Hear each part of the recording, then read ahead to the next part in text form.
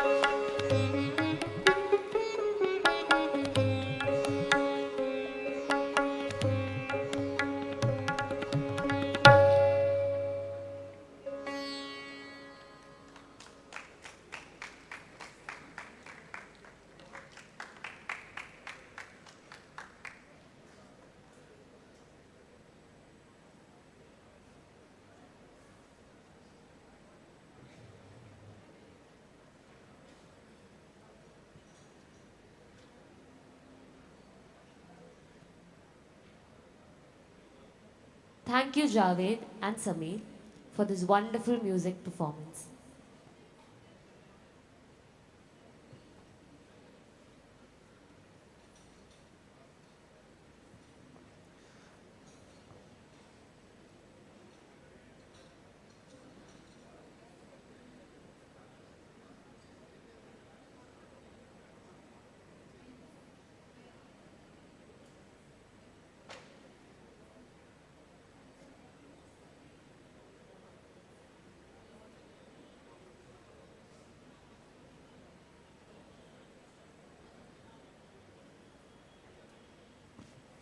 Good morning, everyone.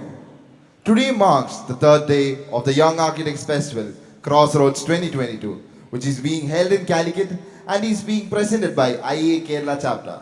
We're truly grateful to have you all back with us again. We have a pretty packed day with simultaneous events happening at several venues, so make sure to check out our schedule so that you don't miss out on your favorite guest. Since its debut edition in 2013, Crossroads by IIA Calicut Center has been one of the most renowned forums for architects. This year, we are widening our platform to a much larger audience by hosting the Young Architects Festival, an annual celebration of architecture and culture in India, envisaged by the Indian Institute of Architects, the national body of architects in the country. Under the banner of Crossroads by IIA Calicut Center, we present to you Young Architects Festival, Crossroads 2022.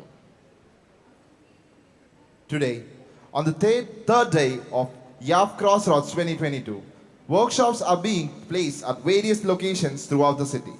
Form and structure workshops Akara, design thinking workshop Chinta, and material and technique workshop Nirmana are being hosted by experts from around the globe to provide a platform for empowering and connecting with the youth of the country.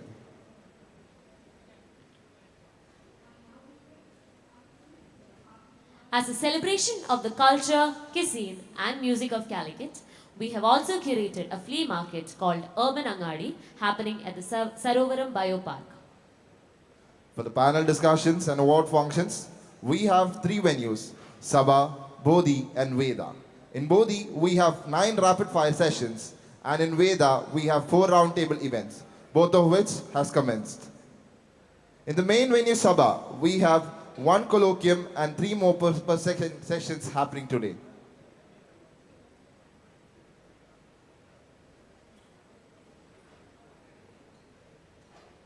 We will be commencing our sessions in this venue shortly.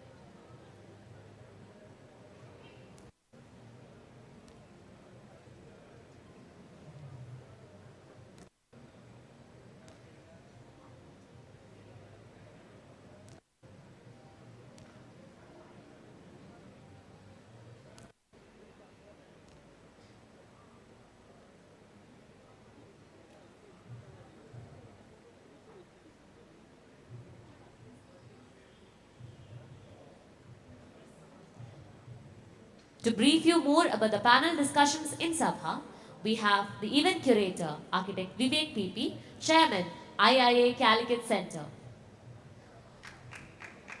Over to you, sir.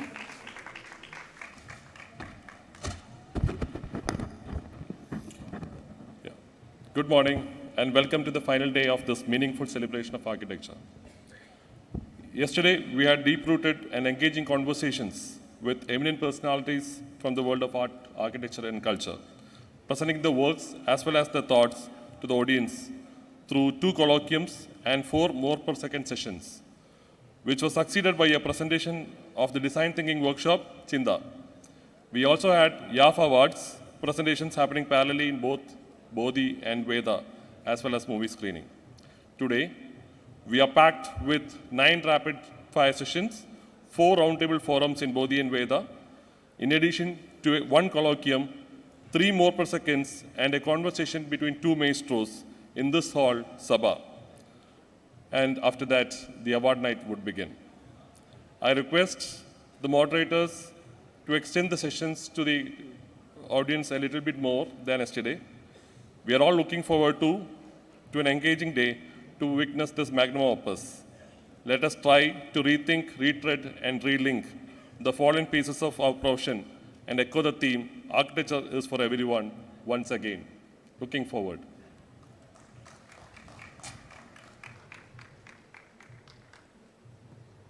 Thank you, Architect Vivek PP. We're starting off the panels for today with the first form, the colloquium format. Sanskriti, art, history and heritage as tools for holistic development. Conservation and documentation of art, history and heritage are often considered an elite's requirement. Could these efforts be an integral part of our development agenda rather than a separate objective? Can there be a coexistence between art, culture, heritage, the future and the ecosystem? To engage the discussions, we have as panelists architect Abba Naren Lamba, an Indian conservation architect whose eponymous architectural practice Abba Naren Lamba Associates in Mumbai. Specialized in architectural conservation, museum design, historic interiors, preparation of urban and regional level conservation management plans, urban science and street furniture, has restored several of India's UNESCO World Heritage Sites. Welcome, ma'am. Architect K.T. Ravindran is an urban designer who is a member of the Governing Council, INTAC, founding president of the Institute of Urban Designers India, and was a member of the advisory board for the United Nations Capitals Master Plan, New York. He taught the urban design for 3 decades in SPA Delhi and was the member Governing Council of NID, Vijayawada, and the former chairman of Delhi Urban Art Commission. Welcome, sir. Murli Chirot, a visual artist by profession, his works are vivid commentaries and observations of cultural structures and identities in the society. His visual works refer to a wide variety of sources in the cultural sphere and contains a deep conversation with the history of representation in visual media, fine arts, cinema, music and architecture. Unfortunately, he couldn't be here with us today. Dr. Shilpa Sharma, Head of the Department at the Rajna Sansar's Academy of Architecture, Mumbai. She has been practicing and teaching in the field of architecture and design for over 2 decades. An avid potter, she also believes in research as the basis of any design endeavor. She is currently a key member of the Journal of the Indian Institute of Architects. Welcome, ma'am. To mediate the panel, we have as the moderator Dr. Manoj Kumar Kini, an architect, urban designer, architectural historian, theorist, and is currently the principal of KSID Kollam. He is a founder secretary of IAA Kollam Center, state executive committee member in charge of sustainable architecture, and national secretary of IUDI India. He is also an expert in disasters management and resilient buildings. Over to you, sir.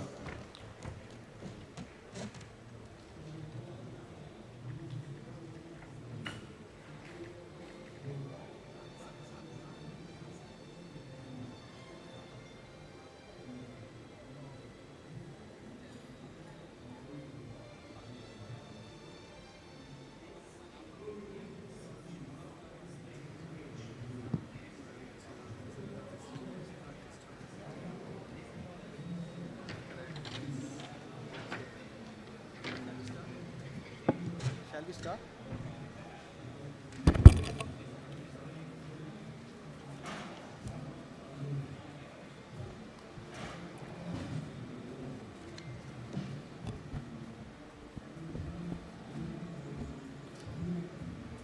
Good morning, everyone. A warm welcome for today's session. I know that it's a tough task to begin with the first session of the day and also the first session post-noon. But anyway, it's a part of this whole process. So I would like to request the audience, if instead of sitting scattered, if you can come forward, it will be nice. Those who are sitting behind, if you can come forward, please do. Okay. History, art, heritage, and how is it going to aid in the holistic development is the topic that we are going to discuss today. And as you know that we have eminent panelists here who are academics and who are practicing and who are teaching. So we do have all the combination. And I always believe that history, art, heritage is a dual-edged sword. To quote Shashi Tharoor, India is not, as people calling it, an underdeveloped country. Rather, it is, in the context of its history and cultural heritage, a highly developed one in an advanced state of decay. To read it with another quote of Samuel P. Huntington, who is America's political scientist and director of Harvard School of International Affairs. Quote, in the coming decades, question of identity, meaning, cultural heritage, language, architecture, religion, food, all will play a central role in politics and development. And he's known for his famous quote, future wars will be fought between cultures and not between countries, and that's what we are seeing now. So that is the importance of art, heritage, and culture and history. As you know that we are facing threats of negligence, lack of awareness, conflict, war, natural disasters, pollution, poaching, uncontrolled urbanization, and unchecked tourism inflow.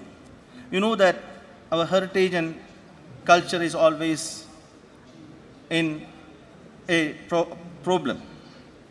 For indigenous people, the impact of separating us from heritage goes directly to the heart that pumps life through the people. So, connecting history, art, and heritage to the holistic development is something as architects we always face in our day-to-day affair of business. To start with, I think I'll go back to my seat.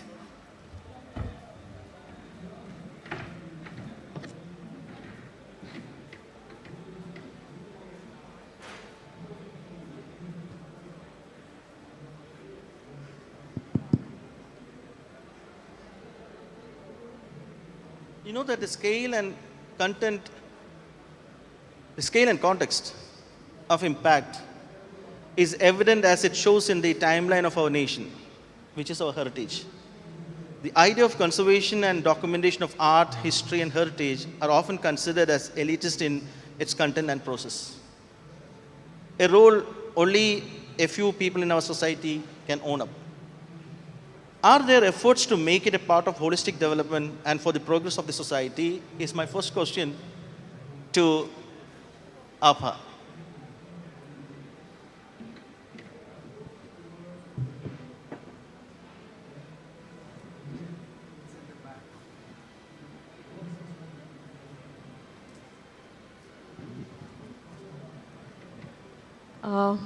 So I think exactly what you said resonates with me in terms of identity. When we look, whenever we think of who we are, at the very core of it are certain memories. Comfort food. So for someone, the smell of rajma chawal would mean comfort, and for someone it would mean uttapam or hakka noodles. And very similarly, identities are rooted in your subconscious. It's in your DNA, your nurturing your subconscious. The trouble is when we don't see that in our urban landscape. Even when I came to this beautiful city, I was looking towards seeing locally rooted architecture. And that's the trouble with our country, is that some of the most beautiful, you mentioned the word indigenous, but really the most beautiful indigenous architecture that's rooted to the context has been seen through centuries as, again, Shashi Tharoor was quoted today, as that being the most, an overdeveloped civilization in decline. And that's what we see every time. Every time I go to Lucknow, it's heartbreaking to see the beautiful Havelis replaced by Alocobond structures. My father, when he would visit any town, whether it was Banaras or Lucknow, would come back with chicken and the local sweetmeat, and that's what I always do. I sat in the car and I asked, the intern, architectural intern student who was helping me is asking, okay, what is traditional here? What's famous to eat? What clothes? The trouble is, in the last 5 decades, India has seen such a transformation that we've swapped that for every town having the same Alocobond and glass buildings, no context in terms of material, culture, climate, or architectural traditions. And what we're really seeing is a bunch of Alan Solly stores and Marks and Spencer's and eating KFC and McDonald's in equally anonymous buildings that are equally out of place. I think for me that is what is the reason that drove me to conservation, because it wasn't really something that I had a love for monuments. It was really, and Katie was one of our professors at the School of Planning and Architecture, is that what we've inherited, if we cannot replace it with something that's better, then at least let's keep whatever good remains. And that applies to art, architecture, urbanism, everything.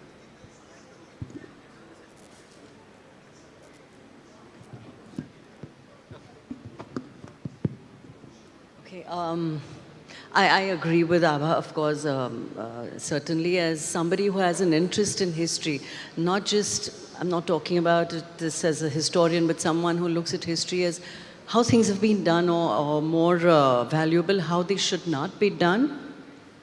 I think there are 2 points that come up here, is that architecture or arts and crafts are a product of their times, and times change. Therefore, those products, if they're fossilized, they belong to a museum, but if they have to connect with what we have today, they need to change and adapt.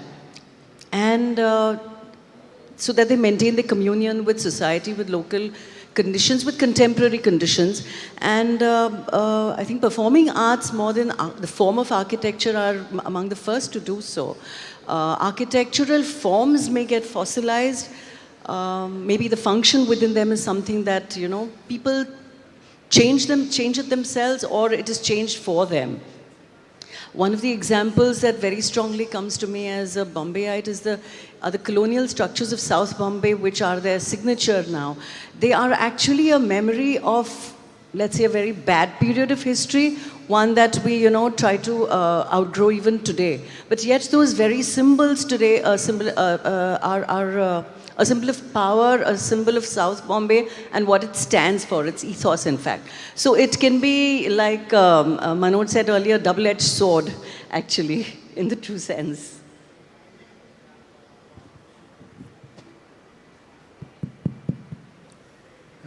Thank you. So basically, I'd like to first state a kind of position from where I will be speaking for the rest of the session. I feel that the division that we have drawn between tangible heritage and intangible heritage is an artificial division, because both buildings, music, dance, theatre, heritage in any other form, all tangible and intangible things are expressions of a people. And that is generated by the people themselves, and not generated by people like us who discuss it on stage, or people who market it, or people who write about it in art critic circles and historian circles. History is actually a continuously changing thing, which is made by people by their own action. So So its elite is to actually appropriate that to turn it into a discussion forum or make it a marketable commodity through whatever state activity. So the distinction is between who's producing the what we call culture and who is appropriating it. Yeah. So this is a tradition that was also quite prevalent in the colonial times, when people who wrote about Indian culture and people who wrote Indian history, people who excavated Indian archaeology, became the custodians of that, yeah, in the world, around the world. And the actual people who produced that became like subjects.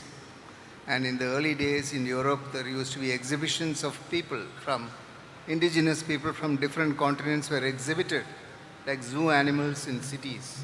And there were ticketed shows where people used to come around to see the strange human beings who are caged in a place.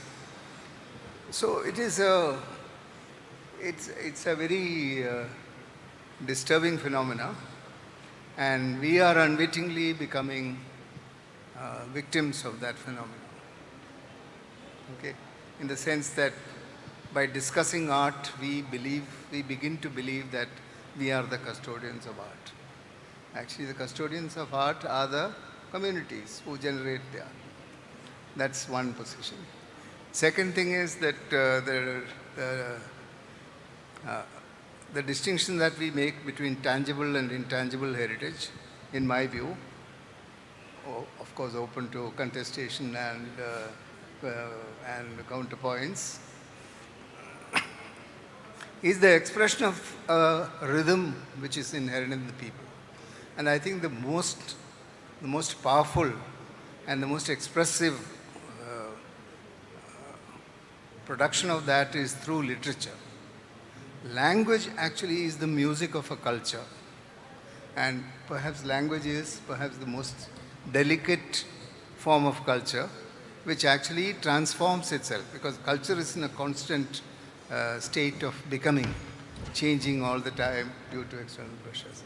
So the music that there is in the language is what makes say to take the example of Kerala, the person from Trivandrum speaks the same language of Malayalam in one way, the one from Trichur speaks in another way, and the one from Tellicherry speaks in a different way. That's the difference in the rhythm which is in the people. And that rhythm is generated by the biome and both social and physical environment that they live in. And that is constantly changing. And if you change the external environment, the internal environment of the people also will change. In other words, if you change everything into what Abhaja described into aluka bond and glass and steel and aluminium, over a period of time, the rhythm of the people who live in that environment also will change. So in fact, we are insidiously, through architecture, sabotaging that evolution of the cultural process by altering the rhythms of people. That will change their language, that will change their art, that will change their music, that will change everything. So I think this is the basic theoretical position from where I would like to speak from. Thank you. I would like to continue with that theoretical position in place. As you said that, the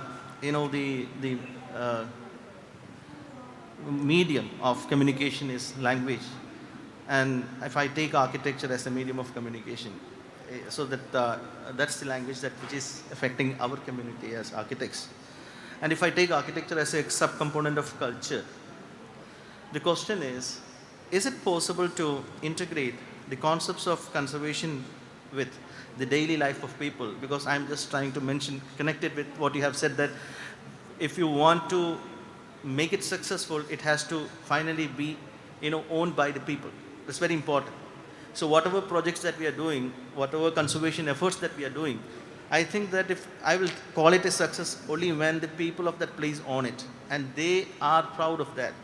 And there is a kind of a dilemma, that's as architecture students or as architects or urban designers, urban planners, conservation architects, we all face is how to connect with people, how to connect it with society is a major question. So possibly I think you will have your own opinion on that, and you may have enough rich experience also. Even I am having some sort of an experience being the director of the Museums Heritage Project in Kerala, where that we are dealing with how to conserve the relics of the past and connect it with the present generation. It's a very tough task.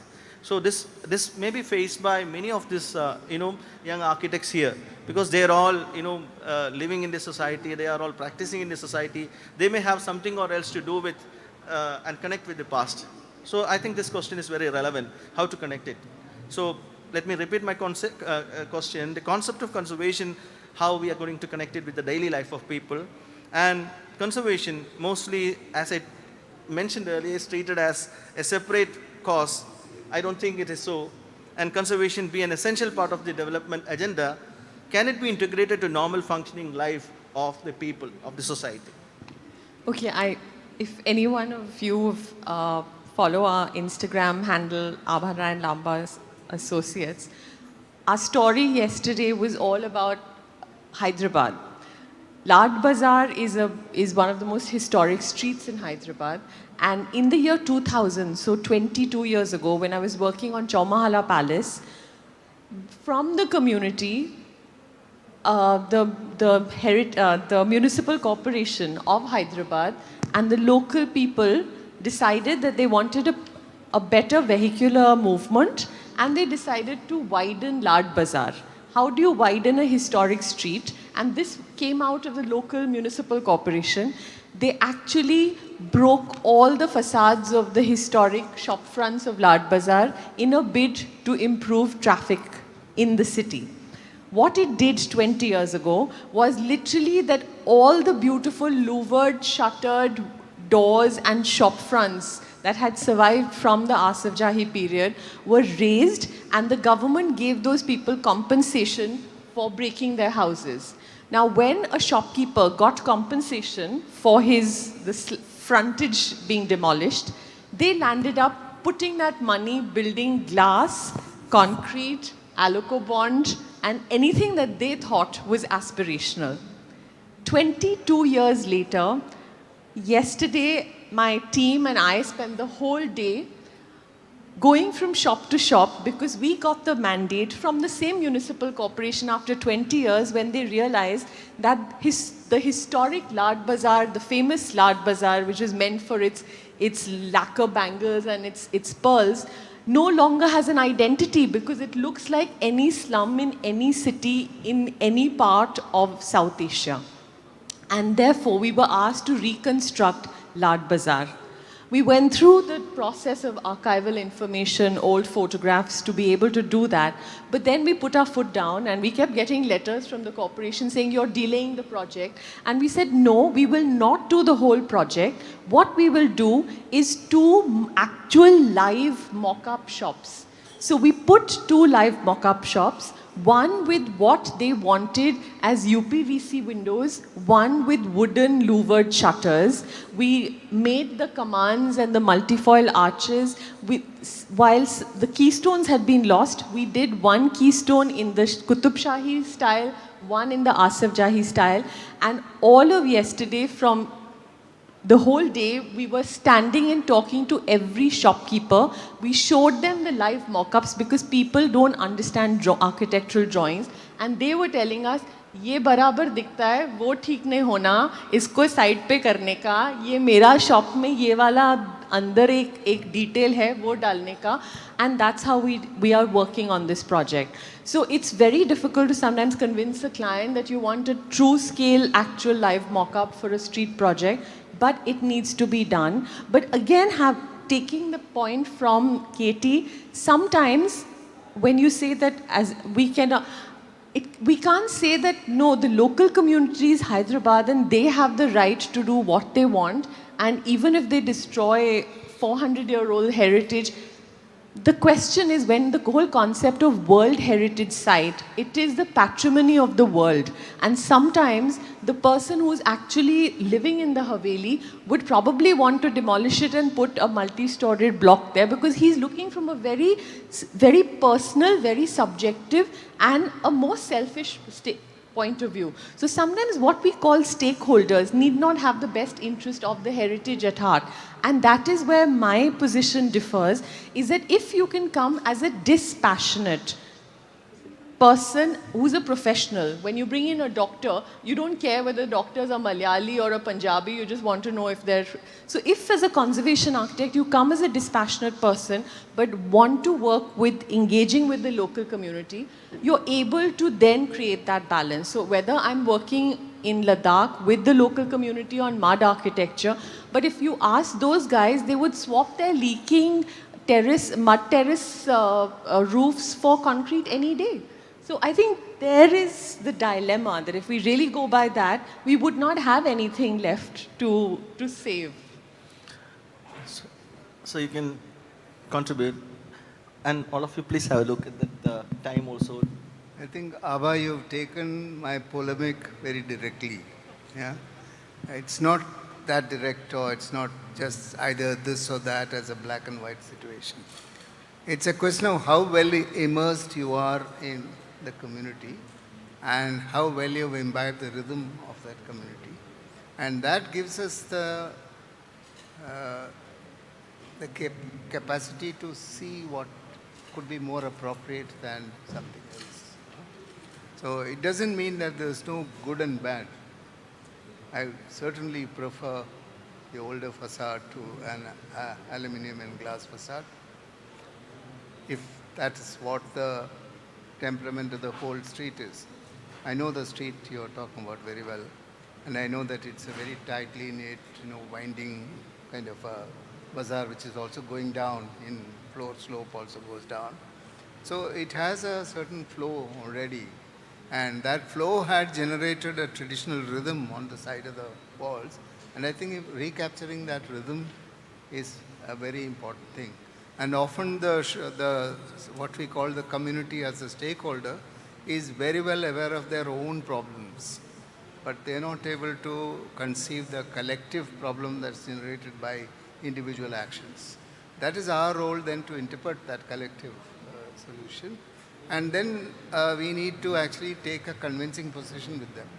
I also agree that the model that you made of sample facades is the best form to communicate, because they understand that model. Even if it's a small model that's made, it is a far, far, far better thing than a drawing, with mostly liquid drawing. Because many people are not drawing literate. They can't figure out the distinction between a plan and an elevation and a section. And because that's our language. We are speaking Greek to them when we give them a drawing.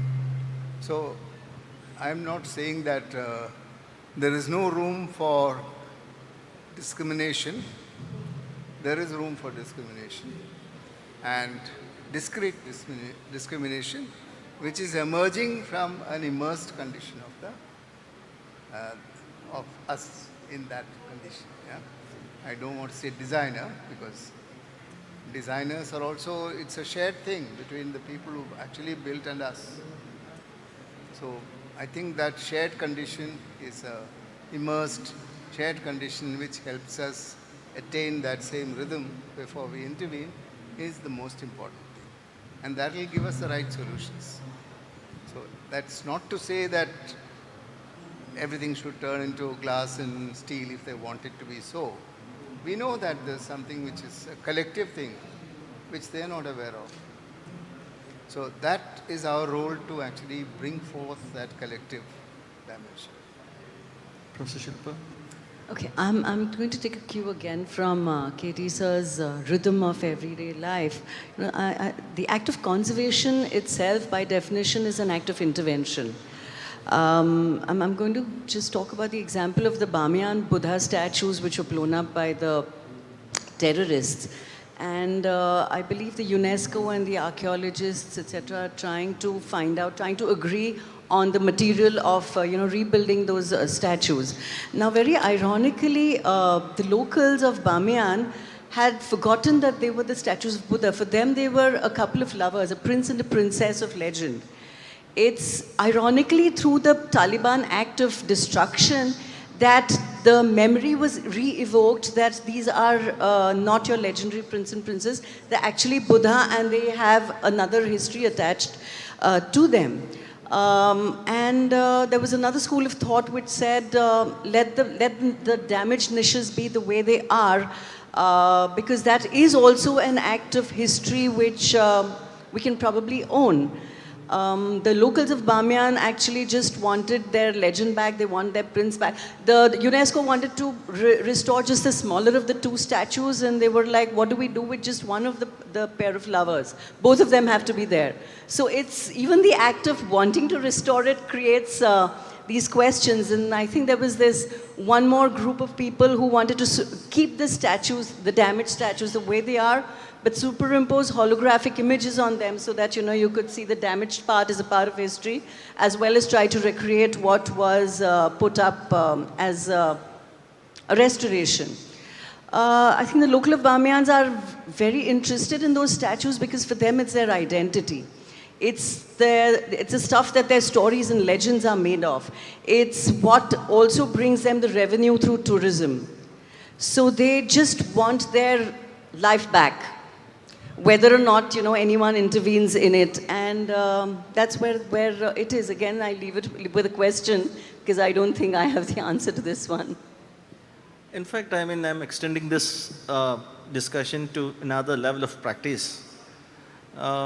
May be interested, especially for our younger crowd here, because it's an architects festival.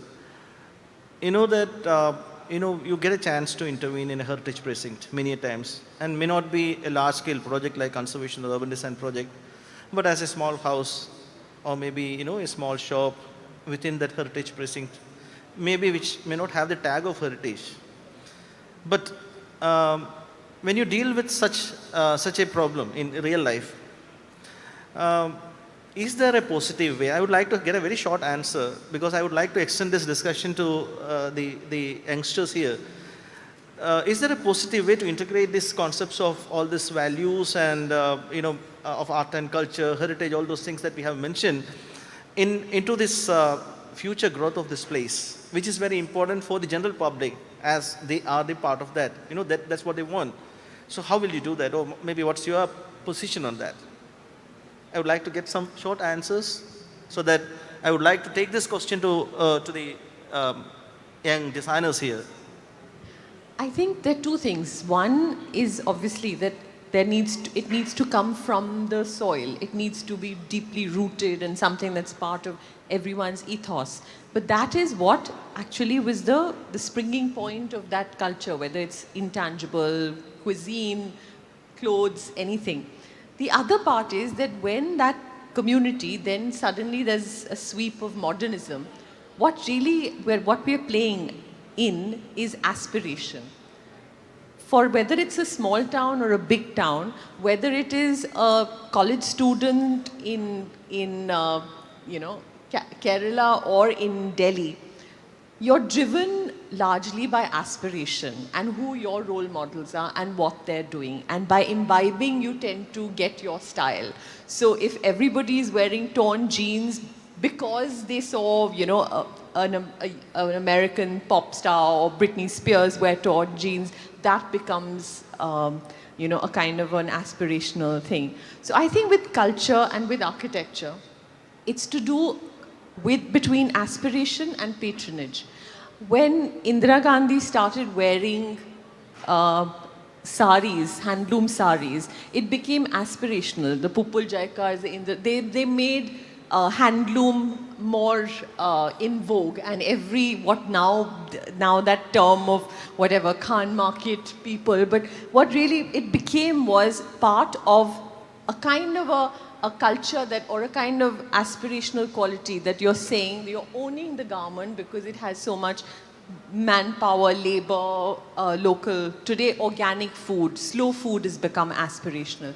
Similarly, if in patronage there are, if the most happening film star or the biggest industrialist begins to use local materials or local traditional craftsmanship in their architecture, gradually we will start seeing these influencers affect the architecture of the town, because that is a top down, while the grassroots up is the way culture is generated. What then will flip the coin is that after 10 years, when we will come back to the same town, we will see more of that architecture, whether it's contemporary and using local materials. That is, I mean, Kamal Malik is sitting in front of me. I mean, they're doing some amazing buildings in granite and local materials in Hyderabad. That's the project I saw. But it's really that. If some architects, and Kerala has some amazing architects, and they're doing some amazing projects, if there's enough of a critical mass of contemporary architects who start building consciously, I think that will change it. People will not want to build these Western-facing glass facades any longer. Okay, before I ask my panelists, I would like to hear from the audience. If you can also be a part of this interaction, it will be nice. Yeah, please. As a language is one of the most identifying part of a culture, I think equally strong identity for the culture could be food. And if somebody wants to celebrate unity in diversity in a country like India, I think food is an amazing medium through which one can do that, because people love their own cuisine, but they also love other. If you are in the south, you want to experience what is in Punjab and what is in Bengal. So there is a whole lot of palette from which one can choose. So I just want to draw a quick parallel to architecture here. People probably love their traditional architecture, but they are also confused when they see things that they like from elsewhere. And like there is a good Italian restaurant probably in Delhi, they want to do a completely centrally air-conditioned building in somewhere in Kerala. So what's your take on that? What kind of strong demand is to have a strong traditional or vernacular sense to architecture, or is it going to be like food that one can enjoy and one can also accept that there are different cuisines within the same city? I don't want to limit this question or maybe answering to panelists alone. I think, maybe some of you can respond to this, because we do have eminent practicing architects sitting in front of us. Hello. Yes, could you please pass on this here? Yeah, I just want to. Please make it short and crisp. Yeah, please. Please go ahead. No, I just wanted to ask in the context of Kerala, because Kerala came into the reference quite a lot. So once you travel from one side of Kerala to the other side, you see a certain kind of an architecture which is evolved out of certain kind of a lifestyle of the non-resident Malayalis. So you see the Malaysian houses, the Singapore houses, also the Middle Eastern influences, European influences, and also you see a lot of American influences. You cut across a Kerala with a certain kind of a cultural attribute, which is also kind of a part of the migratory culture of the Malayali community. How do you look at, and what is the term, I'm very curious, that what is the term you give for that Pravasi architecture which is spread all across, which is reflective of the Kerala's heritage since many, many decades? Professor Ketty can. Yeah, of course. No, sir, please. No, please.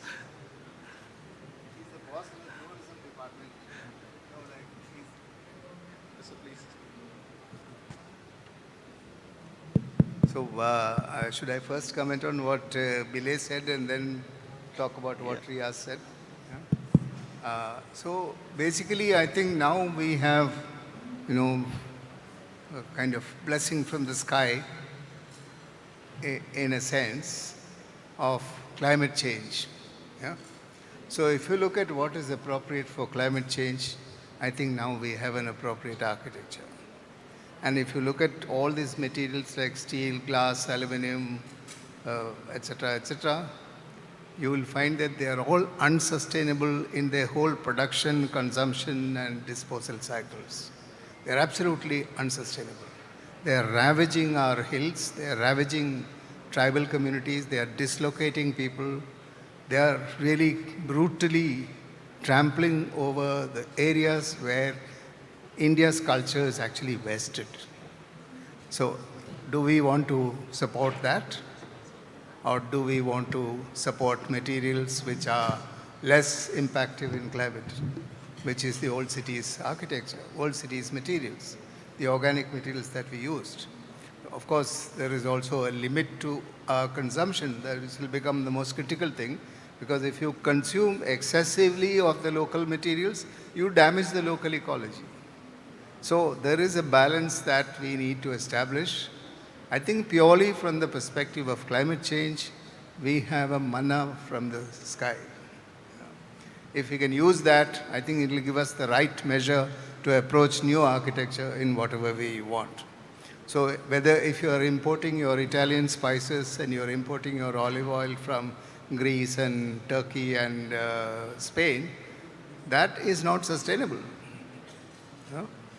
It's very nice. I use olive oil in my house, but I know that the glass jars in which it comes have traveled thousands of kilometers to reach me, and that's unsustainable. So it's best if I can go, if I had a local chakki, to go there and buy it. Or if I keep ordering everything from Amazon because it's convenient to order from Amazon, I'm killing the local shop. Yeah? So are we willing to forego our taste for multiple things from the market because Amazon is offering that to you? Or are we going to go hunt in the local shop to see if you can satisfy your need from there? I think those are the kind of larger choices that lie around us. They are all related to climate change.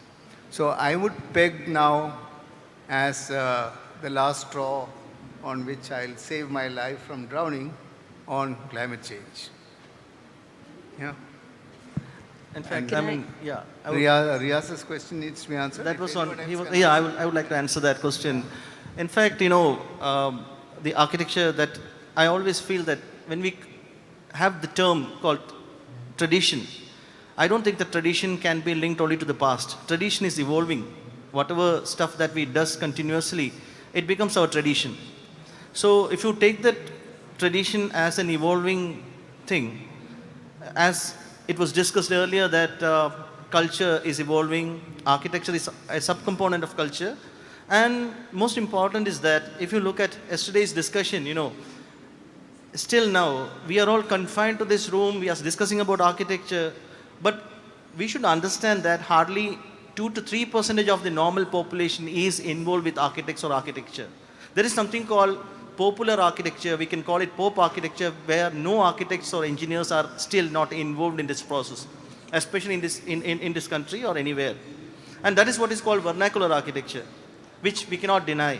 So if you look at it, vernacular architecture in that sense, it is evolving, and whatever stuff that you just mentioned now, what you are seeing along the road, whatever stuff is happening, it's basically an evolution of vernacular architecture in a sense. And if you take it as that, the popular vernacular architecture is the name that I can say what you see along the roads of Kerala, where you can see multiple materials, integrating different concepts, styling, all those things comes together, especially because Malayalis are travelers. We do have settlements all over the world. They do go and expose themselves to different cultures. They come back, they build something on their own without any help of any professional. That is something which comes from inside. And we call it a kind of cultural milieu, which is the populist vernacular culture. And we cannot deny that. It is there, which we have to accept. That's my stand on that. Can I, sorry. Yes. Yeah. Thank you so much. Let me congratulate the panel to take up this very thought-provoking and deep topic in the morning when everybody is just trying to wake up.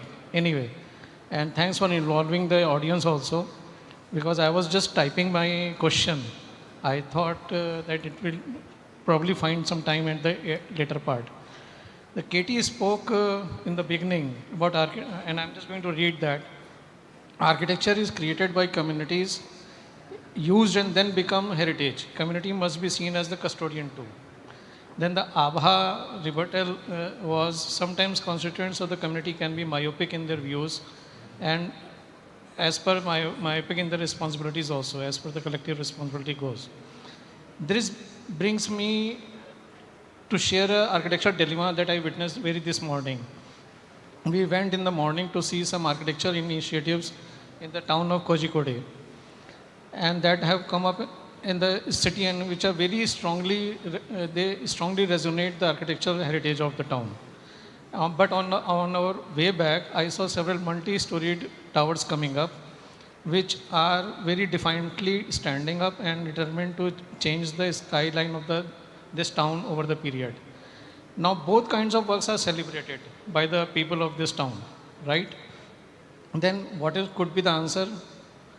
My question to the panelists is, another question is, these days definition of the development that we see in our country is to negate the heritage. We find architecture happening in the remote towns of Mizoram or Arunachal Pradesh, which are just like a Singapore architecture, right? And my question to panelists, therefore, is can we find balance like we notice in Japanese architecture? There we find that most of the modern examples of architectures are connected back to their roots.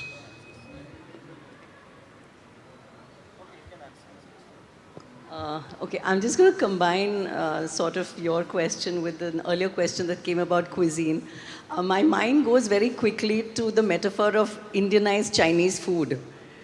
You know, just as I don't know where the line between new and old really is, whether it's so sharp or whether it can be blurred. I mean, I can go into historical examples of the Pandyan rulers who took over the Angyarkani, the local tribal goddess shrine, or the Virupaksha of the Vijayanagar kingdom took over the Pampa Devi shrine.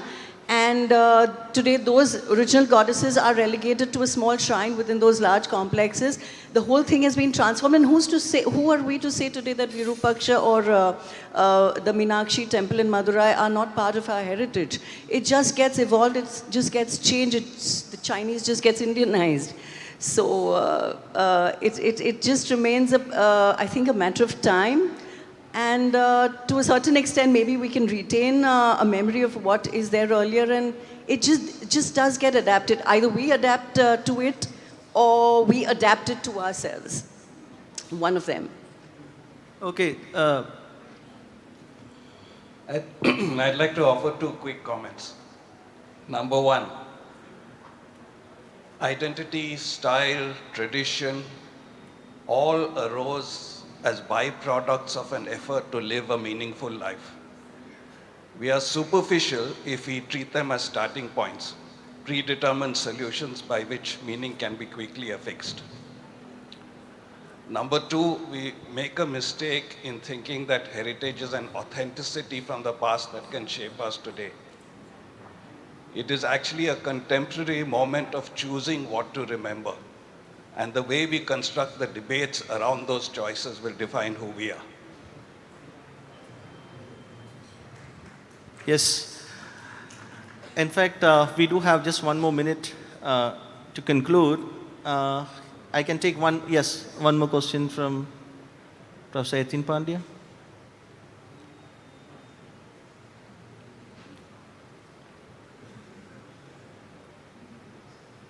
Hello. Of all places, Singapore has a positive anecdote. They, after getting the riches, they invested in these concrete pagodas and all kinds of Mustafa malls, etc. For a while, it was fashionable, but in '97, they saw that their tourism declined because there was no uniqueness. It lost its ethnicity or asmita. And they overnight issued strictures to retain those bay houses, to invest in street architecture or open spaces into waterfronts rather than those malls and stuff like that. So it was that kind of a recognition that what is fashionable, aajkal ka fog versus what lasts for longer. So sometimes this fashion is seen as the choice, but what sustains, as Professor Katie was saying, is the true answer that we would always have to base our things on. So you want to say something? I would like to concur with what Yatin just said, and I'd also like to add and concur again with what Billy had also said about food. You know, for instance, I live across the road from here in this hotel, and I live inside a complete fixed glass, aluminium kind of windowed, huge windowed room with every surface I touch is actually plasticized surface so that they can maintain it easily. I take a lift and go up to the 7th floor to have my breakfast, and there I have kappa and meenu for my breakfast. Yeah, my hands are still smelling of the fish curry which they serve in the place. So when it came to food, they also see the value of that food. So I think it's a very subtle question, and perhaps the forum is not enough to actually investigate into how we respond to food and taste, as it's actually not just the food itself, but the taste and what taste means as a cultural product. So that's, I think, is a larger discussion. Yes, but I'd also like to add to what Yatin just said, that even when Singapore has modernized itself so completely, they have an official tourism policy to protect their street food. And it's for street food that people go to Singapore, not to eat, you know, like beef steak and fish steak in five-star places, because they are all the same. So street food is a protected entity in Singapore. They have very strict regulations to ensure that its cleanliness is followed. If they are not seen to be clean, the place is closed down immediately. They're that stringent about cleanliness. And clean street food is what Singapore is selling. One of the things which Singapore is selling, apart from many others. I'll just stop with that. Can I? We could continue the discussion. Sure. You know, in fact, I have a question for all the young architects who are local. Which is the best place to go eat good seafood here, local? Would somebody please give me a side note on that? But coming back to exactly what we started with, which was what Katie mentioned about intangible, and food culture is so important. We don't realize, and we have the tourism honcho sitting here for the Kerala government, but soft power and tourist dollars are very directly linked. And the fact that the Thai government consciously started opening Thai restaurants and promoting entrepreneurs to open Thai restaurants across the world was part of a very well thought strategy of increasing the soft power and tourism to bring back dollars. So that really translates into dollars. I would like to intervene. It's because time is out now. They have given me several notices. So shall we conclude? Yeah, Okay. absolutely. I'm sorry for that. Absolutely. In fact, no time for one question? No time? No time for one question? Not question, actually. in fact, the time is over. Okay. So with all your permission, let me conclude. Maybe we can extend this discussion out of the dais. I think it's a very interesting topic and very serious topic. Let me conclude. Okay.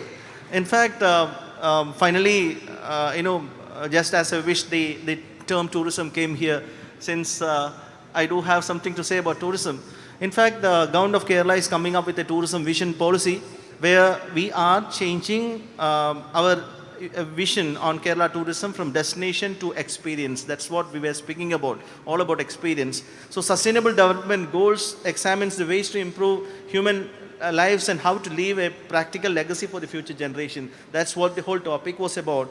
And the cultural sustainability involves efforts to preserve the tangible and intangible cultural elements of society in ways that promote environmental, economic, and social sustainability.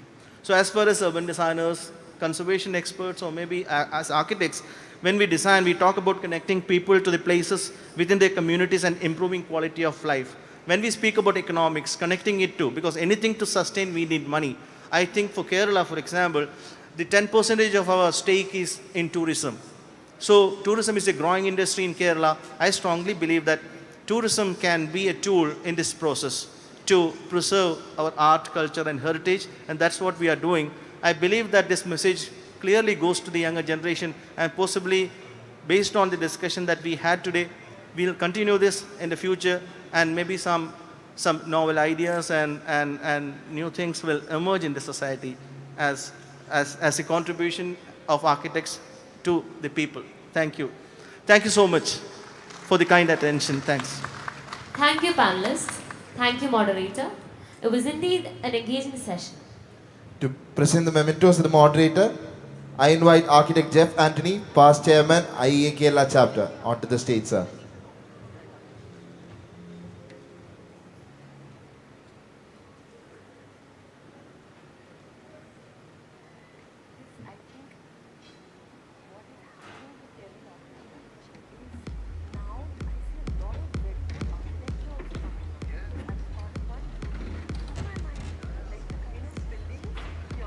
Presenting the mementos to the moderator, Dr. Manoj Kumar Kini.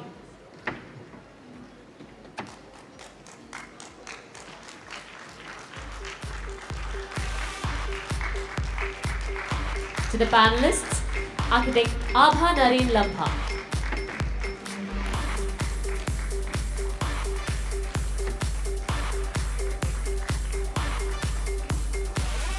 Architect K.T. Ravindran.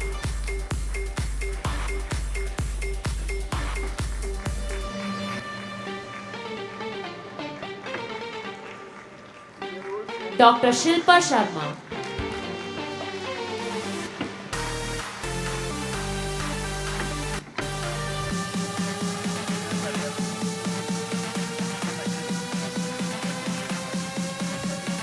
Thank you, everyone. I now request the panel coordinators to kindly escort the speakers back to the audience.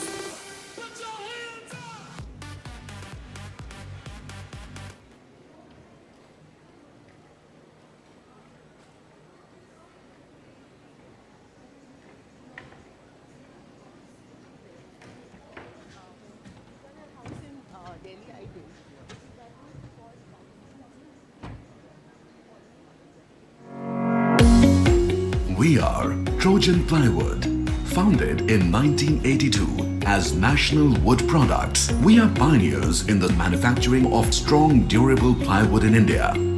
As our reputation for delivering excellent quality grew, so did our market. In 1992, we started exporting good quality international grade plywood. Our intense focus on high quality manufacturing led us to being accredited with the Bureau of Indian Standards in 1995.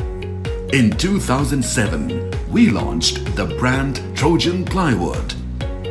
Trojan Plywood follows the most technologically advanced manufacturing process to produce the best quality plywood. The three USPs that make Trojan Plywood unique are quad press technology, high precision calibration process, lifetime guarantee. With our mission to be a sustainable manufacturer, we ensure that only highest grade plantation timber called Mysore gum is used in our manufacturing process. These selected microorganic resistant timber logs are then taken to the peeling section to get fine veneers. The peeled veneers go through the most important process in the manufacturing of good quality plywood called the vacuum pressure treatment or VPT. Trojan Plywood is the only company that does 100% vacuum pressure treatment for all veneers. After VPT, the veneers are kept for curing for up to 48 hours to stabilize the core and improve its characteristics. The core veneers are then dried in a core dryer machine. The dried panels are then sent to fully automatic core composing machines. We do both vertical and horizontal composing so that the panels are well joined. This critical process greatly minimizes the possibility of core gaps and panel gaps, making the plywood more robust. The assembled panels are then moved to the pre-pressing process, wherein the panels are pressed under pressure but at normal temperature. To make the bonding stronger, the pre-pressed panels are then put through a hot press at temperatures ranging up to 130 degrees. The panels are now ready to go into our high precision automated calibration machines. The calibration process ensures uniform thickness of the plywood, removes any undulation and gives a smooth finish to the plywood. The calibrated panels are then overlaid with a premium phase veneer, giving it a smooth finish. The panels are then moved to one more round of pre-press and hot press. The use of cushioning pads and stainless steel plates leads to better quality and finish of the end product. This four-stepped pressing process is uniquely developed by Trojan Plywood and is called the quad press technology. Next, the plywood is treated with an antifungal solution to prevent fungal infestations due to climatic conditions. Each individual plywood is then manually checked for any visible manufacturing defects before being sent to the bond room for storage. The plywood thus manufactured by our intense manufacturing process then goes through a very rigorous testing and quality check at our in-house research and testing facility. We strictly adhere to Bureau of Indian Standards guidelines like stress test, strength and reliability test, and boiling water test of all the raw material and finished goods before they go out of the factory. The four variants manufactured by Trojan Plywood are Trojan Signature, Trojan Platinum, Trojan Classic, Trojan Champion. The quality-checked plywood sheets are then stamped and sealed and dispatched to various destinations across the country. Trojan Plywood, built on quality, trust and value.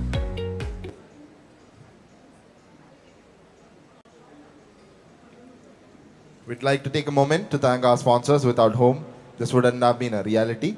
Delegates, please make it a point to visit all the stalls in the venue. YAF Crossroads 2022 follows all green protocols. We've partnered with Green Worm to accomplish this goal for a better future. Delegates, please note that we've placed bins all around the venue. Be sure to use them.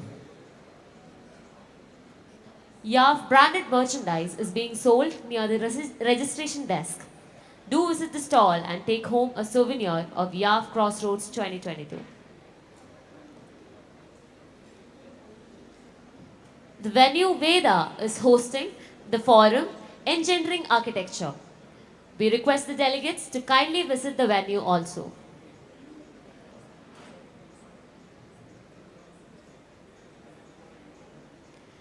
The second panel for the day is from the move per second format. Kalanidhi, let the voice be heard through the language of art and architecture. Art and architecture as a language of expression has a definitive voice for the voiceless, as a medium of dissent and concurrence in society. Can art shape a movement of change through architecture expression? Can architecture impact society and break its social stigma? Can art, architecture and design play a major role in upholding democratic values? To engage in the discussions, we have our panelists, Architect Ganga Dilip, the founder, CEO, principal architect and urban designer of the practice Recycle Bin, providing design interventions in all tiers of social phenomena. Their projects are often experimental in nature, the process and product of which are responsible to the eternality rather than the subject. She was the developer of the mobile app Kakus, which helped gain the public access to good toilets. Welcome, ma'am.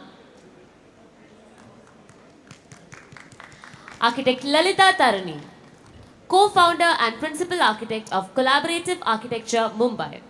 The studio's works exemplify the convergence of people, places, culture, climate, economics, and collaborative efforts of related disciplines to create projects which are highly sensitive, poetic, affordable, and contemporary. Welcome, ma'am. Architect Mujib Ahmed, the mentor, co-founder, and principal architect of Collaborative Architecture, Mumbai. His deep conceptual thinking proficiency in managing highly complex projects and his ability to collaborate with diverse teams are to be noted. The studio's works exemplifies the convergence of people, places, culture, climate, economics, and collaborative efforts of related disciplines to create projects which are highly sensitive, poetic, affordable, and contemporary. Welcome, sir. Sri Riaz Komo, a multimedia artist, curator based in Mumbai. He is the ideator of Kochi Muziris Binale and co-founder of Kochi Binale Foundation. His works are inspired by social conflicts and political movements, and topics like migration and displacement have been exhibited globally in many major exhibitions, including Venice Biennale. Welcome, sir. And to moderate the session, we have architect Prem Chandavarkar, the managing partner of CNT Architects, Bangalore. Apart from being an academician in Indian and international colleges of architecture, he is also a writer, orator, and blogger on various topics like urbanism, philosophy, environment, art, and cultural studies. Welcome, sir.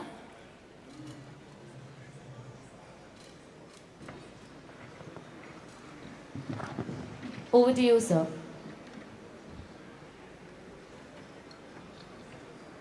Thank you. As a provocation to set the ball rolling, I am going to offer 4 things, 2 quotations and 2 questions.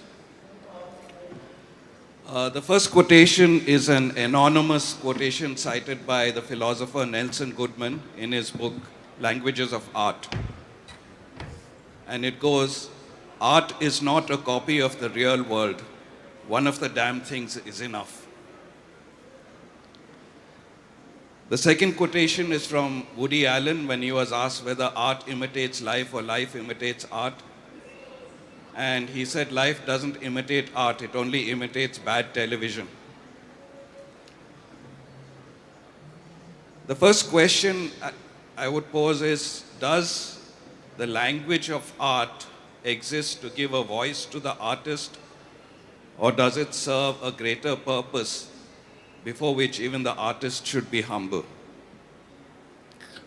And the second question, more specific to architecture, is that given architecture is an inherently public art, does that fact pose an ethical constraint that limits the didactic luxuries afforded to most of the other arts?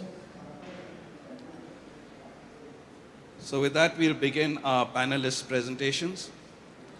And our first presenter will be Lalita. Lalita and Mujib work together, so they'll be doing one combined presentation, which Lalita will present.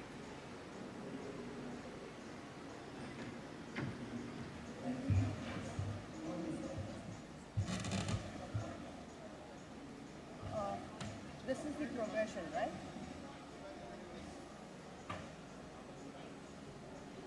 The green is the progression, and this is the back, right?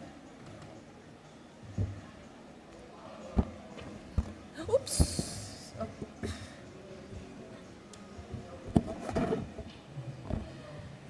Good morning, everybody. I see that everyone is taking a cool Saturday weekend, their time off with the grueling sessions that they've been facing today. Nonetheless, hope all has had a very wonderful Diwali. Glad to be here, and a big thank you to the sleep-deprived but the go-getter team of Crossroads to invite collaborative architecture to be a part of this very special panel. In fact, this panel is certainly doomed. Deliberating the intersection of art and architecture itself is a tall order, but the panel has an impossible task of overlaying it with even more complicated and moral questions that we wrestle every day in our practice. My role here is to act as a provocator and throw some ideas at the panel for them to counter and expand as they deem fit. In general, they loosely form the basis of the Students' Association with Riaz and how this panel came into being. Moreover, it is also our response to some internal deliberations the moderator has thrown to the panel.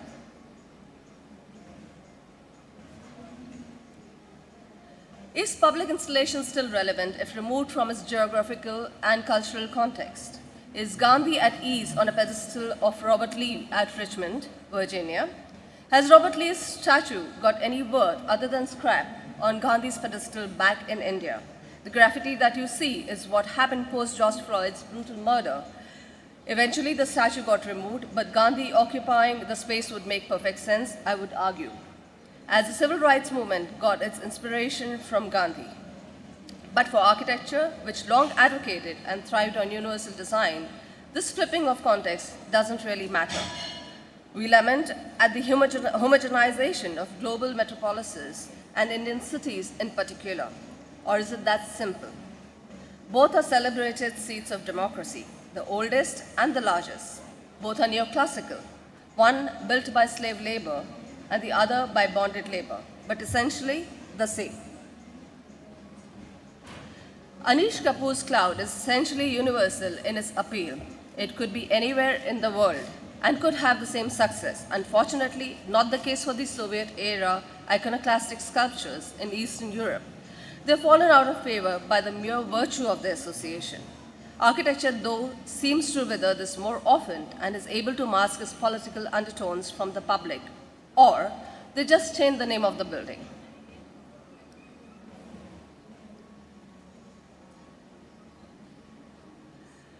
But architecture did have its self-doubts too with Pruitt Igoe. But have we learned enough from the post-war mistakes? As in the case of SRA, even after decades, we continue to do the same. It's only the social bonding that perhaps prevents these from the same fate.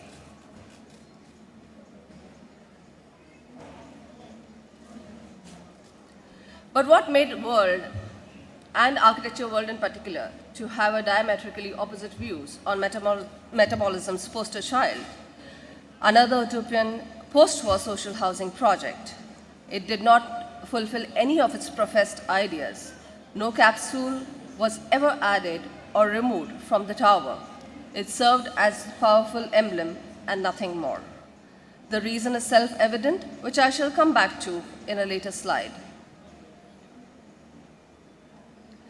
And then there are occasions where art and architecture force each other to reevaluate their relationships.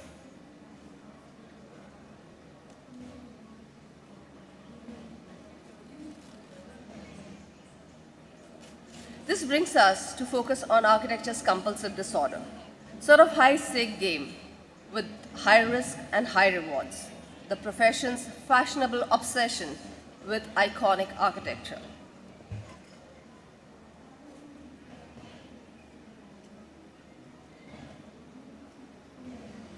But is there a way architecture could recast this narrative for a better resolution and in turn a healthier production of architecture? We call this functional vernacular because they're generic and iterative with incremental improvements.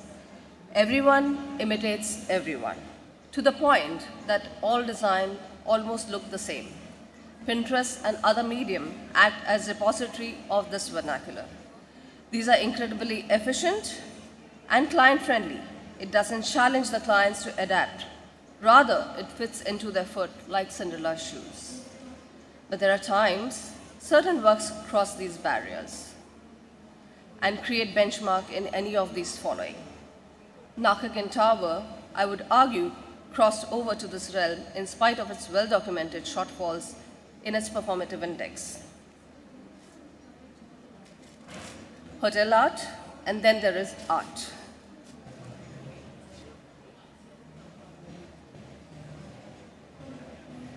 Could the functional vernacular ever be elevated to the realm of art? Two possible examples, though framed within the gallery spaces. Hiller and Bernd Becher, who transported industrial structures to the realm of art. Andrei Gursky, who through his digitally modified photographs presented a different way of seeing the world we encounter. This could generate some fireworks. It is red meat to the panel to expand on it further, but I show you two known projects to underscore the above statement. One which made the architectural world to recommit itself even more forcefully to the social engineering of built spaces. The other, a more recent example, where the celebrity entrepreneurship and star power co-opted to do social good. When it comes to social domain, both individual brilliance and collective one have a checkered history. We are in no way taking a pessimistic view that all social projects fail. There have been plenty of success models, but apparently there is a huge gap of the intellectual resources spent and the ROI. I believe it's enough of gloom. Let me kind of dwell into a few of the studio's works before the time runs out, where we have forayed into the domain we are discussing today. This is a project 3 studios worked independently on: Riaz, us, and Rashid. Seen here is our proposal, and we look forward to building this soon.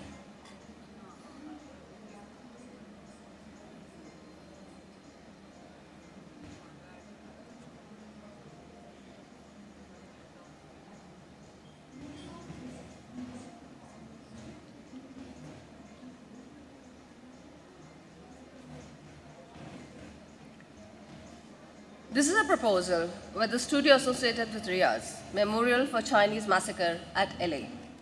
The project delves into real readings of Chinese culture, how they collide with an alien culture, and the detached geographical context. The massacre happened in several parts of the city. The installations act as spatial markers and memorial sites of interest.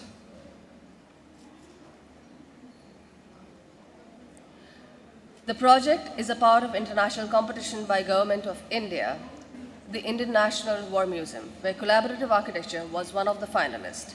We flipped the brief to approach the design for what India is known, our soft power and our advocacy for peace and non-violence.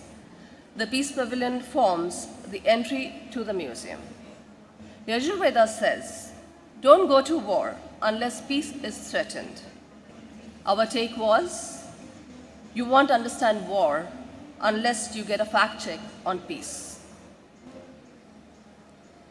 I guess that valid premise made Cooper Hewitt Smithsonian Design Museum approach us for their currently ongoing, highly influential humanitarian series.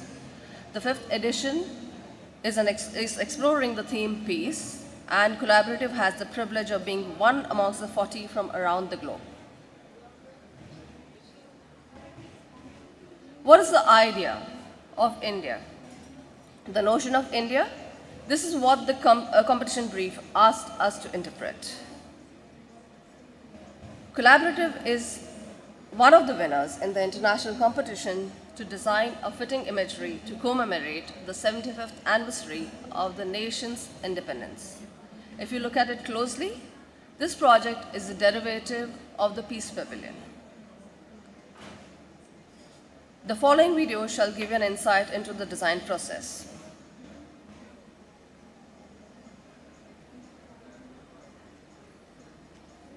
There is no sound. So sound. There is no sound. There's a sound to the video. Do I go back? There's no sound to the video. So should I? How do I pause this? How do I pause it? Okay.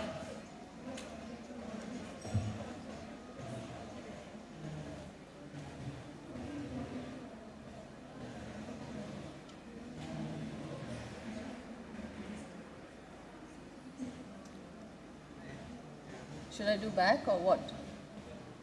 They'll do it. I guess you need to tell them to run the video separately.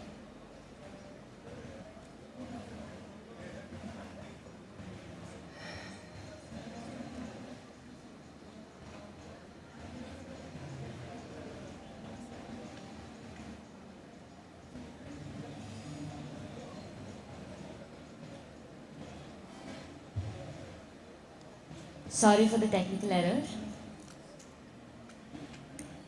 No, it's still no sound. Okay, anyway, I guess let the video run.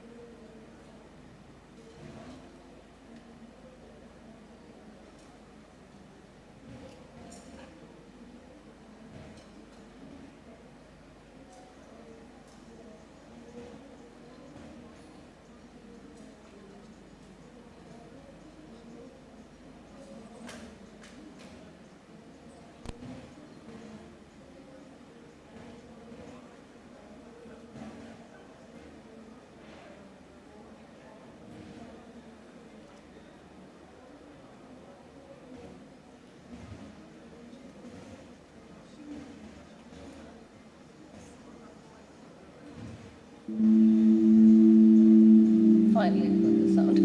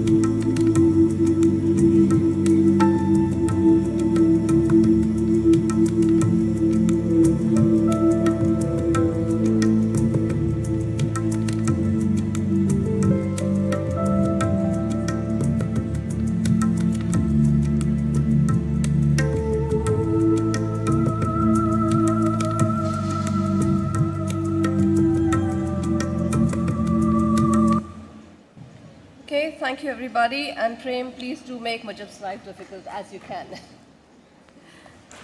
Thank you.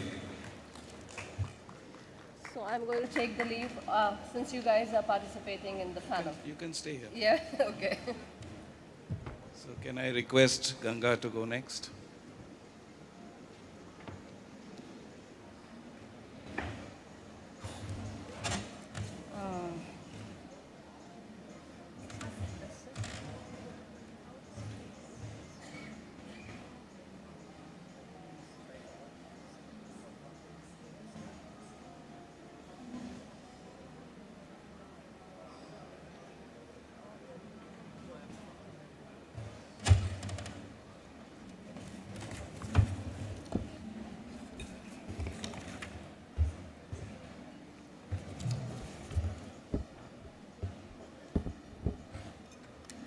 Good morning. So here I'm presenting some scenarios or situations rather where each time I was the demand was actually the architect in me and how it evolved. So these are like 3-4 scenarios. and I'm trying to keep it very raw and open so that the articulation happens further ahead. So there is a city which decided to ban all the disposables. So this happened in 2017, and the city wanted to run expo of alternatives. So the city is Trivandrum. So my role was to give a venue, design a venue for an expo of alternatives. So the way it evolved is, venue is a venue.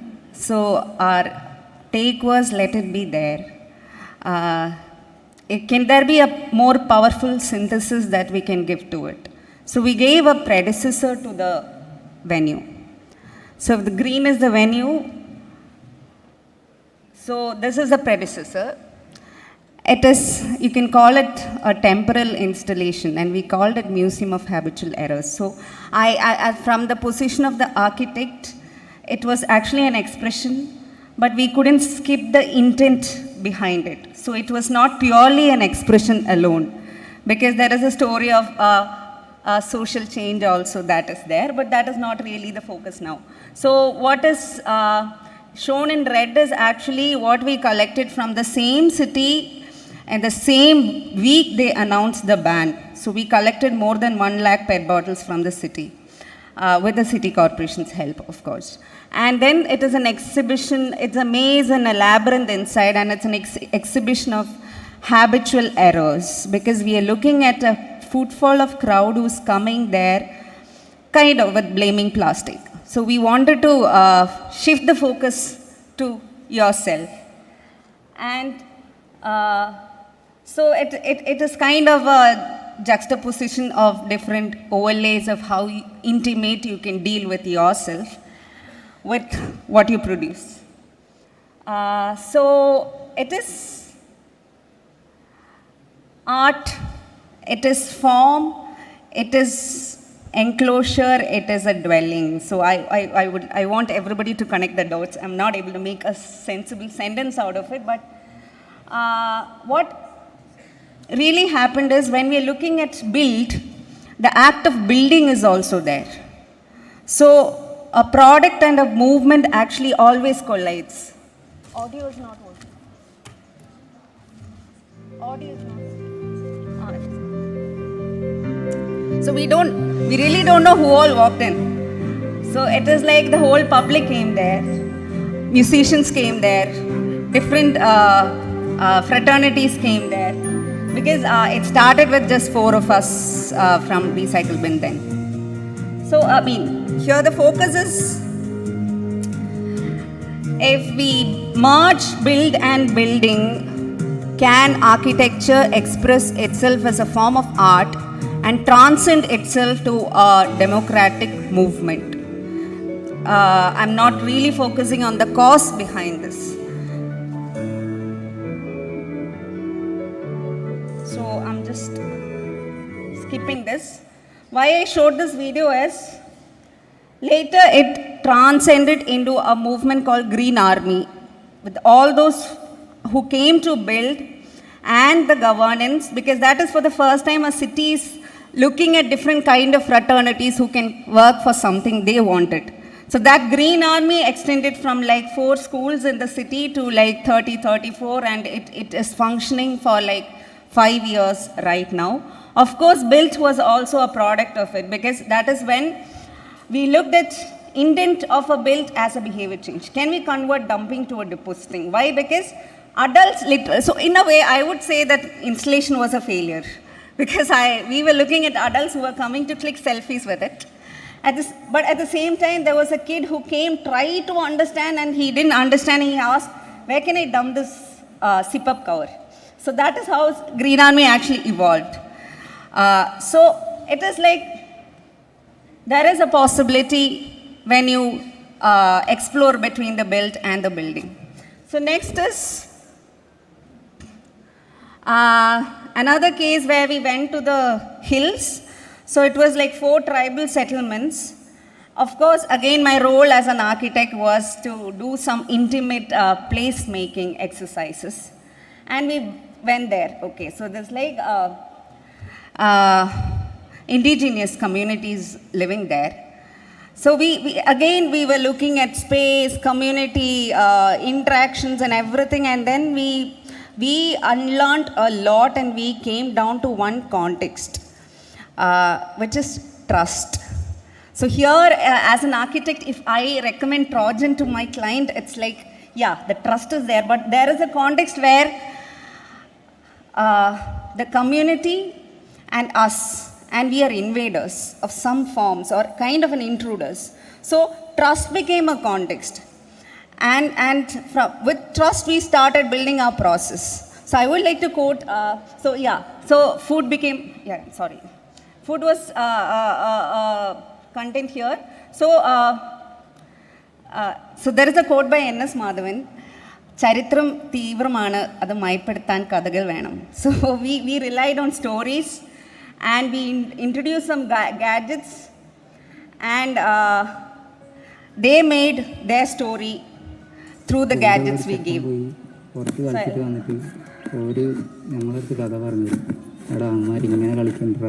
നമുക്കിതുപോലൊന്ന് തുടങ്ങിക്കൂടെ എന്നൊക്കെ പറഞ്ഞിട്ട് അപ്പം എല്ലാവർക്കും താല്പര്യമായി അങ്ങനെ തീരുമാനിച്ചതാണ്.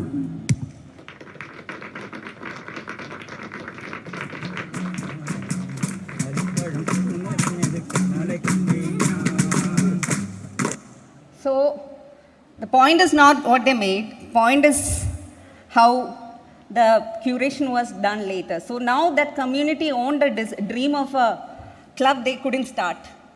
And we left. They continued. So they designed a jersey. They started the club. So we left. We are no more there. And there was a community space which even we couldn't use when we were there. Now it is like this. So somewhere withdrawal is needed because we might be a pollutant also.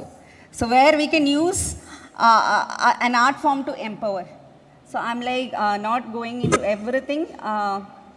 Another place we did a design of the social networking and formed something like this. Because we were again asked to make drawings and plans. But we stepped back and did this, and from there what happened is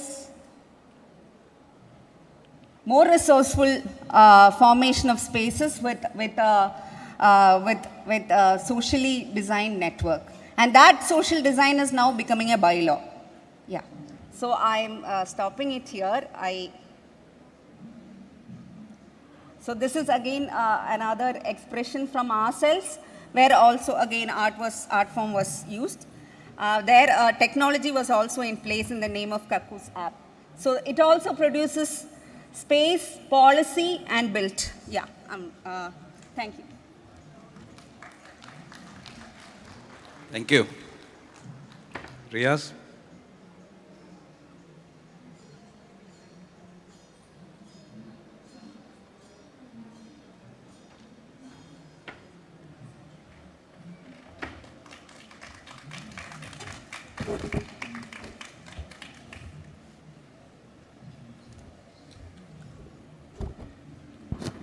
Can I have the slide up? Yeah. I was thinking when I was told to kind of speak for 7 minutes, what should I do? Before entering into some briefs which I would like to kind of speak, I would like to thank the entire YAF team. I mean, it's been a kind of wonderful experience coming here. Always love coming back to Calicut. A lot of fun and great food. I've put the slide actually targeting the students and the young architects who are attending this festival, because I thought, what we are also as a society, we are now stepping into the sites of different possibilities of research. So one of the major art festivals has been happening since last 10 years in Kerala, which is transformed in many levels. I thought there are quite a good amount of key points, like any youngster would like to kind of to go around it, research, and we also have started an organization which facilitates that. I mean, so I just want to kind of highlight on, 2-3 points. I'm not going back to the slide. If anybody's interested in even noting down, you can go and do that. So I just want to make three key points. One is about, because I was told, when I was discussing the project with, particularly this panel with, Mujib, it was a time like when we were also like, discussing about the project which they just shared. So, how do you make a kind of a relationship with what happened in the last 10 years in Kerala with architecture? So I thought I'll bring few points. One is architecture as memory. And another point which I would like to say is that how Kochi became a site for architectural experimentation. Like, we saw Vinu Daniel presenting yesterday. One of the most complicated project Vinu did was in the Kochi Muziris Biennial in the second edition, the pavilion. And so how, does that particular, the marriage happened? I'll just go into kind of few key points considering the time we have. One is that when we started the project, we only had 10,000 square feet of exhibition spaces, which is available in Kochi and also Matangeri and also Ernakulam, which was part of the, some of the art institutions we had. So the first project with the Kochi Biennial Foundation did was not, coming up with a huge art exhibition or talks or seminars or workshops. So we intervened. We in fact occupied the Darbar Hall and changed and converted that entire space, that where the heritage, how do you preserve heritage at the same time, speak, create a space that which can speak about today. What is the stories that the contemporary artists want to speak about? Also, we went ahead and occupied the warehouses which was available in Fort Kochi Matangeri, which was a sleepy town, where, after the shipping, the mode of shipping when transited, and went into kind of a very depressive community where we intervened and occupied the warehouses. And we created more than, I would say, 3 lakh square feet spaces and brought contemporary art with, extremely, pressing quality of, international practitioners. So, I thought, in relation with the first point, I'll just bring that.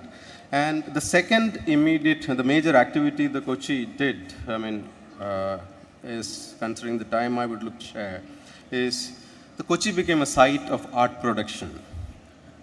How did it happen? In a post-independent India, the amount of art which was produced in Kochi, responding to the cultural history of that place, the legacy of the community, the Kerala's, other kind of histories, following that silk route and spice route, actually Kochi became the end of the art route. So that's a very important contribution Kochi could make, and we insisted on Students' Biennial project saying that making is thinking. So we came up with a very new, interesting, educational models there, and played with the idea of, excavation as a big metaphor. I actually wanted to go in detail to what excavation as metaphor means, but as the time doesn't permit, I'm just going into a new project, which is in fact the continuation of the thought processes we had in the beginning. This is a project which is initiated by Design Trust of India, a new organization based in Trivandrum. And we also have an offshoot organization called RE Archive, and we are coming up with a major art project called Sea, a Boiling Vessel.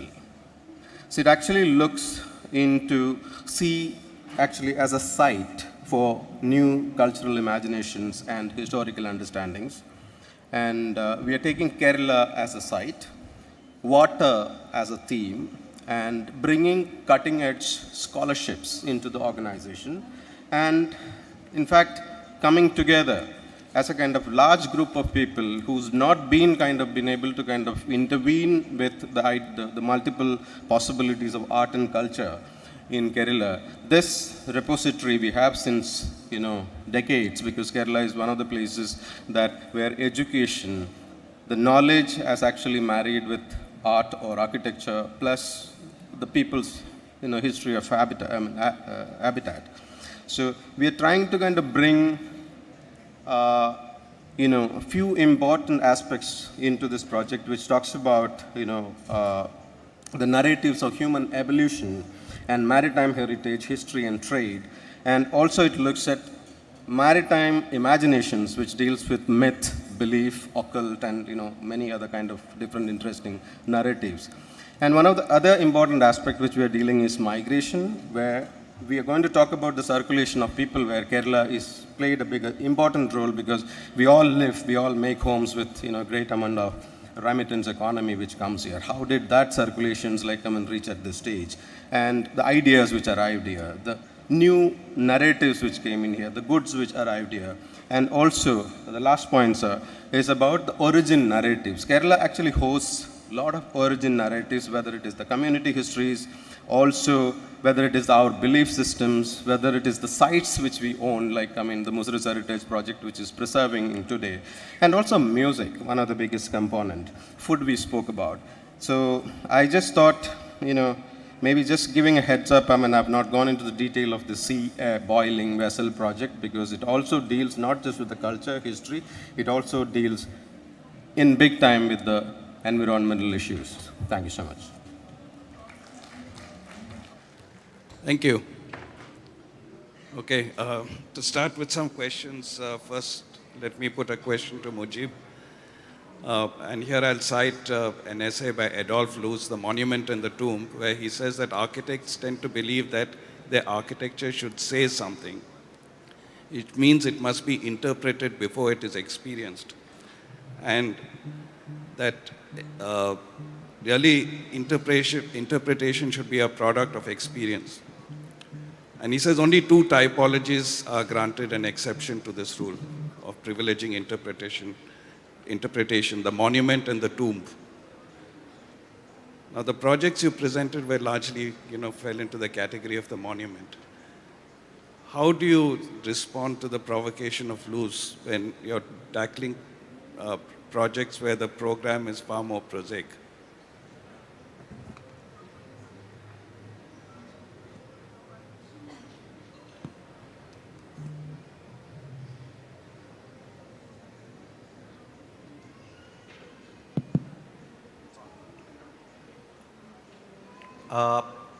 Morning, everybody. In terms of the way we approach architecture, the way we kind of look at the manifestation of art, the same way that we were discussing about with Riaz about the process that the process that when we were working together is about the text. It's about the kind of text that is important to him and to us. So for him, so I'm just taking a diversion because I just want to place that into the discussion. Place that discussion about the collaboration that kind of generated a couple of works between us. So for him, text is very, very important. But text is a starting point for him. So he doesn't start anything without having a clear text in place. So it's he kind of predetermines the idea about the work. He needs to have a complete kind of control over the text before he starts his artistic process. For us, it's kind of the other way. It's kind of ongoing process, and text kind of falls into place. So if I say that there is nothing like, if you look at the kind of work that we like the Unity Pavilion as well as the project that preceded it, that's the War Museum, the Peace Pavilion, is kind of an iteration of the previous model.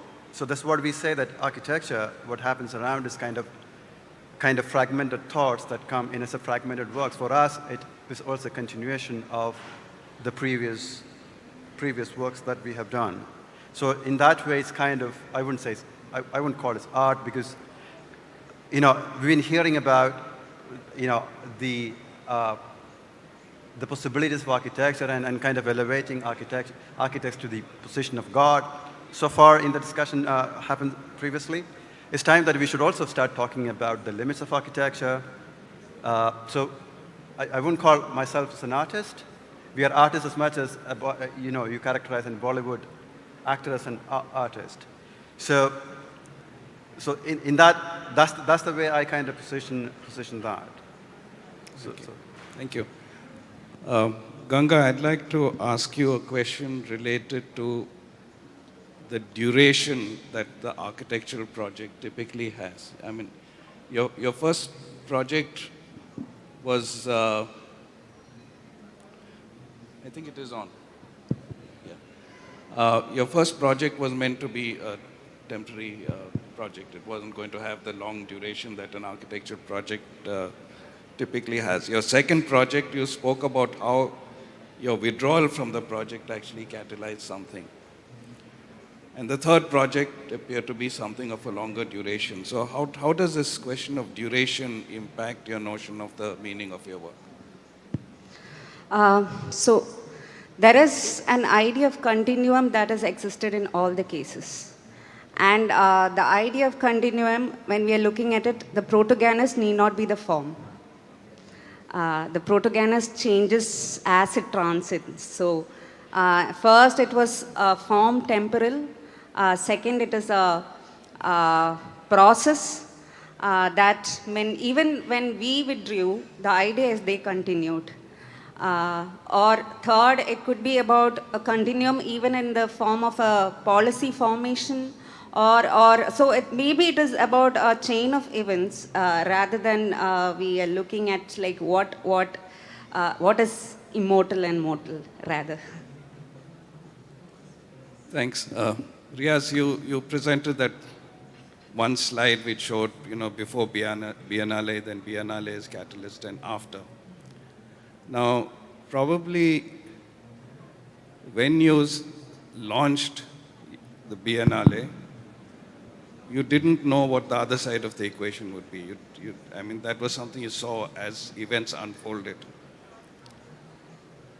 So let me invert that and ask if the catalyst, the provocation that was the catalyst, would have been constrained if you had too strong a notion to start with of what the end product should be after the provocation occurred. Yeah, I think something which works in a social space like Kerala is like, in the flow of ongoing exercises which deals with, a very empowered literary community. And how do you overcome that kind of a submission which the society makes? Everything culturally demanded or articulated is always attributed to the community which deals with literature. How do you overcome that through an intervention of visual art project? I think that was the first major crisis in Kerala. It was not political, it was nothing else. It was not even economical, because it was a project which married political will, bureaucratic wisdom and an artistic madness. I mean, it all came together. I mean, it had a very interesting narrative. Then, if you go to the larger context, a national art scene, where we need to build a new ecosystem. See, if you look at Indian art institutions, take any art institutions in India or any art discourses or art historians, most of the imaginations, even the artworks which is produced by the masters, everything is to deal with terrestrial imaginations. What Kochi did is we kept the India map upside down. And we asked the community to be very proud about, your own settlement, and you start imagining or articulating your history through an oceanic imagination. Just leave the terrestrial for some time and just start thinking through the oceanic expeditions, the histories which arrived, the narratives which reached. The initial productions which happened in Kochi, that was a game changer.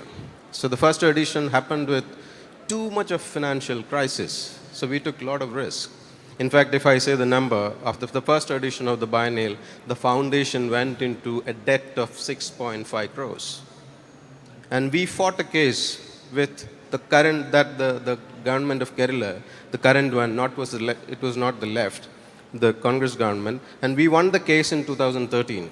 So the hurdles were like, one was economical, the other aspects of taking risk, experimenting with architectural sites which are not climate efficient, bringing important artist projects, dealing, with their, different attitudes and approaches towards art making. So it's a very, when you say that, how did you tackle it? I would say it was also not a project which was initiated by curators, who actually, control the idea of art making through a different process of purpose. Here it was led by artists. They could imagine the outcome of something which they are doing before they start or stretch a canvas. Okay, we have time for a couple of questions from the audience.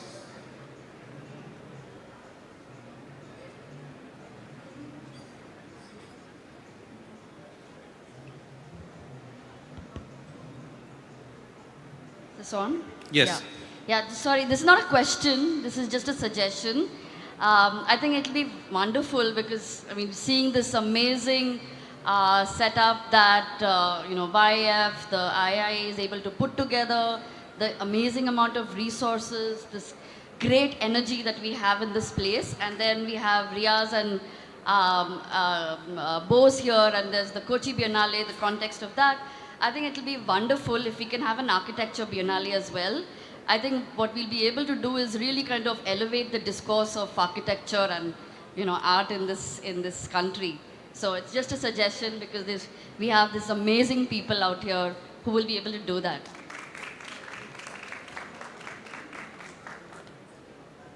Both around, and both will be able to answer it. I guess the government of Kerala is already kind of considering that.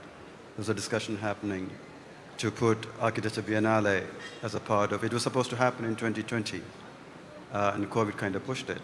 Boss will be able to answer that if he's around. Okay, I've been told, sadly, just when we're getting started, unfortunately, we've run out of time.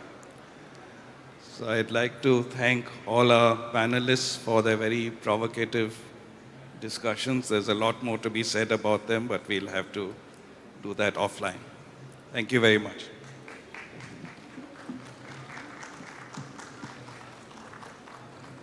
Thank you, moderator and panelists, for instigating the audience with such visionary thoughts.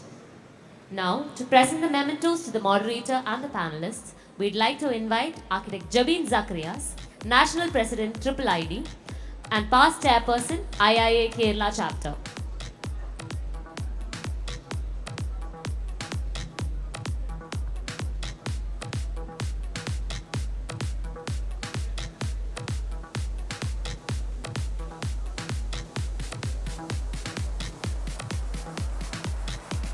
Architect Jabin Zacharias onto the stage.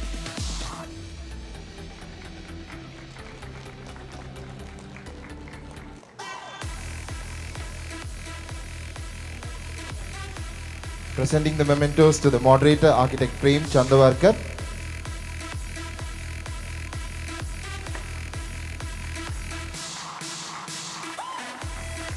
Architect Ganga Dilip.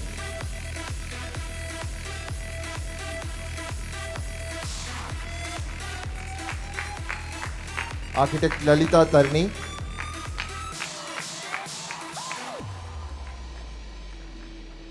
Architect Mujib Ahmed.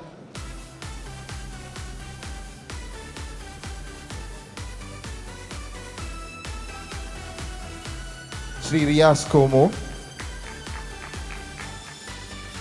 We take this moment to also acknowledge that the memento was designed by Mr. Riaz himself, who volunteered for his contribution to YAV Crossroads 2022.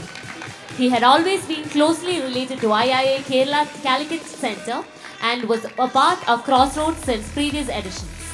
The memento was conceptualized as sailing to the future. Ships and navigators from all around the world had set sail for Calicut in Malabar coast in search of pepper and other spices. The monsoon wind not only transported material goods, but also people and ideas, ways of lives, modes of livelihood. The famed hospitality of Calicut welcomed and nurtured and cosmopolitan ways of life that is evident today in all aspects of its economy, life and culture, right from the shipping technology and trading acumen to the diversity in cuisine and coexistence of faiths. Sailing to future evokes those journey to and from the unknown, a memento to invoke our cosmopolitan past and potential future. Thank you, everyone.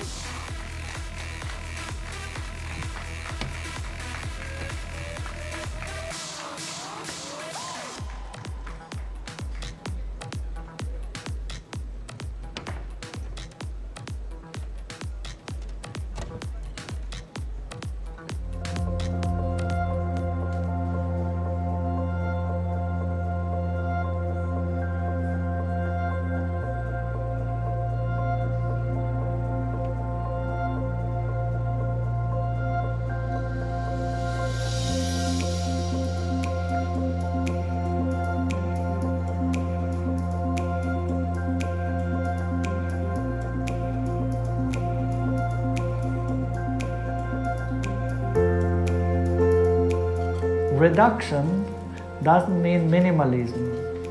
We rather believe in a poetic approach of doing very simple things in a very good way. This is complex. That's why we call complexity of simplicity. A new series to add the existing series in Jaguar, but the fit with the international market. Maybe this is the neutrality that you can use in a different situation, in a luxury, on a normal, neutral bathroom, or different situation. So I think this is the neutrality.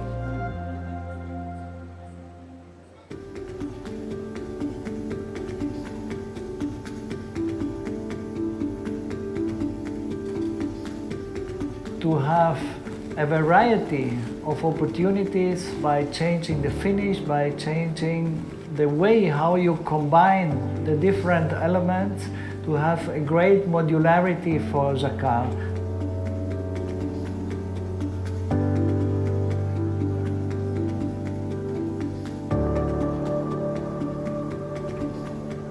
It is at the end a very poetic statement and the chance to tell different stories. Different architects from different regions tell different stories. We want to give a toolbox so the Africans can do the African style, the Europeans can European style, India, and so on. The surprising part of the collaboration with jacquard, the prototype was already perfect in the beginning. And that was really a fantastic experience because the metal skill in jacquard is fantastic.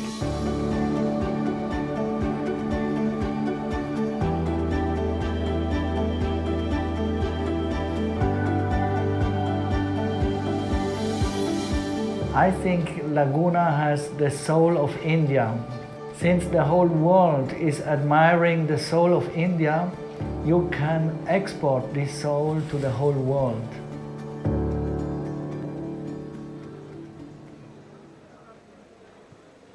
And now we would like to take you on a journey of our first day at YAF Crossroads 2022. Once again, IIA Calicut just completely pulled all the stops. An incredible event, 2,500 delegates. I mean, the biggest event that I've ever been part of, and everything seamlessly put together, working like completely scheduled and amazing.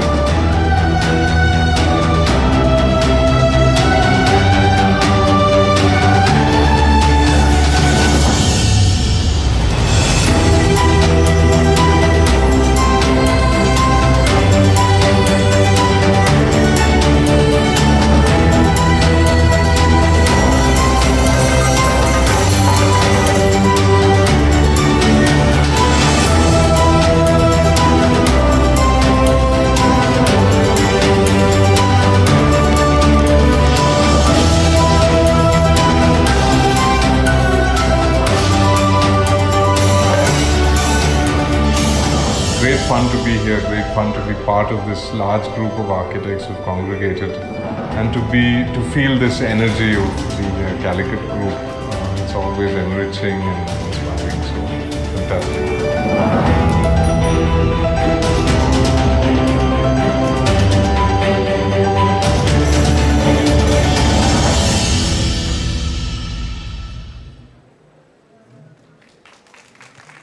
Moving on, we have the third panel for the day from the more per second format. Vikalp, cultural vanguard with an ecological conscience. Have we seen enough waste and concrete but not enough innovations to strengthen environmentally conscious sustainable design? Do sustainable approaches and traditional methods compete on an equal ground with the rest? Would we risk destroying our inherent knowledge in the drift towards homogenization? Today, we have here with us as panelists architect Anand Sonecha, an academician, architect and the co-founder of C-Lab based in Ahmedabad with the aims to start a collective platform for architects and arts. C-Lab started the Law Forum in Ahmedabad with friends, an open platform to meet, share and discuss works, encouraging dialogues on architecture, and is a visiting faculty at CEPT University Ahmedabad and a graduate thesis co-advisor at Politecnico di Milano, Italy. Welcome, sir. Architect Dean De Cruz, a partner and a principal architect in Mosaic Design Combine, design firm based in Goa, involved in urban innovations, architecture, conservation, product and graphic design, and is actively involved in professional practice as well as in academics, striving to provide holistic solutions to its patrons and explore prospect of symbiotic growth of our clients with nature, encouraging sustainable practices in art design. Welcome, sir. Architect Kalapi Butch, the principal architect and co-founder of Swarna Designs, a design firm based in Gujarat. En route to Bharat, he is passionately and innovatively vowed to translate its rich culture and wisdom into an architectural curiosity. This quest ended in the amalgam of Indian classical music and architecture termed as musitecture, and have rendered performances of this distinct fusion at diverse Beldives. Welcome, sir. Architect Yatin Pandya, an author, academician, researcher, as well as a practicing architect, and the founder of this firm, Footprints Earth, Ahmedabad. His work is guided by key principles such as environmental sustainability, socio-cultural appropriateness, timeless elegance, and economic affordability. The most notable in his articles are concept of space in traditional Indian architecture and element of space creation. Welcome, sir. And finally, as a moderator for the panel, we have Sridevi Changali, the co-founder and principal architect of Mason Inc. Bangalore, with a special focus on sustainable architecture and heritage conservation. She has also co-created a self-driven initiative called Hands-on Heritage that aims to create a positive impact in the heritage sector. She strongly believes that the heritage has huge potential and if approached with the right intent can make a positive impact on the whole city as whole. Welcome, ma'am. We're handing it over to you. Hello everyone, good afternoon. I'm Sridevi Changali and I am more than delighted to be here today in this August afternoon, and today we will be discussing a lot of things, and to just open and set the scene, I'd like to take a quote from architect Peter Exley, who is the president of American Institute of Architects. He said, "The most sustainable building built is the one that has already been built." So this quote made me think about architecture and our profession, and I am a heritage conservationist, so I'm like, great, I'm in the right profession, and all the questions I had about my field were wiped away. But that started making me think about architecture as a whole. So does this quote then mean that as architects we stop building new completely? Is there aspects that can be borrowed from the old to inspire the new? How should culture inform these architectural decisions? And finally, how do these decisions create an architecture for us that sits very, very lightly on the planet. So to delve deeper into all of these issues and more, I have a very, very august panel. I'm actually quite nervous to be here today. They are the trendsetters, the change makers, and quite honestly, my role models from the time I was a student. So very happy to be here today, and you're not here to listen to me. Let's be honest, you're here to listen to all of them. So let's get started right away with the presentations. Guys, you can get started.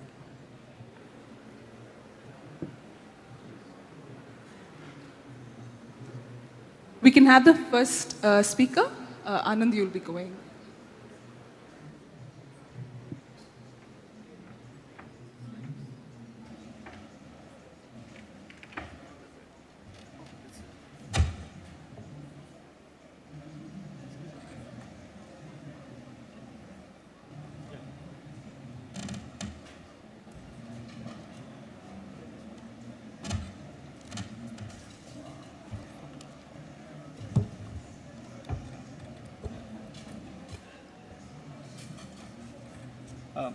Thank you, IIA Calicut, Vivek, Hafif, for generously inviting me to this event. It is a great pleasure to be here, and it's a wonderful learning experience for me personally. Since 7 minutes is a limited time to share the works in depth, I'm taking this time as an opportunity to share some of the thoughts, raise questions and provocations in relation to this theme of the panel discussion, and I hope we can discuss much in detail later. 65% of the population of our country lives in villages and 35% in the urban areas. We work mainly in the urban areas, and as professionals, we serve no more than 3 to 5% of the population. Most of them are in the affluent segment of the society. The majority of people have less possibility or no access to our architectural services. And sometimes many don't even know that a professional like an architect even exists. Since we are representing a very limited and specific population and our reach is so small, can we call ourselves as cultural vanguards? I work and live in Ahmedabad. Some examples in the city demonstrates a quality where life, architecture, and nature are inseparable. One of the examples is there on the screen is Vinoba Bhave's Kutir in Sabarmati Ashram in Ahmedabad.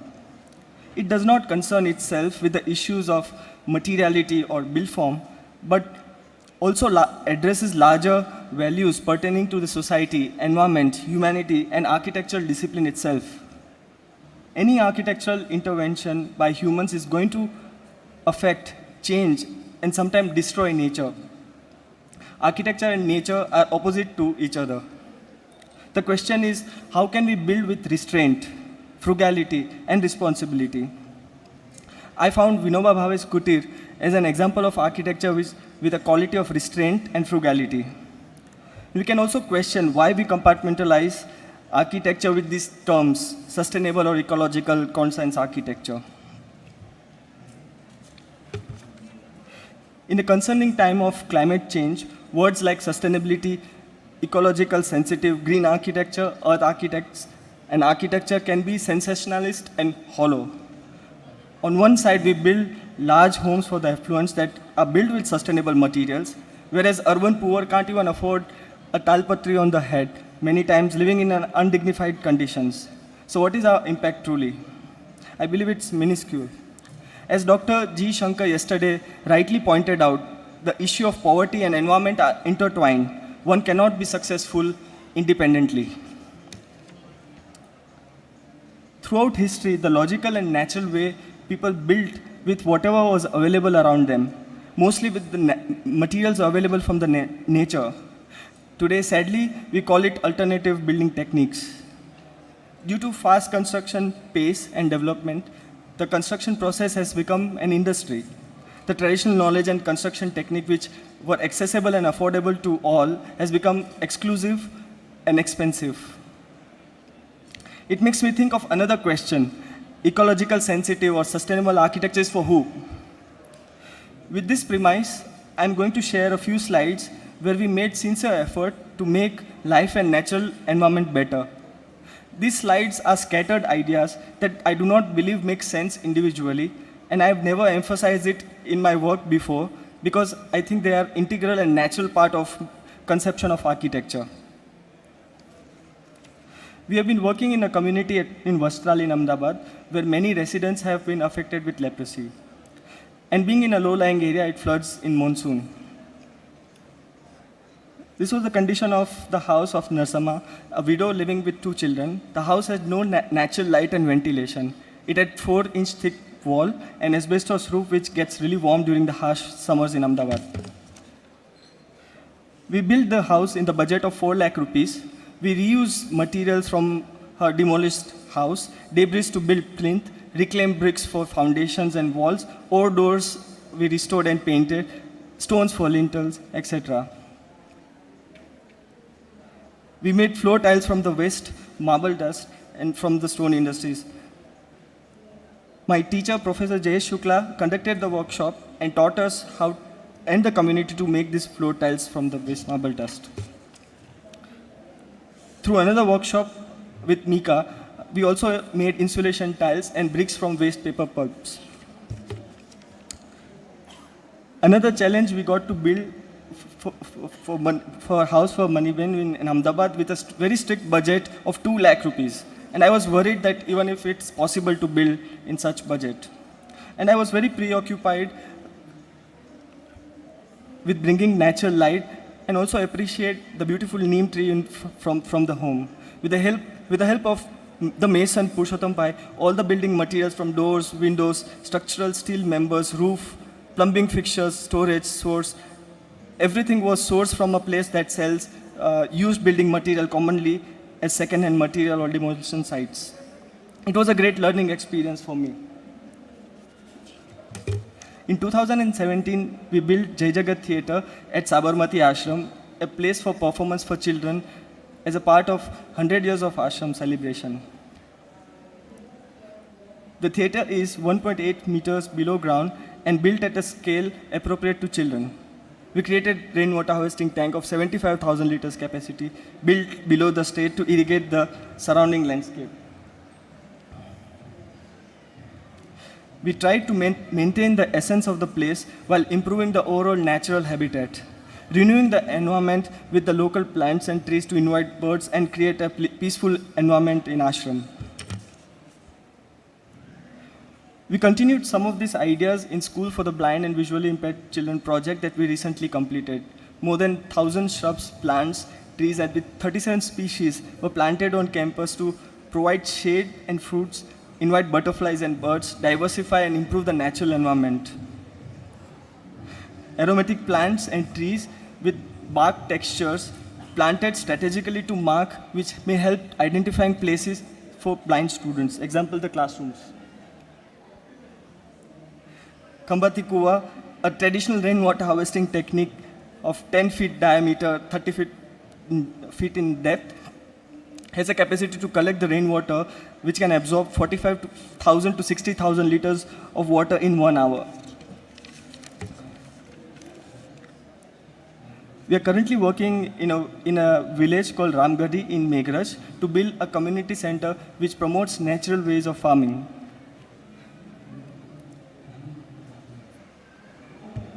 We are aiming to continue and revive the traditional construction technique with minor enhancement to make it more accessible and affordable. I would like to end my presentation with the last slide of Sastri Parchure's kutir in Sevagram Ashram in Varda, and also want to remember my first slide of Vinoba Bhave kutir at Sabarmati Ashram, both examples in my humble understanding and epitome examples of restraint and frugality, which is responsible to nature, sensitive to the place where it stands, and catering to the basic and the fundamental needs of human shelter where nothing is less or more. Thank you for listening to me patiently. Thank you so much, Anand. There were a lot of questions. What struck out most was, who are we serving as architects? Next, we have Dean De Cruz, sir. You can pull up the slides.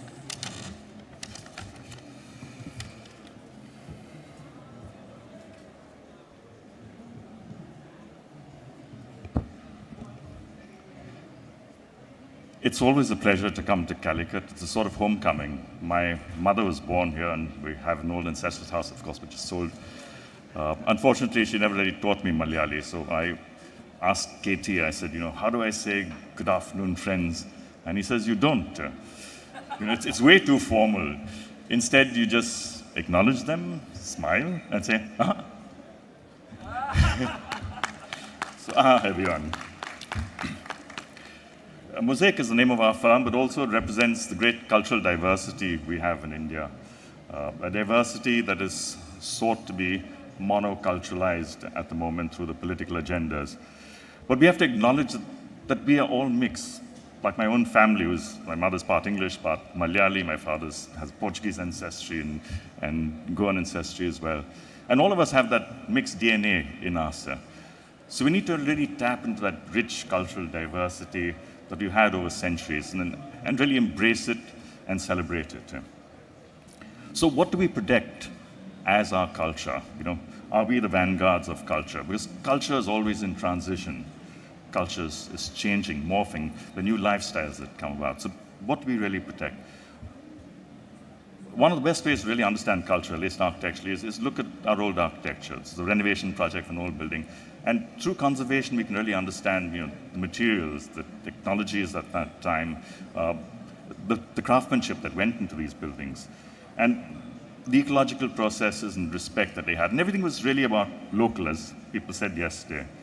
So, for example, the stone from these buildings were actually quarries. Every village had its own quarry for the stones. It had its own masons, its own carpenters in it.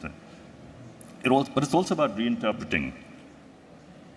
So that's, of course, a new wing in the building, but we reinterpret the new trussing system, but respected the old elements of the past. We are highly influenced by Baker. My partner worked with Baker, first partner worked with Baker. And our early work is all about Baker. We were not just architects, we actually built ourselves. So we built about 50 houses, acting as architects and contractors, using waste materials, recycling materials, at the same time capturing the traditional architecture of Goa. So experimenting with even traditional elements like the corbel or the veranda systems that are there. And trying to push them to the limits. Building arches, vaults, domes, and training masons. Over the years, we've trained about 200 masons who have now become supervisors and contractors and taking the message forward. In this building at the university, Kannada University in Hampi, we had to respect the traditional architecture of the place, which is really driven by a temple architecture built in stone. It's about 50,000 square feet, so it's enormous. It has these gopurams, it has a courtyard, it has this large veranda, which is like a parikrama. And at that time, the contractor said, we want to have something that's conventional. We said, hundreds of years ago, people built in stone. So 80% of this building is actually completely stone. It's flooring systems, roofing systems. Everything is structural stone in it.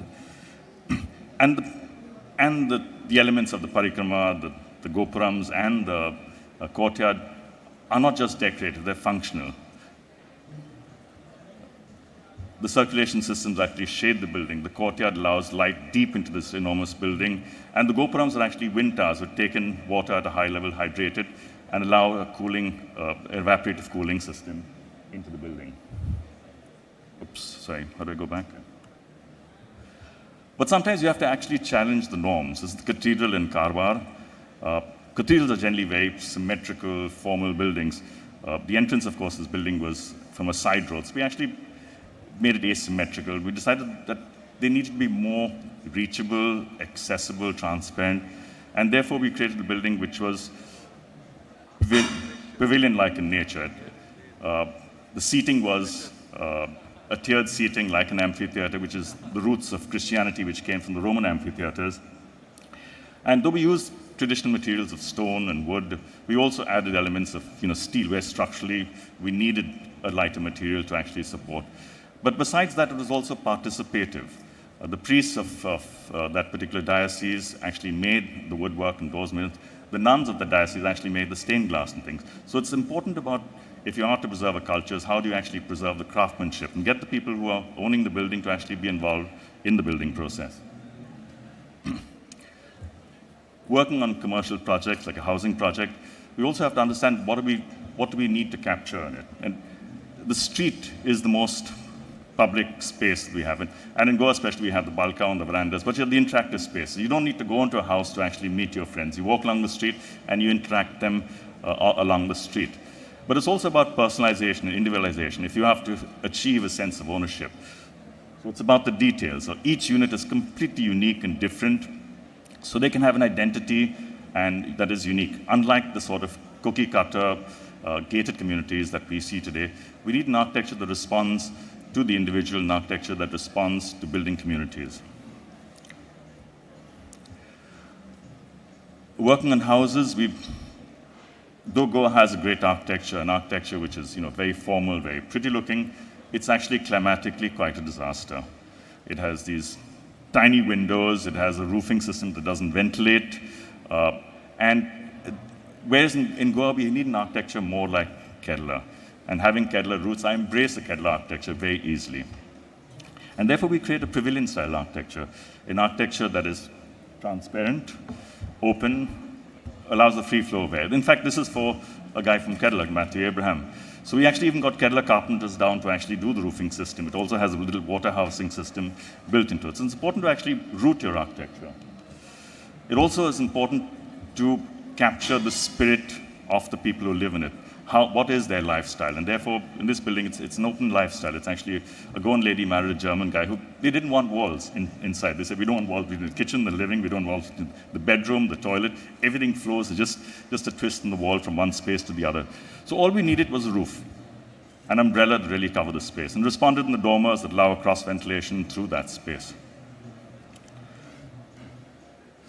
In Nilaya, the hotel, it was about cultures East meets West. A culture that is cross-cultural, uses natural materials.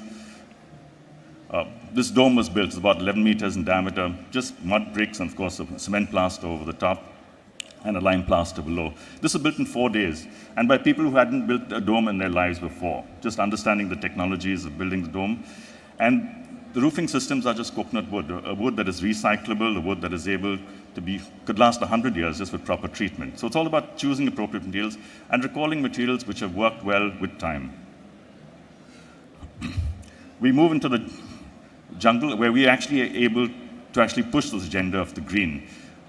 Here we actually use the materials that craftsmen were familiar with, stonework, patchwork to build. The plastered walls, we said, you don't use a trowel, use your hand. So impart an education to the tourist. For the Taj, a project in which we actually got the men of the village to build it, the walls are double walled with thermal insulation between. So we actually have to introduce technology into it. And of course, you don't have furniture in village houses. So we actually built up the furniture in it, and we ensured that there was, the men of the village built it, the women of the village decorated it, and we used the local crafts and artifacts in it. When working with materials like that, I think we need to understand what we need to go back to in terms of traditional architecture. There's a very interesting book called Designer's Atlas of Sustainability, which talks about the whole issue of using materials which are natural but ever appropriate. But I must confess that this is an architecture for the 4%. We need to look at an architecture which reaches out far more. And how do we do that? And the way we can do it is really empowering people. How do we empower the 96% through our skills, introducing them to new technologies and taking it further? We need to create master craftsmen, and we need to look at livelihoods. How do we actually create livelihood? That's the most important thing in creating that. So as an office, we have a design trust which reaches out. We've had a social design festival empowering NGOs with social design, and we work with the justice organization at the moment, creating systems where design can intervene and contribute in some way. Thank you. Thank you so much, sir. There were so many very, very valuable points that you had brought up. What stuck to me was these are real live examples of old inspiring the new, irrespective of scale of the project itself. So lovely presentation. Thank you so much. Next, we'll have Kalapi, sir. Guys, you can bring up the presentation.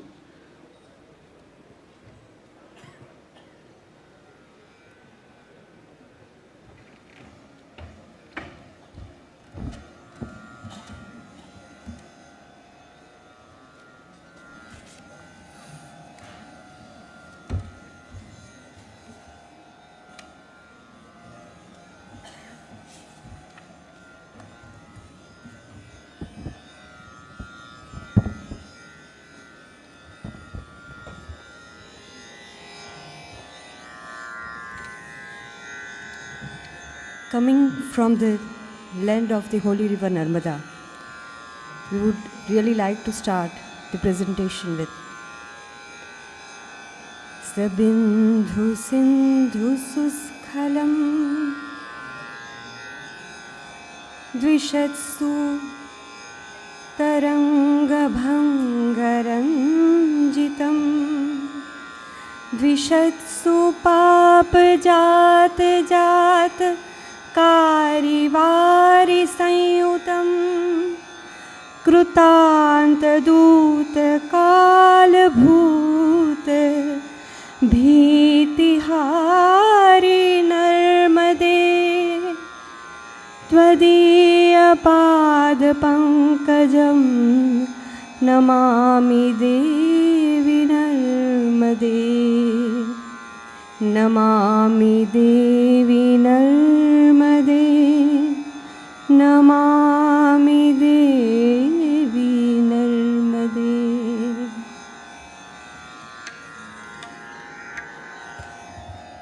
Now we request all to stand up and offer our reverence to 10 dishas, 10 directions, the basis of architecture through Disha Pranam.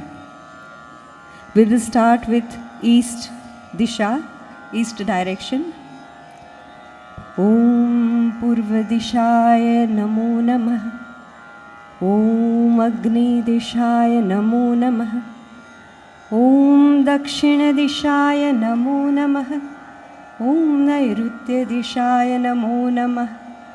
Om Paschima Dishaya Namo Namah. Om Vayavya Dishaya Namo Namah. Om Uttara Dishaya Namo Namah. Om Ishana Dishaya Namo Namah. Om Bhumi Devaya Namo Namah. Om Akasha Devaya Namo Namah. Om Shanti Shanti Shanti. You may please take your seat. Thank you.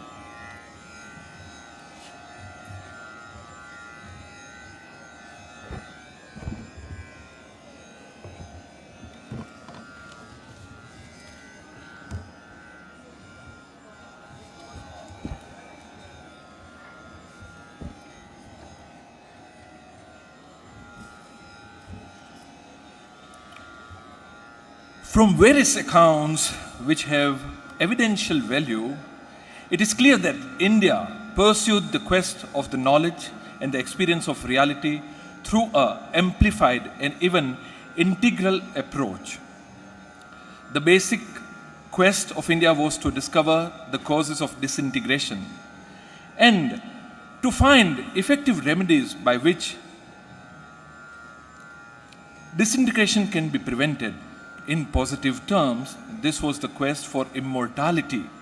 And in ancient literature, gives us convincing proof of this quest as also of the victory that was attained.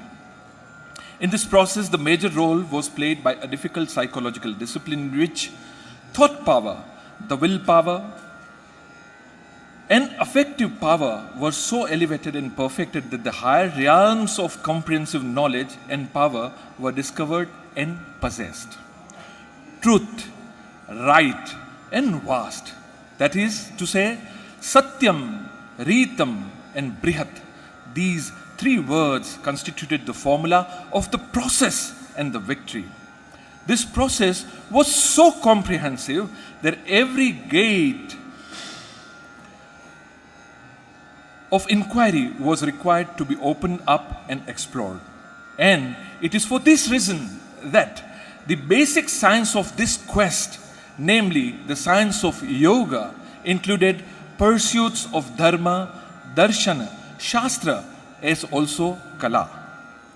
Intense spirituality, robust scientific and philosophical intellectuality, and powerful literature, poetry, art, and exhaustible vitality have marked the essence of the characteristics of the Indian culture. What you're seeing now is actually with this truthfulness that we have approached for the first 20 years of our life, these are the certain examples that we are seeing on the screen. Just as science is a quest for the truth, just as philosophy is the quest of truth, even so art too is the quest of truth. But each time of them has its own specific method which distinguishes it from all others. Art is characterized by the quest, but its chief characteristic is to fathom the depths of experience of an object or a field until the depth of experience begins to vibrate with the images appropriate to the objects of experience. This fathoming of depths of experience reveals the truth of the object, but it also inspires formulations that can express themselves variously so as to give us special techniques and canons of art forms such as painting, sculpture, architecture, music, poetry, and others. Art is a voyage of discovery and expression. Music, a voyage inspired and marked by joy, love, and beauty. A voyage that brings us closest to the inner recesses of consciousness and unites its expression, the inner and the outer, in such a way that the formulation leads the artist and the viewer or the hearer to something that is within us in order to hear the inaudible, to see the invisible, to seize the unseizable. So the first 20 years have gone into what you are seeing for the truthful expressions of what we had done till here. And then comes a time whereby we actually, in 2015 around, we come to a point whereby this quest comes in. If we now ask the question as to what distinguishes Indian art and what is the central philosophy of Indian art, we find that the spirit, the motive, and the aim of Indian art is to render the sense of infinity and the sense of cosmosity through the symbolic forms, forms that are subtle, forms which are symbolic, and forms which are distinctive and which may correspond in varying degrees to the external forms which nature has fashioned in its own creative artistic play. And this actually brought in contact of this amalgamation of Indian classical music and architecture, since we had the classical music already into our house, and we were looking to this question of how to really approach this Bharata, sense of Bharata. And so the journey here began. And we were approached by Sri Padma Shri Gundecha brothers, who are the ones guardians of the oldest form of the Gayaki, that is the Drupad Gayaki of our India.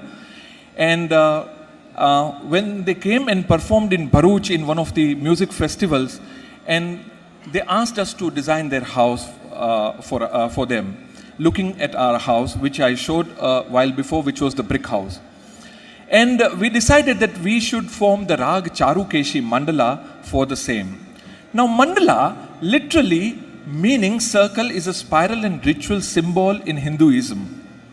And taking clue from that, we thought that we asked Dr. Janki that is it possible to make a Rag mandala? And yes, she developed this Rag mandala. She drew the whole thing out, and this was developed. And here, what you see that this Rag mandala has been placed on the site, and the entire architectural design has been done. And then the section elevation also have been done from the same. And then the brick bond, the swara distances of the raga has been used to design the brick bond. So entire house has been built in this formulation of 1, 1/2, 1/2, 1, 1, and giving it a very distinctive character to the house. And further, we also used the same bandisha in making of the elliptical openings, the jalis which were to be done there. And these are used to shade the devices, but look at the beautiful kind of a formation which the raga already, which it has achieved, it attained a kind of an experience. We use that for really putting up the whole thing. And so the rag charukmeshi. I'm really sorry for interrupting, but maybe you can just, if you can wrap it up in another minute or so.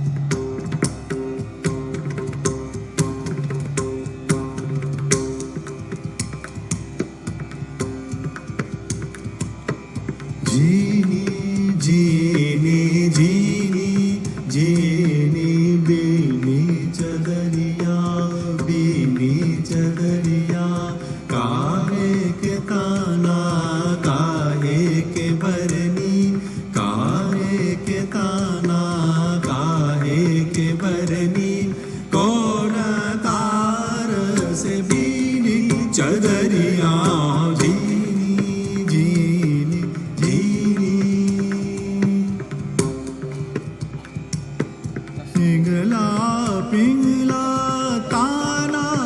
So, well, I will have to wrap it up. And these are the execution ones which are happening on the site.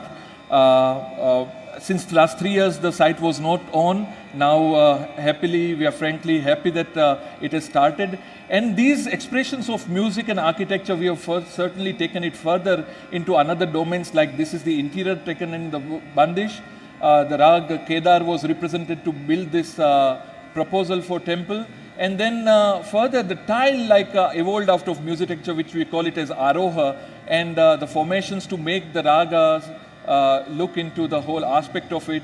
We have certainly done certain furniture also, and of course the design competitions out of which these towers and the music texture was further explored. And so these are the expressions of our Indian classical music really taking the shape. Thank you so much.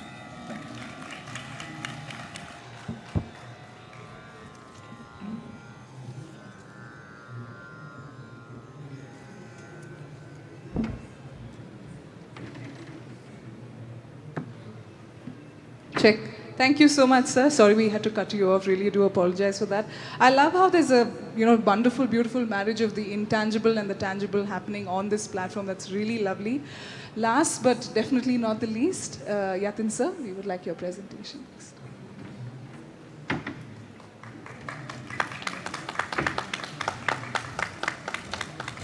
This is the next. Namaskar, very good afternoon. It's always been an honor and a pleasure to be invited to God's own country, and I cherish that. It's also nice to share some of the thoughts here with these young minds over there. What, as you see in the title, are some of these biases, that it's about being responsive and responsible. And I'm going to just take you through different kinds of scales of intervention related to that. And in the context, maybe a few decades ago, we didn't have to have discussions of this sort. Right now, in the era of fog and McDonald's burgers, I think we need to talk about these. This is what you find all over the world. You can put any name anywhere and it would still work. Back home, you can see diverse culture, diverse climates, and it still is the same outcome. As against the vernacular that we knew, even if you don't know the place, you can't go wrong in guessing the climate base, the cultural base, the environmental base, etc. Both of these are Kerala. We need to define which Kerala is right for us, which Jaipur is appropriate for us, and which Kolkata should we be looking for. So it's in that light, I'd like to make a little distinction. Even the previous panel, there was a discussion on this. In India, we have two peculiarities when we talk about culture. To me, it's simply a way of life. We don't have to bracket it into any sort of a slot. And secondly, it's always a living heritage. So that's where the complexities come. And I make these otherwise synonymously considered kind of a term, history and tradition. To me, history is a dead tradition, while tradition is a living history. The very fact that it's part of us today, it shows that those values are even shared and accepted even now. And why do we have to look at those? Because I think any holistic architecture needs to go through the 6 criteria, And it's those that we do find satisfied into architecture of yesteryears. One being timeless aesthetic, second being socio-cultural appropriateness, third being environmental sustainability. This is not to romanticize past, purely on its performance criteria, because if there was no electricity and yet the built environment gave you a very comfortable place to live in, can we not learn those principles? So it's more on those counts. Economic affordability and structural stability, the very fact that they're standing now. And then there are many R's and R's that we know of. I'll just pick few on this. Because again, when we do, it's not a building that you're restoring, but it's actually the way of life that you are enhancing. And eventual goal is to improve the quality of life. So this is a very basic kind of intervention in a slum where deep, long houses without a courtyard, last rooms are invariably pitch dark and warm. And that's where this was one example, but this we put in several hundred homes, and right now they're also putting into many other places.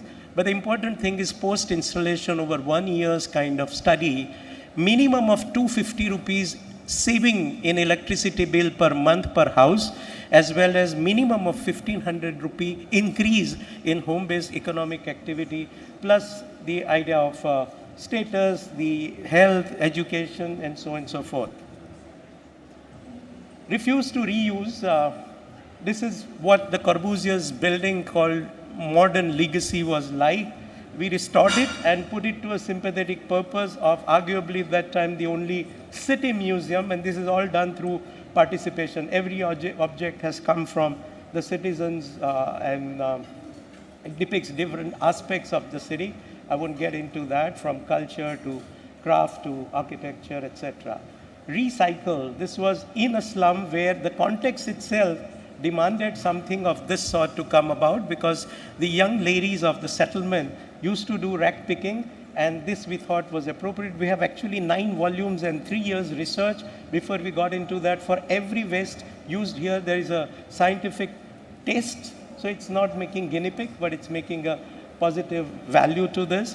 And thankfully, some of these have been translated into people's own homes. We wanted to make a collage, like old widows, by sitting in their home, singing bhajans, could actually, with thumb pressure, turn no value plastic, even despite the high tradition of recycling, into 2.5 rupee equivalent of brick, earning a little bit of livelihood. You know, in a dry state, there are enough liquor bottles to be found, and we put it on a western side to diffuse light and bring in the, you know, this contradiction of southwest being good for breeze, bad for sun, and it is high on spirits when sun comes in. And also for the inert material, the kind of a filler slab idea. This is in a crash, so the children look up. This is rack sandwich, FRP, you know, interactive doors, even digital waste. And all these were within the economic range that they would have otherwise procured the second-hand material from. Oil-tin container that we use lavishly in Gujarat, they have been put to use, such as ventilator, louvers, door panels, etc. This is how it's used in the morning as a school. Late afternoon, it's a kind of a digital literacy program for the young women to give them employment. This is a crash which local women run, and it's become a community place in addition to school, etc. And then to restore, this is post-earthquake rehabilitation. One of the 18 villages in a harsh climate, they still made beautiful homes. And look at this, this is not a fluke. There was not one house, but many houses went through, you know, they didn't get affected, but the new, Virat Kai compressive strength material gave way. So we did it in an interactive way. We first made a model, put it to the site. Model will not give an idea of scale. So we pegged 4 corners, and then they accepted what was going on. With their own help, we created and sourced this local material from Little Depression next door. They built their own house, so they would do the best they can. Youngest of the family learned from the wisdom of the oldest, and this was 75 rupee, 1/5 the cost of a stipulated government limit. And in 2.5 months, it was ready, with each house becoming unique. And Mr. Bachchan is asking you to spend for Khushbu of Gujarat to come to these houses. Intermediate technologies here. And from where the soil was dredged, it became with 3 inches of rainfall in a desert, a natural reservoir. And without us saying, they started cultivating there. So even the ecology changed, the culture enhanced. So retaining their own cultural ethos and yet bringing in the element of new, like door-to-door sanitation, etc. So you can see that they're enjoying the modern facility, and yet there has been the kind of, I don't have a time to go through that, but it says that there's a difference between glamour and beauty, and we tend to say, go by the fashion that today aajkal ye chal raha hai. But it would leave in no time. So what lasts for longer, and that's why we have to look for yesterday's architecture, which have continued to inspire awe. So rather than glamour, the beauty, rather than applique, the integral, rather than temporal, the timeless. We think that hamara jamana badal gaya, the young friends at the back. I think 100 years later, I don't think we are really that different. Let's not fool ourselves that as Homo sapien, as the species, we are any different. We also had WhatsApp, surfing, and CCTV. So my thing is that we can definitely empower through design. The goal is to improve the quality of life, and to do that, rather than giving Gandhian currency the value, we might have to make Gandhian value itself the currency. And the goal, thank you. And therefore, we can just inspire from yesterday and aspire for tomorrow, and we can create our architecture or the built form on two fundamentals which will never go out of the fashion: human to human coexistence and human to nature. And if we base our design decisions on that, I think we will be all the time timeless, sustainable, and appropriate. Thank you for your attention. Thank you so much, sir. That would be a monstrous task to summarize all that effectively. But a couple of points is he started by, impressing upon the importance of identity, spoke about trash to treasure, how you use waste and make it something useful. And finally, the interventions that you showed us definitely goes beyond the ask of architecture that is conventionally known by the term architecture. So definitely goes beyond creating livelihoods and impacting much more than just the community that's here in this hall today, for sure. With the permission of the panelists, I would like to change it up a bit. I would like to open it up to the audience, because I'm sure with the 4 presentations, there are a lot. I can already see hands going up. So yeah, with no further ado, let's start with the question and answers. Good afternoon to all the jury members. As our population is growing and the land is limited, we at a point need to scale higher, but at the same time have to be sustainable with the cultures intact. My question is, how can you describe the benefits of vertical city to someone who values rural living? Thank you so much for that question. Any particular panelist you would like to direct that to, or we just open it up for the entire panel? Yatan sir, I want to answer it. I'm not answering it. I would say that in India, for most places, vertical living is neither sustainable, nor economical, nor towards the socio-cultural ethos. And we have to understand that, like Ahmedabad, which has now been declared World Heritage City, they have 2.5 FSI. And legally, most of the area, except for a few exceptions in Ahmedabad, has 2.7 FSI, which also after buying it. So if you look at our own backyard, there have been solutions where without having to go vertically up, we have been able to achieve that density. So it's not necessarily based on the fact. And I look at the whole country in a sense that, which of Kerala, except for a few needles that have just come up, is high-rise? Which of Chennai has been high-rise? Except for Gurgaon, which of Delhi has been high-rise? And even Mumbai, except for some of those pockets, many of these regions, Bandra and whatnot, have not been so. So the point is that, it's a kind of a vicious cycle that, like in Ahmedabad, there was a false incentive given that if you build high-rise on the same plot of land, you would get extra 50% FSI. That changed the skyline. Because of that, the land prices shot up because I'm getting 1.5 times. So it's a whole kind of vicious cycle. And in India, if we have distributed restrictions on densities, the land prices also would equate. So this whole argument of, oh, we have to pay so much for this, we're paying because we are allowed to build so much more into that. So till a certain threshold, I really don't think we need to go high-rise, and there are many implications of being high-rise in the Indian context in terms of cultural conditions as well as climatic conditions. I think that was very well answered. I think that covers the question you asked. We're still running short of time, but I think we do have time for 2 more questions maybe from the audience. Any further questions? All right, great. So I have a question for Anand. Your presentation was really, really interesting. So we have worked a little bit in low-income housing. My question to you is, how do you balance the stakeholders and their inputs into design? How do you balance that out? For example, we weren't allowed to put a window, instead they wanted a wall for a TV. So how do you address those challenges?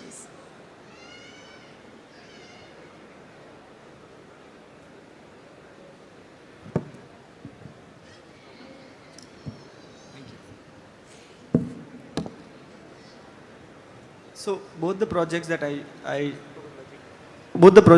shared today. So initially we were not successful because we were outsiders, and there was no relationship with the community. And I think slowly the trust had built over the period of time. We didn't build all the houses together. So as and when the funding came, we built the houses. So like first 2 houses, even we did a lot of process with drawings and models. When the relationship is new, there is still no trust. Yes, and I think that they accepted what I shared in the design, and then when it got built, and when we started studying, I started realizing that it was not working. Storage was not working, or doors, the budget was so limited. So frames we did not incorporate. So the cold air was coming. So many other small things that we started realizing, and then we had to change our means of communication. I think because the way we were producing drawings or models were also, I think, hindrance in communication. So we started making models in larger scale with their furniture and belongings incorporated. So there was more sort of a discussion slowly by slowly. And then I think that the relationship got better. And with the 13th, 14th house, they tell me right on my face that I want this and please do that. So Absolutely. I think that's something which has built over the period of time. Right. And as Yatin sir rightly said, we can't go with the fast food format for architecture. Dean sir, I have a question for you. It always fascinates me how culture can be imbibed into larger scale, like how you've so successfully done that.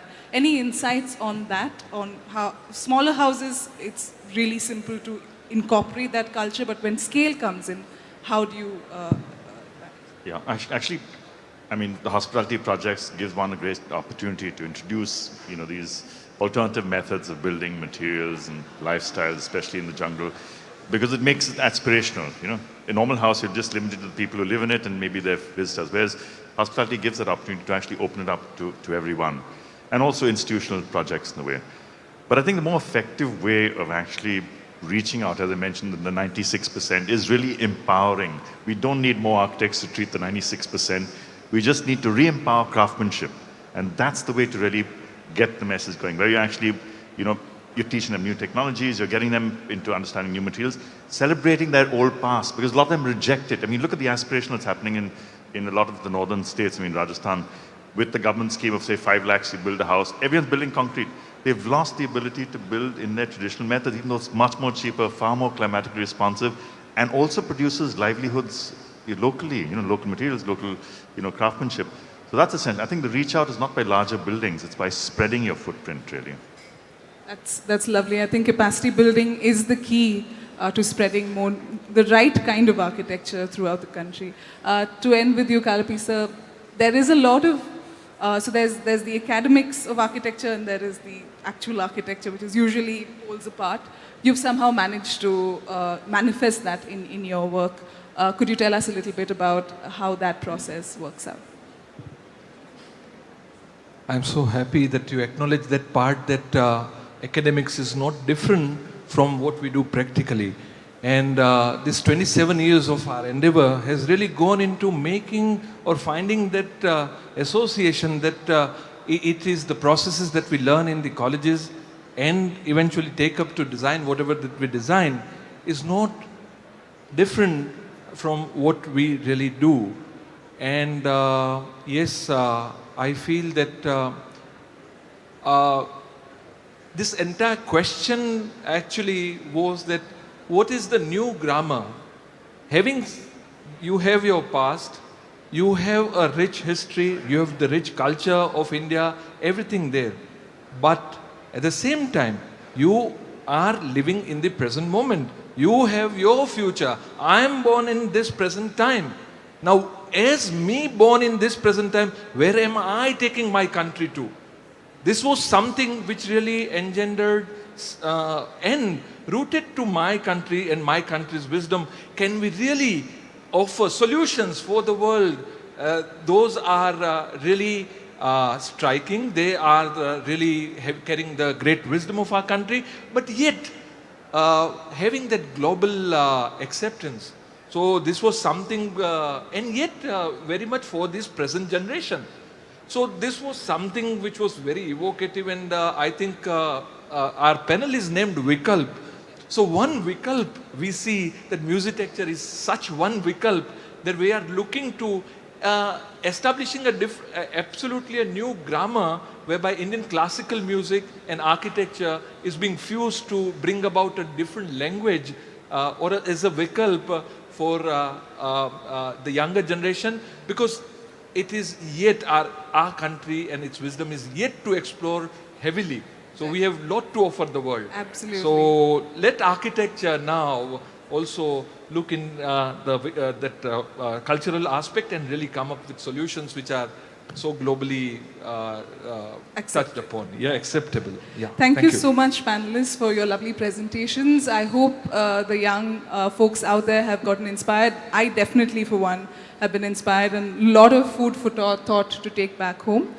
With this, I would like to end the panel discussion, and we can close on this. And any other discussions, I'm sure the panelists will be open to taking it offline. Thank you all so much, and good afternoon. Claps for the moderator. Thank you, moderator, and the panelists for the wonderful presentations.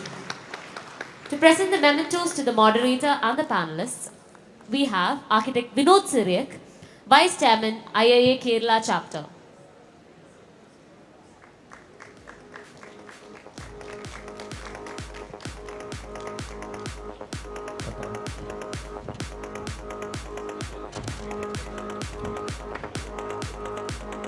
Presenting the mementos to mentor architect Sridevi Changali,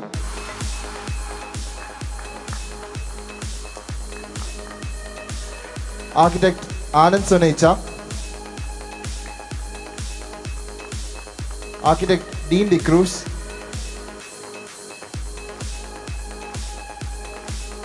architect Kalapi Butch,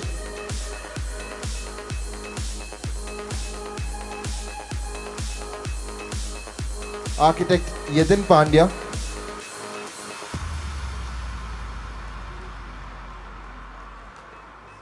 We request everyone to kindly stay back. We now have the unveiling of the book, The Courtyard Houses of India by architect Yadin Pandya.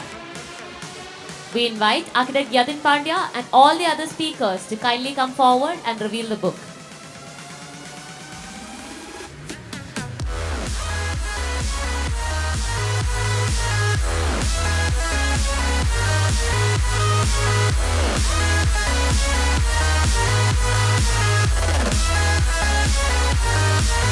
The Courtyard Houses of India by architect Yadin Pandya.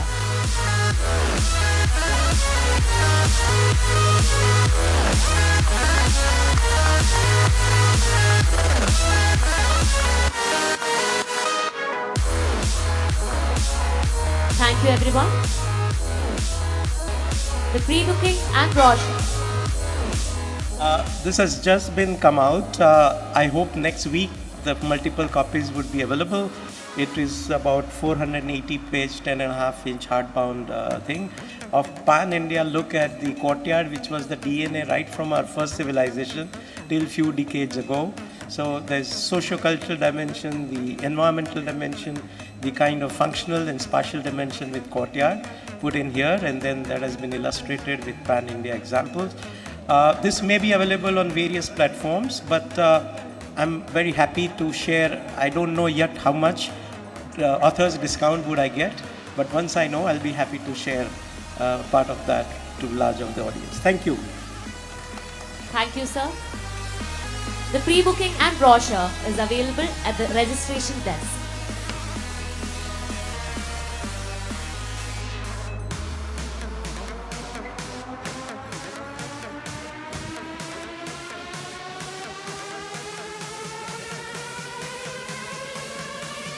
The panel for this session has to come to an end.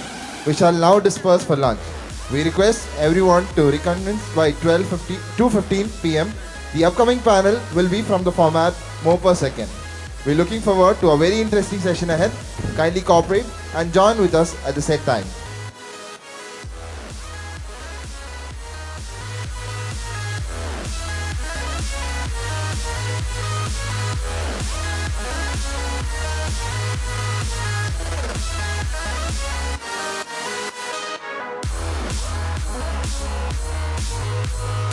On the third day of YAF Crossroads 2022, we have workshops happening in various locations around the venue.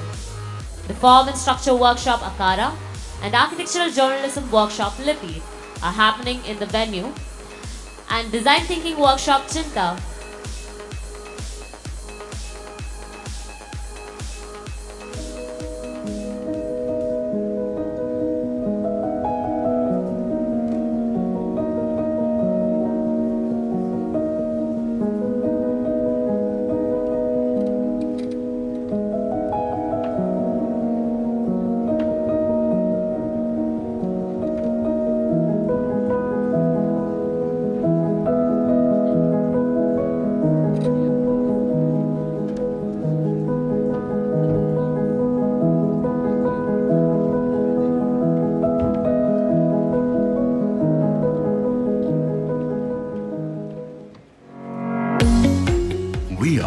Trojan Plywood. Founded in 1982 as National Wood Products, we are pioneers in the manufacturing of strong, durable plywood in India. As our reputation for delivering excellent quality grew, so did our market. In 1992, we started exporting good quality international grade plywood. Our intense focus on high quality manufacturing led us to being accredited with the Bureau of Indian Standards in 1995. In 2007, we launched the brand Trojan Plywood. Trojan Plywood follows the most technologically advanced manufacturing process to produce the best quality plywood. The three USPs that make Trojan Plywood unique are quad press technology, high precision calibration process, lifetime guarantee. With our mission to be a sustainable manufacturer, we ensure that only highest grade plantation timber called Mysore gum is used in our manufacturing process. These selected microorganic resistant timber logs are then taken to the peeling section to get fine veneers. The peeled veneers go through the most important process in the manufacturing of good quality plywood, called the vacuum pressure treatment or VPT. Trojan Plywood is the only company that does 100% vacuum pressure treatment for all veneers. After VPT, the veneers are kept for curing for up to 48 hours to stabilize the core and improve its characteristics. The core veneers are then dried in a core dryer machine. The dried panels are then sent to fully automatic core composing machines.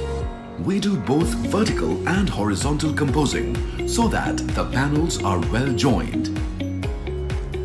This critical process greatly minimizes the possibility of core gaps and panel gaps, making the plywood more robust.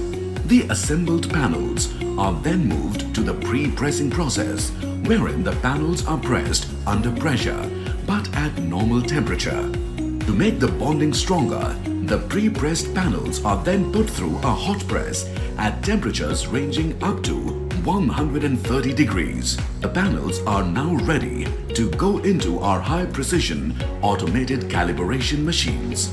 The calibration process ensures uniform thickness of the plywood, removes any undulation, and gives a smooth finish to the plywood. The calibrated panels are then overlaid with a premium phase veneer, giving it a smooth finish. The panels are then moved to one more round of pre-press and hot press. The use of cushioning pads and stainless steel plates leads to better quality and finish of the end product. This four-stepped pressing process is uniquely developed by Trojan Plywood and is called the quad press technology. Next, the plywood is treated with an antifungal solution to prevent fungal infestations due to climatic conditions. Each individual plywood is then manually checked for any visible manufacturing defects before being sent to the bond room for storage. The plywood thus manufactured by our intense manufacturing process then goes through a very rigorous testing and quality check at our in-house research. Constructive dialogue between architect Palinda Kannagara and architect Peter Rich. We will be ending the day with the glorious IIA Awards. Parallelly, Bodhi will be hosting 3 rapid-fire sessions and Veda will be hosting the 4th forum.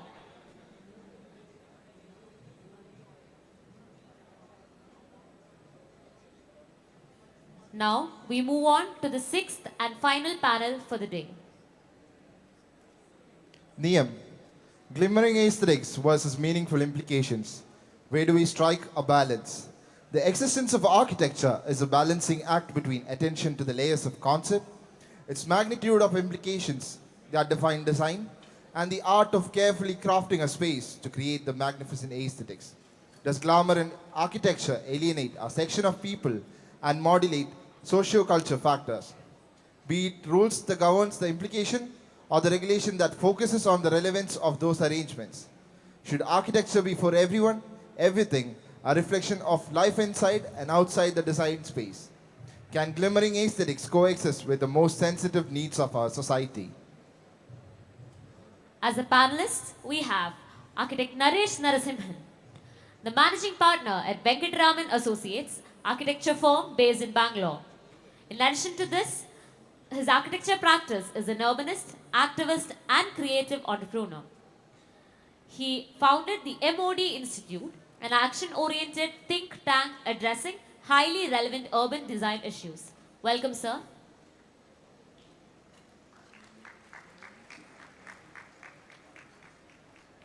Architect Pavitra Sri Prakash, an architect and urban designer with a focus on sustainability, and is the chief designer and director at the Global Design Studio of Shilpa Architects that draws inspiration from the cultural values that are distinctly rooted in the subcontinent.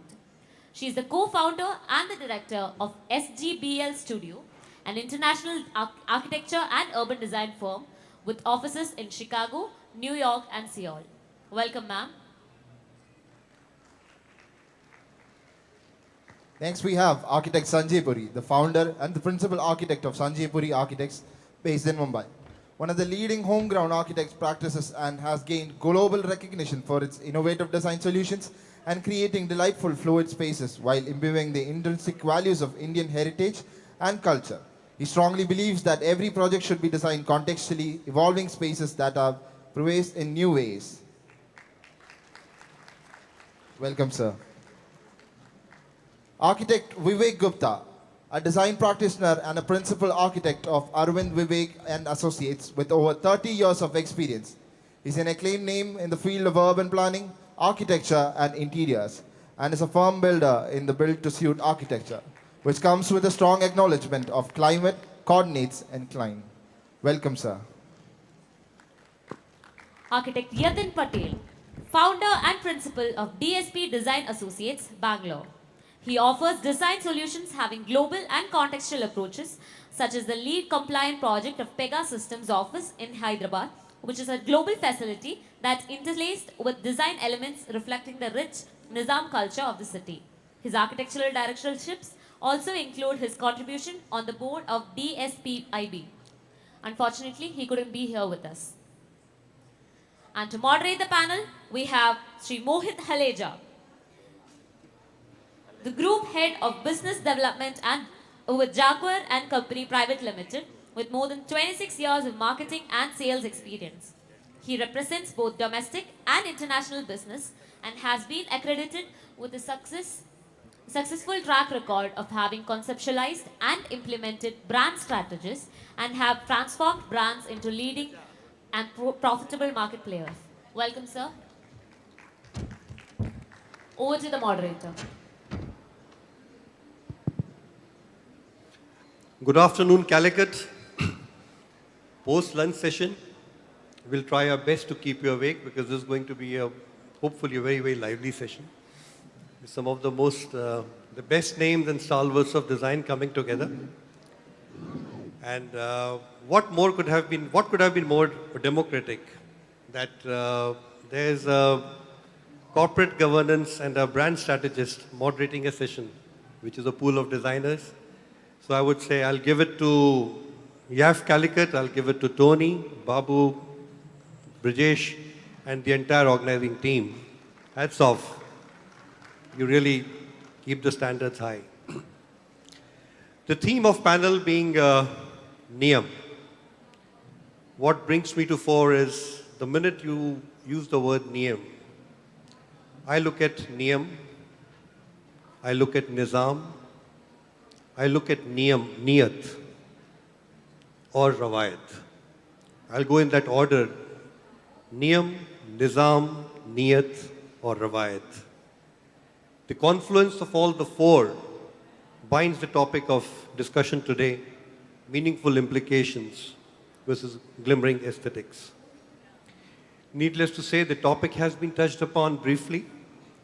The existence of architecture is a balancing act between attention to its layers, the multitude of implications that define design, and the art of crafting a space to create magnificent aesthetics.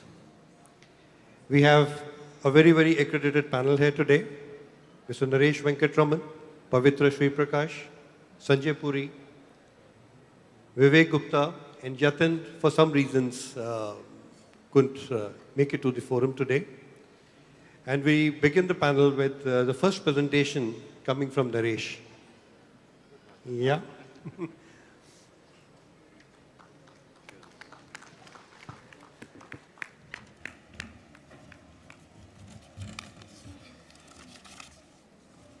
That's a bit of a surprise. I was told I'll be the last one, so let's get going.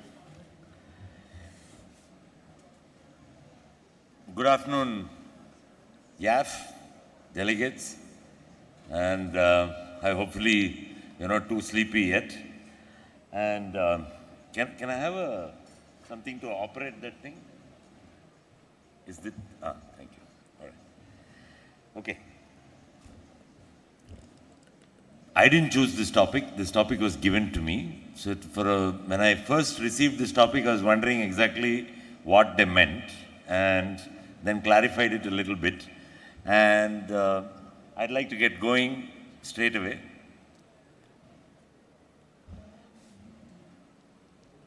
Michael Sorkin is an astonishing writer and a critic. For those of you who haven't read Michael Sorkin, particularly the young students, I urge you to do so. And he says that you have to look beyond the novelty of form, and job of an architectural critic is to actually promote the positive aspects that architecture can bring to life rather than pull it down. You use it as a critical tool. I think we can all agree today that architects need the help of great engineers. What do we really do? We do space planning, we organize spaces together, we choose what the spaces look like, the finishes look like, but without the engineering fraternity to help us, we are actually completely helpless. Right? And the role is not clearly acknowledged. And but the issue with engineering consultants, I'm sure there are a few in this room, I can see Manjunath somewhere, but what happens is that engineers solve a physical problem and they tend to stop when people get involved. When the people are brought into the problem, the engineers back off. And I think that's where architects have to play a great role in integrating how to bring people as part of the design solution. It's not just how 18-meter span or how much water is required or how much sewage treatment plant is made. But if the moment you start thinking about engineering with people in mind, the whole idea that architect becomes what the original definition of an architect is, which is archi plus tecton, which means master builder. In today's world, we are anything but, because it has been taken away by project managers, it has been taken away by client representatives, it has been taken away by engineering firms, and all you are left behind with is the ordering of spaces. Right?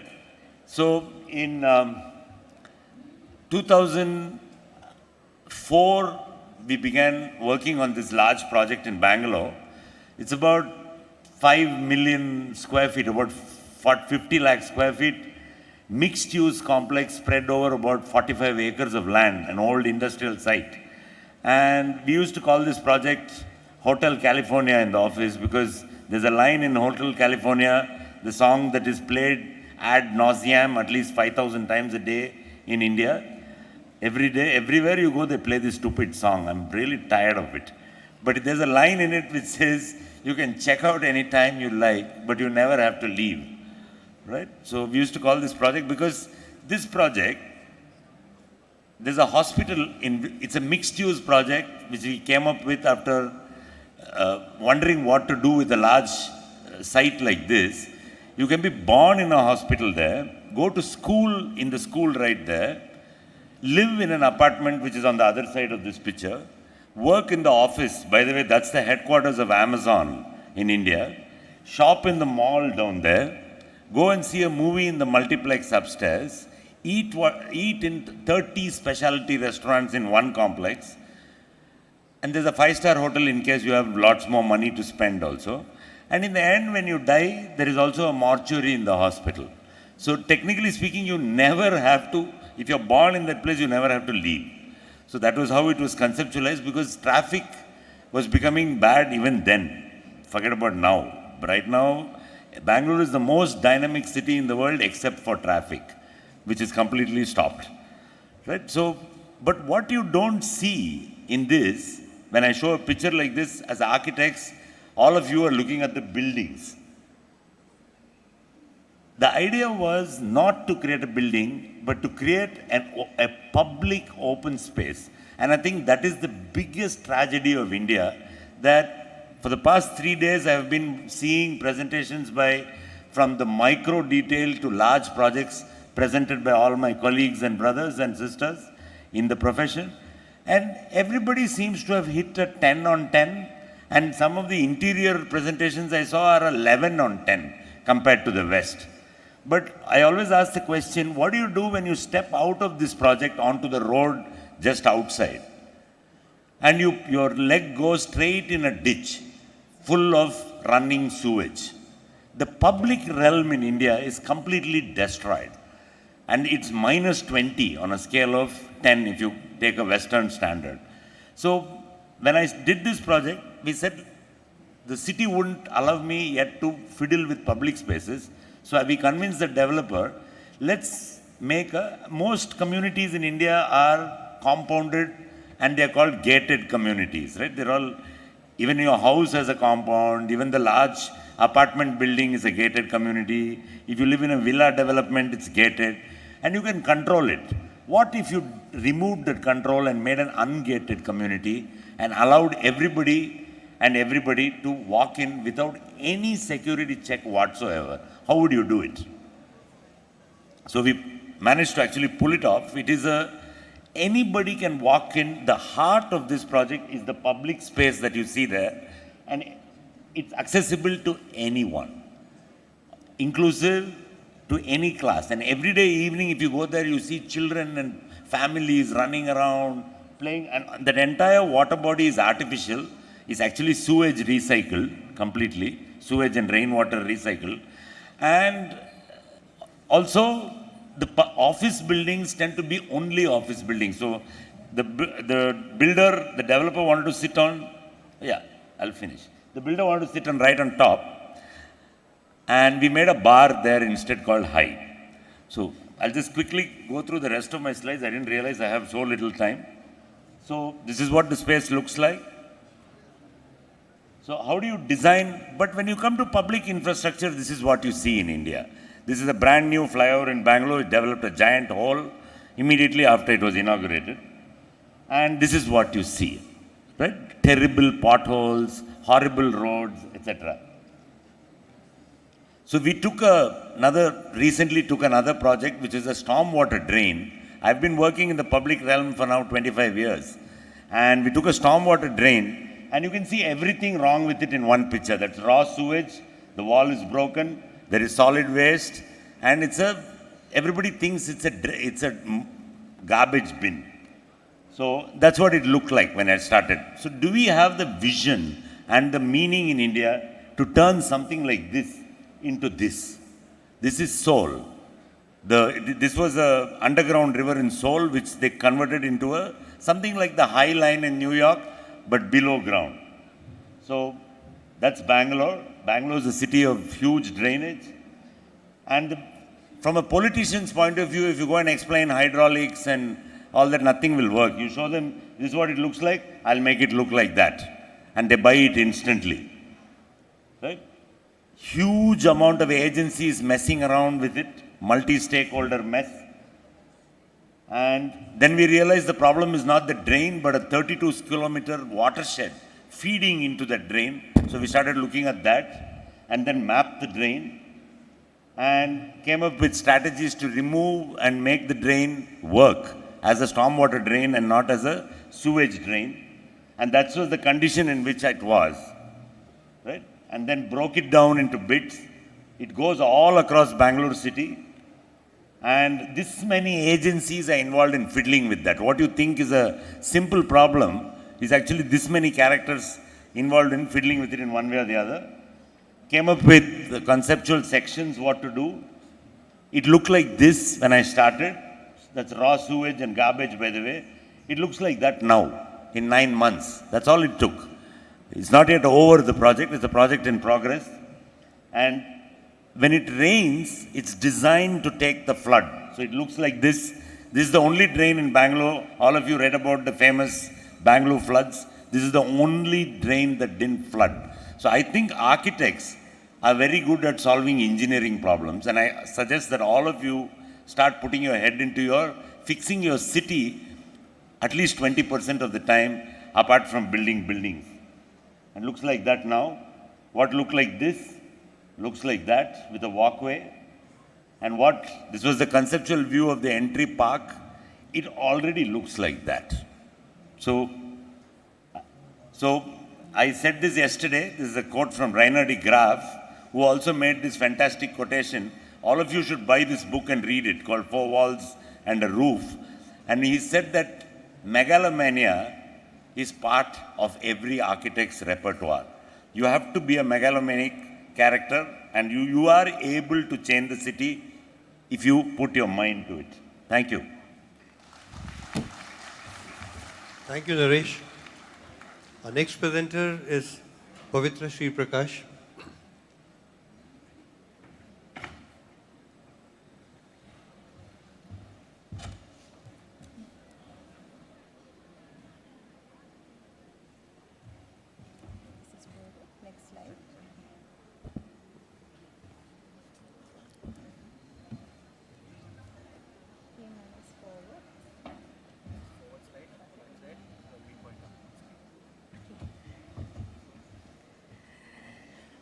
Okay, so this is my first IIA YAF event, and I want to say thank you, Calicut, for having me, and I've been totally blown away with the way in which it's been organized and put together, so a big round of applause for the organizers. Thank you very much. I'll just get started right away because I'm trying to stick to a time frame here. So the question of meaningful implications versus glimmering aesthetics was the question posed to the panel. And where do we strike a balance? And really there were three questions that were sent to us that I hope to answer with this very quick overview of 4 selected works which span across various scales from extra large to small. Shilpa Architects is a generational practice. We are entrenched in belief and philosophy. Our logo tells a very meaningful story. We believe in Indo-centric principles that form our foundation. We started even our logo with playing with the mandala. This was many decades ago. But it is based on integrity and movement, and we have very firm beliefs in design and how it is approached and protected. The other belief in the office that we try to stick to is reciprocity, to location, to client, and to design. And we also believe that every decision in architecture must satisfy all the stakeholders that are involved, and most importantly, the environment. And thereby we hold the utmost respect for anything that has to do with sustainability. So it's obviously a complex web to navigate. The first project I wanted to show is a project that is, I guess, would be sized extra large. So this is a typical scene in the city of Chennai as it flooded in December 2015. People lost their homes, they lost their lives, they lost everything in a very, very short time span. And overnight, every citizen of Chennai became informed. They found out that the airport is actually built across the Adyar River. Community railway lines are built across the Buckingham Canal. Slums sit on the Kuam. And there are many new residential developments that are actually built within lakes.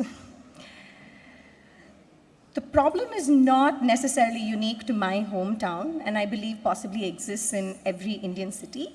Naresh sir also talked about this: badly managed water, badly managed garbage, badly managed people.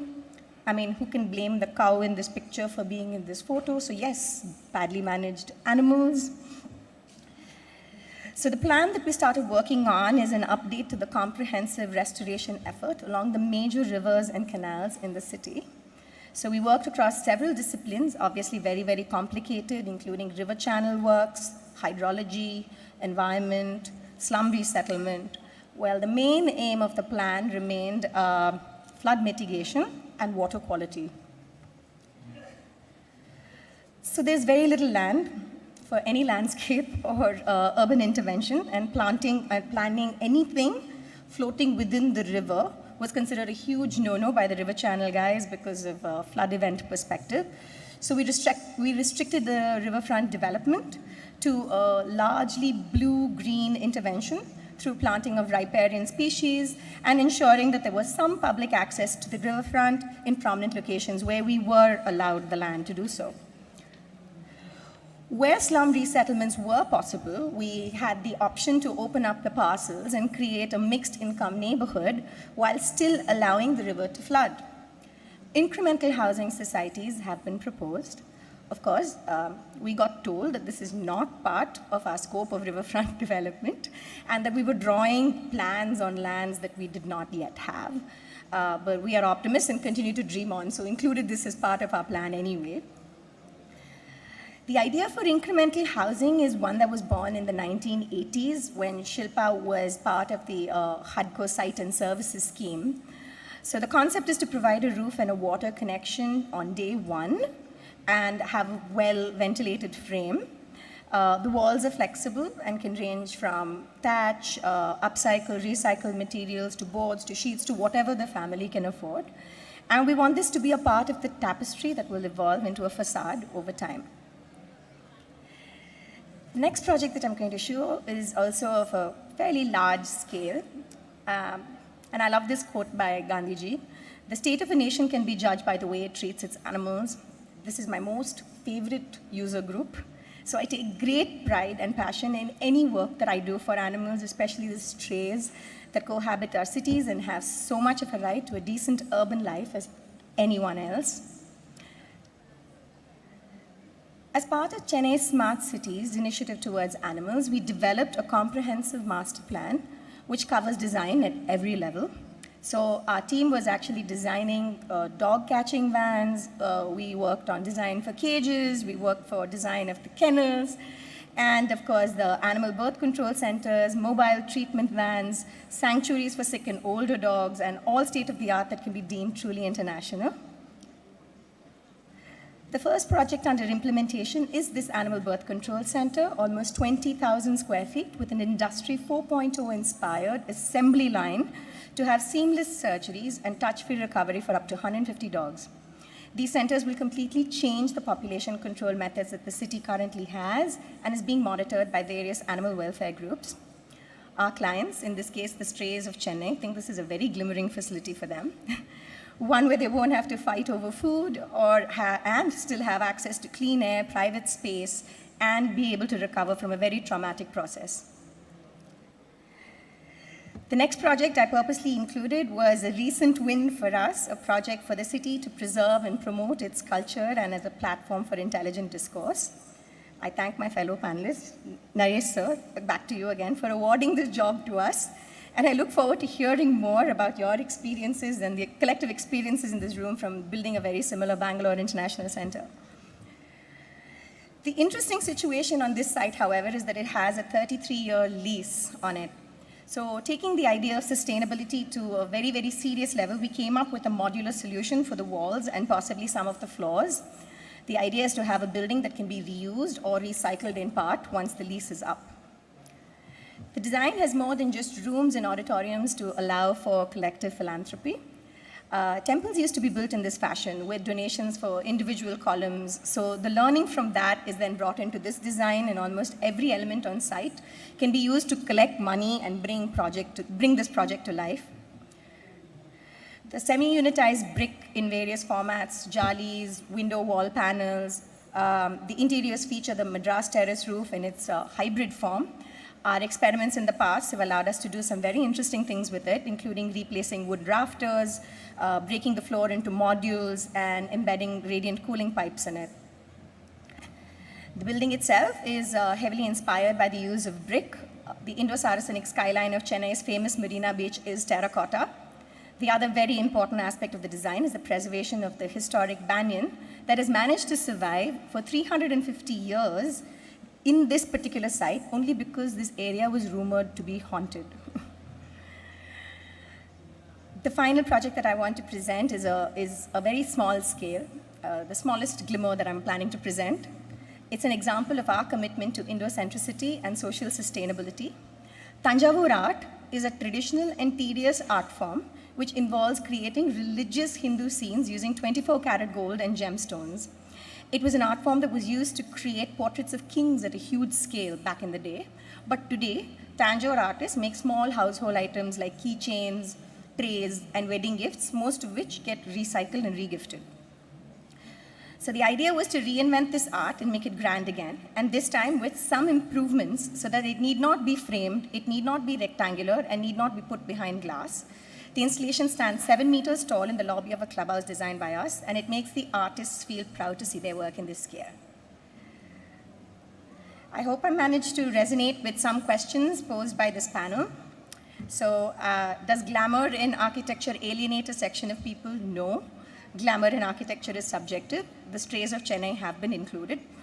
Can the glimmering aesthetics coexist with sensitive needs? Absolutely. If it is being done, we can do it well, even on a limited budget.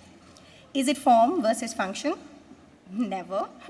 There are many, many layers beyond, but I've been reminded many times that my 7 minutes are up. So thank you for having me here this afternoon. It has been a total pleasure.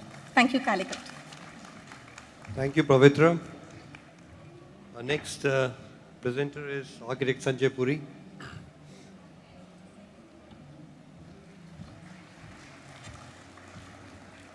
Thank you very much, Tony, Brijesh, and the entire team for such a fabulous setup and amazing lineup of speakers, and for having me here amongst them. So this topic I had to read 3 times to understand what it is that we were trying to say or convey. So it's glimmering architecture versus meaningful implications. I think the aesthetics themselves, in the way you use them, can be meaningful. So what is relevant in today's time? Is it those buildings that you see on the left, completely covered in glass, situated in the desert of Dubai and Abu Dhabi? Or are they buildings like what you see on the right, which have survived through many, many years and are still examples of really good architecture? So these are some projects that we've done where people think, or people thought when they looked at it, that it was purely about aesthetics.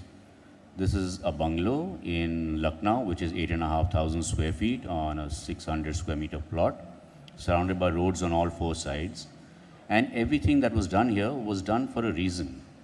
So if you look at the plan, it is punctuated by a large courtyard space, and it is surrounded by roads on all 4 sides, of which the main road, the arterial road, is a very busy traffic road in Lucknow, and for that reason, it is also on the southern side. So the house is purposely screened on the east, west, and the south, and opening up towards the north. And what this screening does is it reduces the noise from the main road inside the house. At the same time, it allows the users to look out. And without air conditioning, this house, when it is 40 degrees outside, is still cool enough without a fan or an AC on. So it works because of the courtyard, because of the ventilation, because of the dissipated light that comes in. This is another project, which is an office building, very small, located in Jaipur, again on a very, very busy arterial road, in fact, one of the most arterial roads of Jaipur. The entire building is screened 3 feet away from the main internal glass windows. The interstitial space is used to put planters, and what this has done is reduced the heat gain into the building from all sides, and at the same time reduce the noise pollution from the main road outside. And of course, as an additional thing, it gives beautiful shadows of light and pattern inside the office at all times. This is an office building in Chennai. The plan by itself is done in such a way that the entire service core is on the southern side and the offices all face the north. All these offices step out into linear balcony spaces, allowing every office space, as opposed to glass buildings where you cannot walk out. People in these offices can walk out at any time, and it's really important to be able to walk out from any kind of space, whether it's a house or an office space. So this building has been planned in such a way that, again, the energy efficiency is extremely high. There are, of course, in addition, solar panels, a rooftop terrace, because the plot was extremely small, and within this small plot, this building is about 90,000 square feet.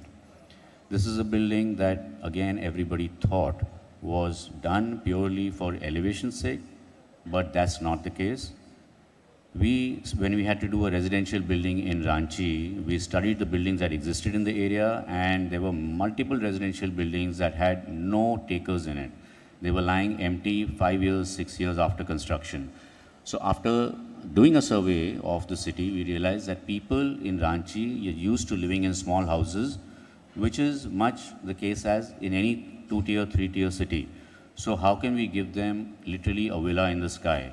Every room of every apartment opens into 24 feet high terrace spaces, and you are given the choice by this skewed angling of each balcony space, whether you want to stay in the shadow, in the shelter, or whether you want to take it in the sunlight. So by this twist, you have a balcony that performs the function of a terrace as well. 50% of it acts as a terrace, open to sky, and 50% is completely sheltered. And of course, depending on different times, the shadows are differently created. This is a house we completed a few months back in Bhilwara in Rajasthan, 40 degrees Celsius for 8 months of the year. And that's how the plan was done, with very simple rectilinear planning on a very tiny plot. But the entire building is wrapped in this interesting curvilinear skin, which creates sheltered spaces for every room to be able to walk out into. At the same time, it reduces the heat gain into the building by a huge amount. And again, this house also, when we were there recently, It was 38 degrees outside, and you could do in this house without any air conditioning on. This is a school that we did in Rajasthan about 2 years ago. In this school, the entire school is designed in this organic way, which is derived from the organic patterns in the old city streets in India. And the school is divided into two parts, with the auditorium, which is the largest volume, which does not require natural light, on the southern side. That's a white block at the bottom. And all the classrooms face the north and towards a large playground space within a 100-acre site. All the corridors, all the classrooms are completely naturally ventilated with single-loaded corridors, brick screens, opening up into this very central large courtyard space, which is the most used and focal space within the entire school, again at all times of the day, irrespective of what the temperature is outside. This is a studio building that we created in Kodla, which is a 2-hour drive from Hyderabad. It's a small place in Karnataka. And here, the brief was to create studio apartments of 3 different sizes. Now, these studios are really small, so they range from 240 square feet to 350 square feet each. And yet, what we've done in terms of the layout is, you can see how the buildings are askewed and they are facing towards playground as well as the north. And every room gets this tiny balcony space that they can walk out into. And this reduces the heat gain into the building, at the same time gives everybody the opportunity to walk out even though their space is really small. This is the courtyard office. It's a 2-level structure in Raipur, but again this is on the outskirts. It is 2 hours away from the main Raipur city. So this again, one looks at it, one would feel that this has been done purely for aesthetics, but that is not the case. If you look at the plan carefully, it is a building that opens up angularly towards the north. It's got louvers on all sides which are angled towards the north to reduce the heat gain from the east and the west, punctuated by a really large courtyard, and the building lifts up in the center on either side so that air circulation goes through and the hot air goes up from the courtyard, making it a completely naturally cooled office space. And this is the street. It is a hostel project in Mathura, which houses 800 student rooms. Here again, the entire aesthetic is based on the planning and the sun direction, with a organic layout, with every room looking out towards the north, towards the large playground space. And these wedge windows which face the north and give students a very interesting space to sit, study, or just look out of the window. And by creating these streets, there are at all times of the day some sheltered spaces at whatever time you walk through this entire complex. Thank you very much for your attention. Thank you, Sanjay. The last speaker of the day is Mr. Vivek Gupta, and followed by a presentation from Yatin, who couldn't join us today, but we'll have his presentation thereafter. Thank you, Calicut. It's amazing. You know, I've been on the circuit and I can vouch. I haven't seen a better venue and better arrangements. Kudos to Tony, Brijesh, Vivek, everybody else who's been involved. Take about Calicut. The advantage of being in a panel like this, where you have glimmering aesthetics with the poster boys of architecture already, and the charming and intelligent lady, is that I'm a very nervous presenter, but I would like to see what I can do with my presentation. Okay, so aesthetics by definition is the main source that defines the qualities of a design and brings out the finest features of different elements, including balance, color, movement, pattern, scale, shape, and visual weight. While meaningful design has layers of details and aspects that are taken into consideration and presentation, and looks are a subset of that. Art and design are often almost purely for enjoyment, but when we cross into things like architecture, interior design, and product design, that's complicated a bit by the fact that all of these things are also practical and useful. So how do we account for the crossroads? I think that was the topic, between utility and aesthetics. Why make useful things attractive.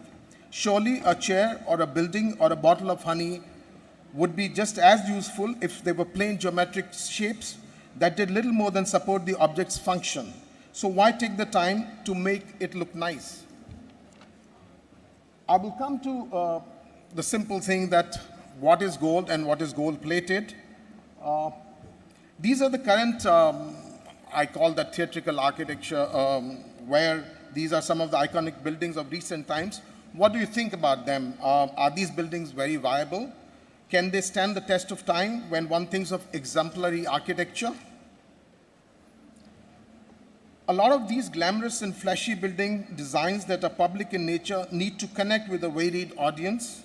The users are not only those with trained eye, but also large masses for whom these buildings set a context. So, since we arrange the framework of cities as Naresh spoke, and designs the fabric of each neighborhood, it's our responsibility as architects to provide a wholesome experience. And the question is, do we manage to do that? Hence, design is more than what it appears to be. Then why is it more or sometimes only about the beauty?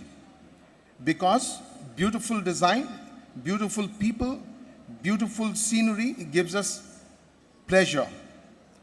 The most simple way of understanding it is the beauty elicits joy, and there is an incomplete biochemical explanation for why that happens. That is the basic psychology. Now that we have science and psychology out of our way, let's look at the meaningful design and meaningful things. Good design is not just visual, but more immersive and experiential. Experience, that, my friends, is that intangible layer, which is how we are responsible, sensitive, and adaptive designers add value to our built environment.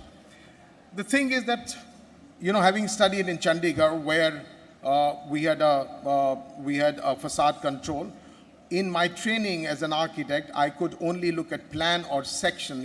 The elevations were never part of our thought process. So it became easier for me in my work to not look at elevations as the only means of making a nice Instagram picture or something. So I will just run you through some of the projects that we've done where our practice is entirely based on the climate context and the client. This is a project, this is the assembly building in Leh and Ladakh that we have designed. The climate is extreme climate there. The temperatures go down to minus 25 degrees. So the norm would be to design a dome for an assembly building. That was the aspiration. But then we had to, that meaningful architecture comes into picture when on the southern facade, on this dome, we created these light shelves which allow the heat gain to happen from the southern side. It's dead south, and then it gets retained in the north side. The north side, the dome is regular. This is another project we are just finishing. This is the highest observatory in India. It's in Leh. This is the Indian Institute of Astrophysics. The diagrams are rather not very explanatory, but I'll show you that right in the beginning where the entire orientation of the building is very important, because in Leh, again, because of the temperatures, we needed to orient the building complete south. So this is the solarium. This is getting completed. What it does is that it completely holds the entire solar energy and doesn't let it dissipate through the trom walls and everything that we have done here.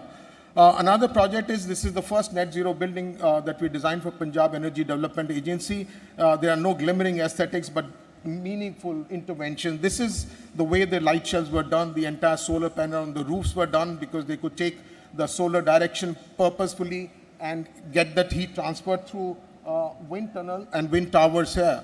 So the temperature, and if you see on the right-hand side, the domes are allowing the light shells, despite the fact that the orientation didn't allow us to have a correct orientation. We have been, through the light shells, been able to distribute light right inside the office, and it's blasphemous for me, any of the project that we do, to have a daylight, artificial light on during daylight. Then comes context that we work on. This is one of the buildings, a small office building that we did in Delhi. The context was that it was aspirational building. It's a Japanese company which wanted to have their headquarters in Delhi, but it was an area which was the most cacophonous area of Delhi, visual pollution, noise pollution, atmospheric pollution. So what we decided that we will do a screen here. If you see, there's a screen which is actually enveloping the building. It allows the light to get filtered. It allows the visual pollution to stay out, and it also allows people to step out into this little green that we could create here. These are a couple of the views. Then comes the client. I think client is the most important aspect of all our practices because they are the ones who are actually paying for the project.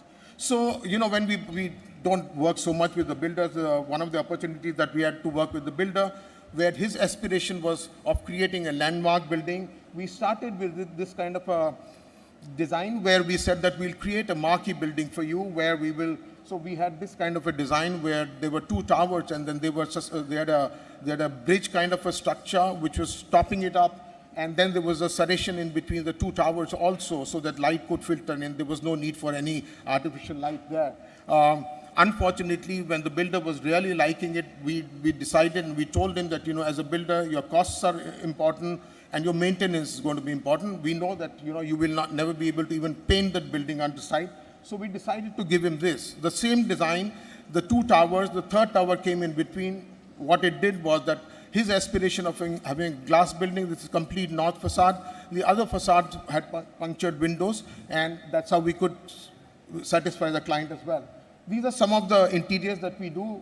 If you see the lower picture, there's an atrium, which was a 5-story atrium. Every other office could look into this office. So we created this kind of a louvered barrier all around so that, there was no looking in. But when you enter, and also we took care of the back of the office areas, which are as important, and tried to aesthetically blend them. Light remains the most important factor in all our projects. If you see the penetration of light in this project, this was an area, this is in Aero City, there was this black screen, this was a 5 mm thick metal plate. The heat gain in this open terrace was about 5 degrees. So what we have done here, if you will see that we've got a green wall, we've got a water body there in between, we've got mist cooling, and we could bring down the temperature by about 3 degrees just by this intervention. So that is a little meaningful architecture that we could look at. Again, some of the examples of letting the light in. Another school that we've done, again, very, very contextual. We wanted to create some kind of a definition to that school and a playfulness because it included junior school also. Anyways, to end, aesthetics in everyday design and architecture exists because we enjoy it. There needs to be a healthy blend of both for the success of a built environment, as Naresh, Sanjay, and Pavitra said. And I think I would end it here. Thank you. Thank you, Vivek. And thank you, panelists, for your presentations. Can we have the AV from architect Jatin Patel, please?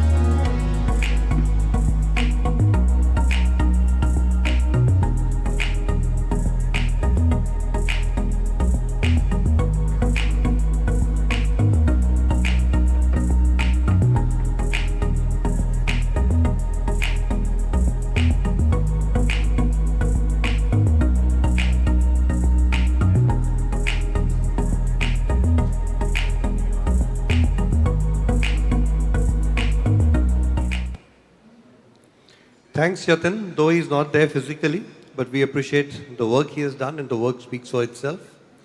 With this, we come to the end of the panelist presentation. Now we come for a quick Q&A. And I'd like to begin with architect Pavitra Sri Prakash. Social responsible architecture. To what extent it seeks to define resonance in professional practice? Well, I think what Vivek presented actually resonated with me when he brought in the last bit of his presentation on the client. So socially responsible architecture, I think as an ethos professionally, even though the practice holds it, there are some projects that we can implement it fairly successfully in because there is an equal partner on the other side that's willing to rally with you on it. Some, there's a little bit more resistance. But I think this is something that kind of, it's a question of it being part of the DNA. I mean, if you start thinking about it with a social responsible angle, automatically some aspects of that will ream through. And I think that's the reason I wanted to show works which were, ranging in scale. Because even if it is just one wall, you can do something that has a larger social impact. If you really believe in it, think about it, and it's wired within you. So, how much is your community outreach in this effort? Community outreach? Well, actually what happens is on a lot of the public projects, I think I spent, it's a bit, okay. The first 6 or 8 years, I worked purely out of the United States, right? So, and I was a planner and that was the job. So all the projects had a specific requirement for running design charrettes, which were community-based. So I've run a lot of community workshops in my days back in the US. But obviously here, it's not a mandatory part of your scope. So what tends to happen is it sort of, at least in my experience, which is limited at this point, manages to stay within stakeholders, which are, slightly one level above the community at large.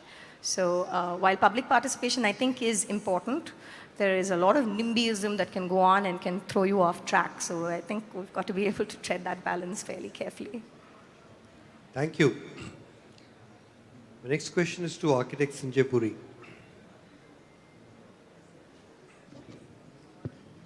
Can glimmering aesthetics coexist with most sensitive needs of a society? Yes, absolutely it can. And that was the reason to show this range of projects where they are completely different aesthetics, which are interesting in their own way and all have a meaning and were there for a reason. So it's totally reason derived. It's a functional aesthetic that also looks interesting. Thank you. I quickly come to Naresh.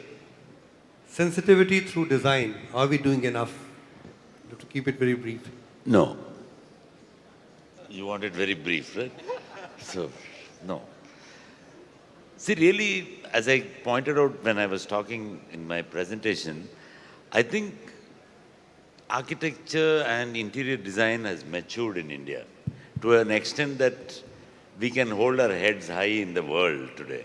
I mean, I'm just waiting. I see also that many Indian architects are now building buildings outside India with confidence that they're able to do it. But really, my interest these days at least is how do I bring the public into public architecture? How do I do it? And this is a complex world where see, most architects start with a commission. Most architectural jobs, somebody asks you to do something, so you respond to that as a client, right? But public projects are like films. They start with a story. You have to write that story, then you have to create a narrative, and then you have to figure out who are the actors, and there'll be some hidden ones which you can't see in the beginning. And if you do that, and if you're sensitive enough to understand that no one group of people is in total control, and you have to learn to bury your own ego, be available for like a whipping boy sometimes, be disappointed about 90% of the time. The 10% of the time that you get through, I think is much more rewarding to me at this point in my career, because really speaking, no building is impossible. A road still seems extremely difficult to do. So that's the tragedy of India. Thank you, Naresh. And since we have a paucity of time, a very quick one to Vivek. Public buy-in on projects, a reality or myth? Actually, if it's done well, I think it's a great thing to do. The public-private equity, which is done reasonably and with a proper demographic calculation. But unfortunately, in this country, you don't do public-private projects you do it based on the politician's might, Even if, whenever there has been a railway minister in Bihar, the smallest of the station, they want the train to stop, because it's its constituency. Similarly, a flyover is made not necessarily based on the traffic calculation, but based on who wants to show his might, an MLA or MP or whatever. So I think otherwise the other problem with the public buyout in any project is that you don't have equitable distribution of profit. What happens is that as long as we have examples in Delhi, Gurgaon, that toll, the moment the government realized that there was hue and cry about people talking about that, the toll is excessive, they stopped. They didn't bother about the concessionaire who had made that road and everything, and they took that stand. I think looking at that, so there is public buyout is possible, but not in design. Like Naresh has been saying, I don't think, because there are not equal stakeholders. In this country, for Naresh, as he's saying, for public to come into picture, as Madhav was doing the workshop yesterday, if the stakeholders' views have to be kept into mind, like the kids who wanted a park in a certain manner or people who want a pedestrian street, but not in design, because we unfortunately do not have design-educated public to come out with solutions. So I think architect will have to remain the solution provider to all the problems. Appreciate that. We really have a paucity of time. Any quick questions from the audience? We are done? So I think I'd like to summarize. I think we're really running very close on time. Just to sum up, very interesting discussion. Thanks to all the panelists. Just to sum up, Naresh talked about public realm in India is totally destroyed, to architects good at solving engineering problems, to Pavitra talking about flood mitigation and water management, stray animal management, healthcare, a very good initiative, collective philanthropy, yes, need of the hour, I agree, and glamour in architecture is subjective. To Sanjay talking about relevance is critical, spatial planning is the key. I think it comes very, clear in your projects. And finally, Vivek talking about the rise of experiential design, meaningful interventions, and client, the one who enlivens the space, functionality is the key. So thank you so much. On this note, I thank all the panelists and a wonderful audience, and possibly questions next time. Thank you, panelists, and thank you, moderator. To present the mementos to the moderator and the panelists, we'd like to invite Architect Sujit, Chairman, IAA Kannur Center. Welcome, sir.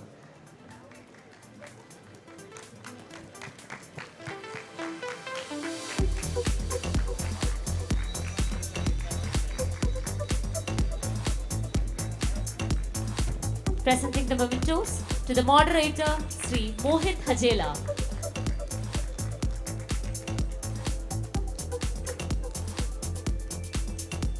The panelist, Architect Naresh Narasimham.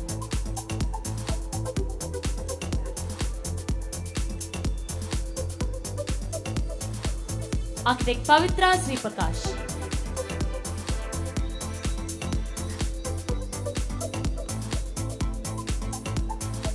Architect Sanjay Puri.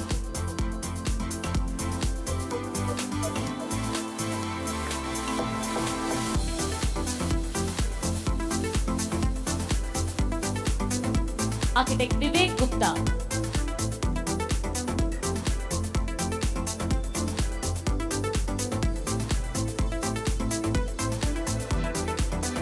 Thank you, everyone.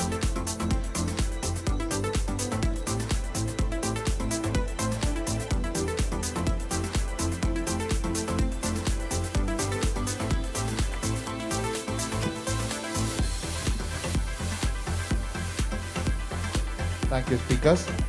With this panel, we have come to an end of the panel discussions in the State Sabha. Yesterday and today, we were fortunate to have more than 50 speakers across the country and from a variety of disciplines to share their knowledge with us.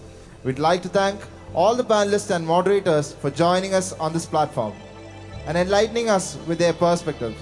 We sincerely hope that you're all enjoying the session. For the success of any event, cooperation and fraternization with the team of sponsors are crucial. We are proud to welcome onto the stage our platinum sponsor, Mr. R.K. Gupta, Director of Sales, R.K. Marbles, to introduce themselves and brief us on their line of products and latest contributions to the industry. Welcome, sir.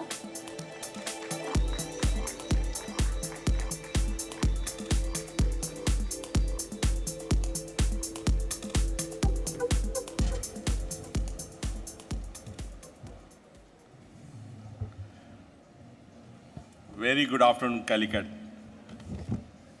Such a wonderful gathering. And first of all, I would like to thank on behalf of RK Marble, Tony Sir, Brijesh, and Calicut Architect Committee for giving us an opportunity to be partner in this wonderful event. I must congratulate entire team for such a wonderful work and such a well-organized event without the help of any event management company. And it's only the teamwork, so everybody deserves a big applause. Although everybody must have seen our AV, corporate AV, where you must have known about RK Marble. But yes, there are young architects, young designers coming up. I would like to give little background about RK Marble and where RK Marble is today.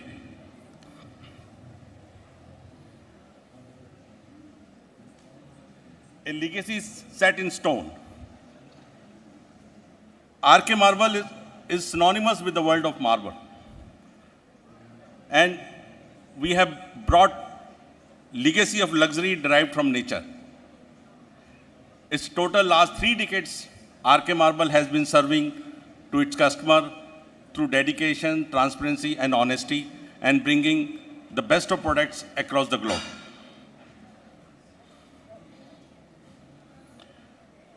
From a humble beginning in 1989, today RK Marble has grown a group of companies. RK Marble, where we sell marble, then cement. We are 14 million. Wonder Cement is our key brand in North India. Then we have Wonder Home Finance. And 90 Degree, one of its own unique project, we have created history in creating designs on natural stones.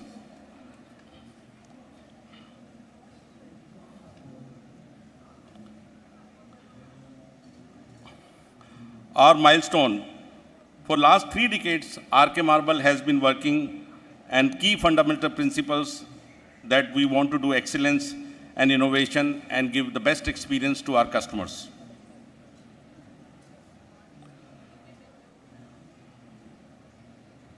After we started our mining operations in 1989, very soon we became the world's biggest marble producers. Just to, in a simple terms, we were producing marble and we were selling marble almost equal to 8 lakh square feet every day across the country. We have made marble affordable to every Indians. Our Kishangarh facility, where our processing plant is there, is spread over an area of 150,000 square meter. We have the best of machineries for processing of marbles from Italy.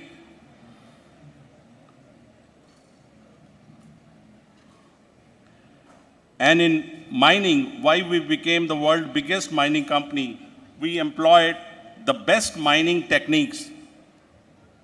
And that is the reason we became the largest producer of marble. And the next company in the world is 1/10 of our size.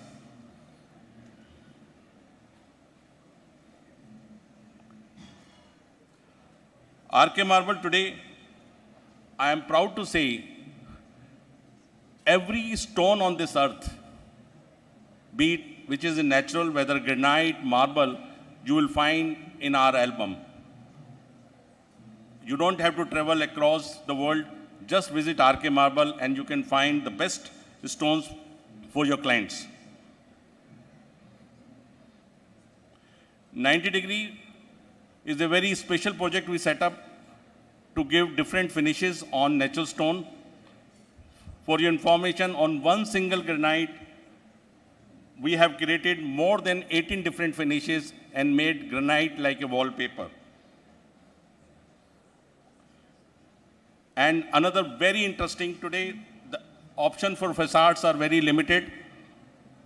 We are the first company in the world to create 6 mm and 10 mm ultra thin granites. You can use today on your doors instead of veneer and panel are 6 mm granites to create masterpiece of doors for the ultra luxury. And the customer today wants something new because it's a lifestyle today to create their dream home.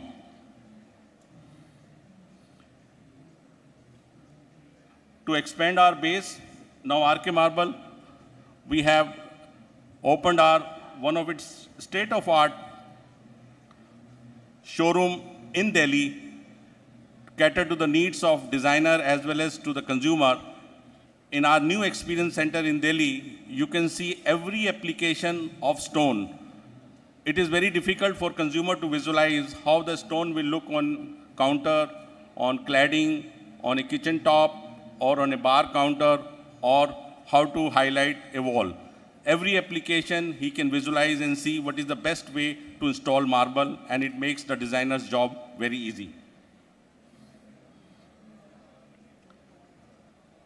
And both our experience center in Gurgaon also, similar kind of applications has been displayed. And our Gurgaon experience center is the largest warehouse anywhere in the city in the world, not only in India. In one place, you have each and every variety available there, right from 350 rupees to 6,000 to 7,000 rupees, and a very unique strategy, RK Marble, which has launched now, because marble has been very unorganized sectors like diamond and gold.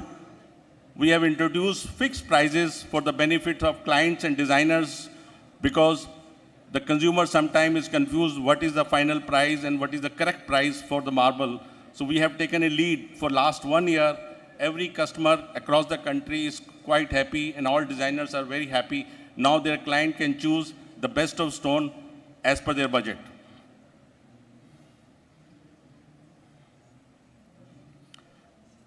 White marble has been the unique choice of every white lover across the globe. India has given the best of white, Makrana, but today deposits of Makrana has been depleted.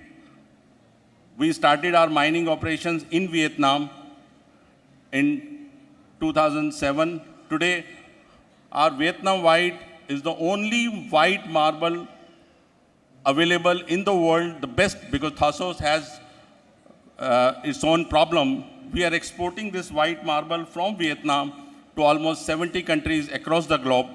And if anybody all needs white, it is RK Marble Vietnam. Marble goes, whether Italy, Brazil, or US, any part of the world, they are sourcing from RK Marble Vietnam.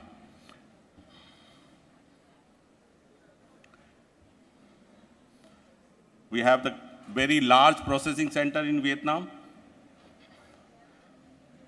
As we are exporting and we are also importing, as I said, we have every stone available on this earth in our album today.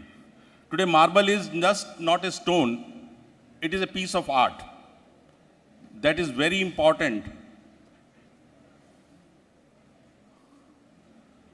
We have currently center in Delhi, Gurgaon, and Kishangarh. We are soon trying to open our experience center across the country for the benefit of our customers. During 2-3 days visits, some of the designers have raised some queries about how the marble needs to be processed, and they feel sometimes the problem of opening of cracks. So just for the benefit of them because unfortunately in India, the marble is sold unprocessed by our vendors across the country. 90% of the marble is sold unprocessed. It is very important to understand and to guide your customer that when they buy imported marble, it must be fully processed. So I just to give a glimpse of process. Next presentation, please. I will just quickly show you, this is called polymerization process. First of all, it is very important to source the best quality block. Every mine has A quality as well as a D quality blocks. We import the best quality blocks from the mines. And after cutting entire block, a fiber is being put on before cutting. And the most important is the heating of each slab in furnace and then applying the best quality epoxy on it and then vacuumization so that it goes through and reheating for polymerization. This process, we do not sell any marble slab which is unprocessed, and that makes it used for years and years. You can enjoy the use of marble. Although we have displayed in our stone the best of varieties across the globe, but just a glimpse, I will show some of the beautiful art of exotic granites. Next presentation, please.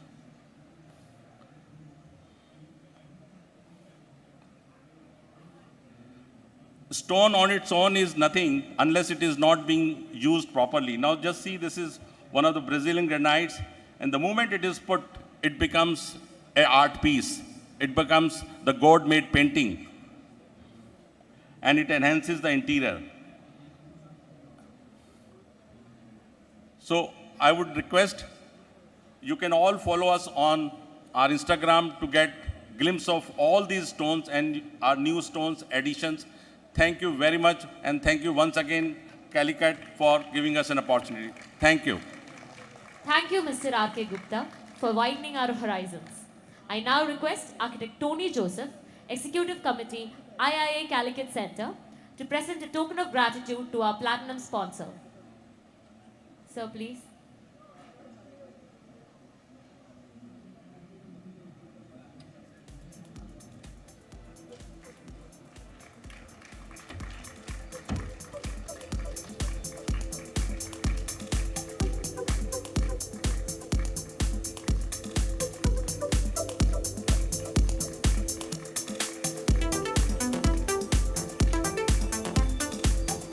Thank you.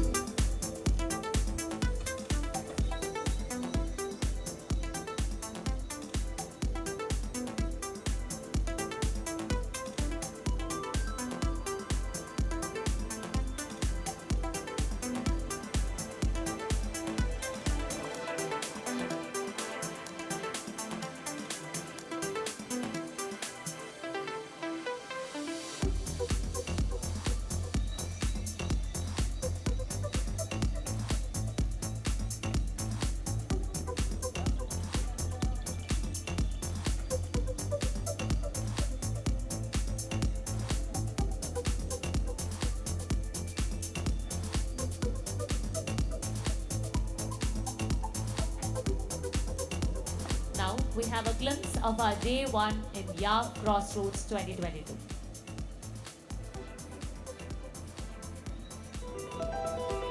Once again, IIA Calicut just completely pulled all the stops. An incredible event, 2,500 delegates. I mean, the biggest event that I've ever been part of. And everything seamlessly put together, working like, completely scheduled and amazing.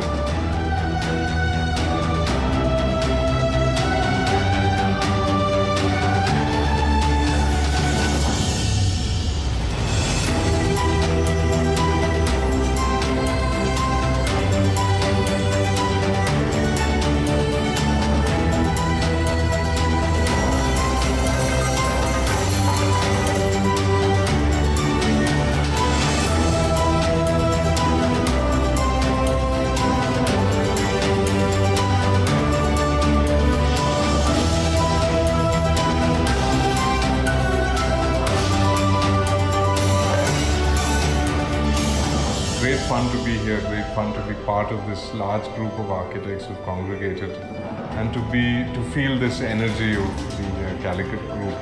It's always enriching and inspiring, so fantastic.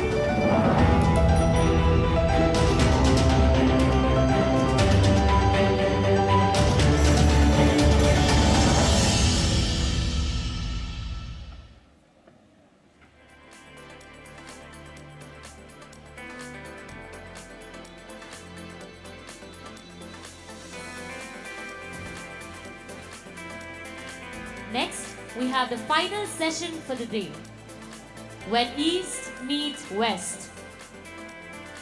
Throughout the 3 days of the Young Architects Festival, we have had interesting explorations into the theme, Architecture for Everyone. Through this session, we are envisioning a constructive dialogue between two of our most esteemed guests and the ideal embodiments of East and the West, Architect Peter Rich and Architect Palinda Kannagara.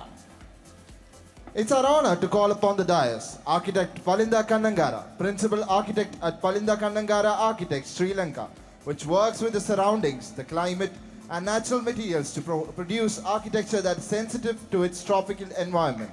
He was inspired from Buddhism and he appreciates the inherent beauty in minimalism.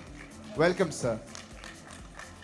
Architect Peter Rich, the Principal Architect at Peter Rich Architects, South Africa, who attributes his learning to African space making as being central to his career. Peter finds time to teach and develop new curricula in Africa, India, Europe and the US. He is widely inspired for his contribution to the modern African architecture and the support of the underprivileged around the world. Welcome, sir. We request Architect Palinda to commence the presentations.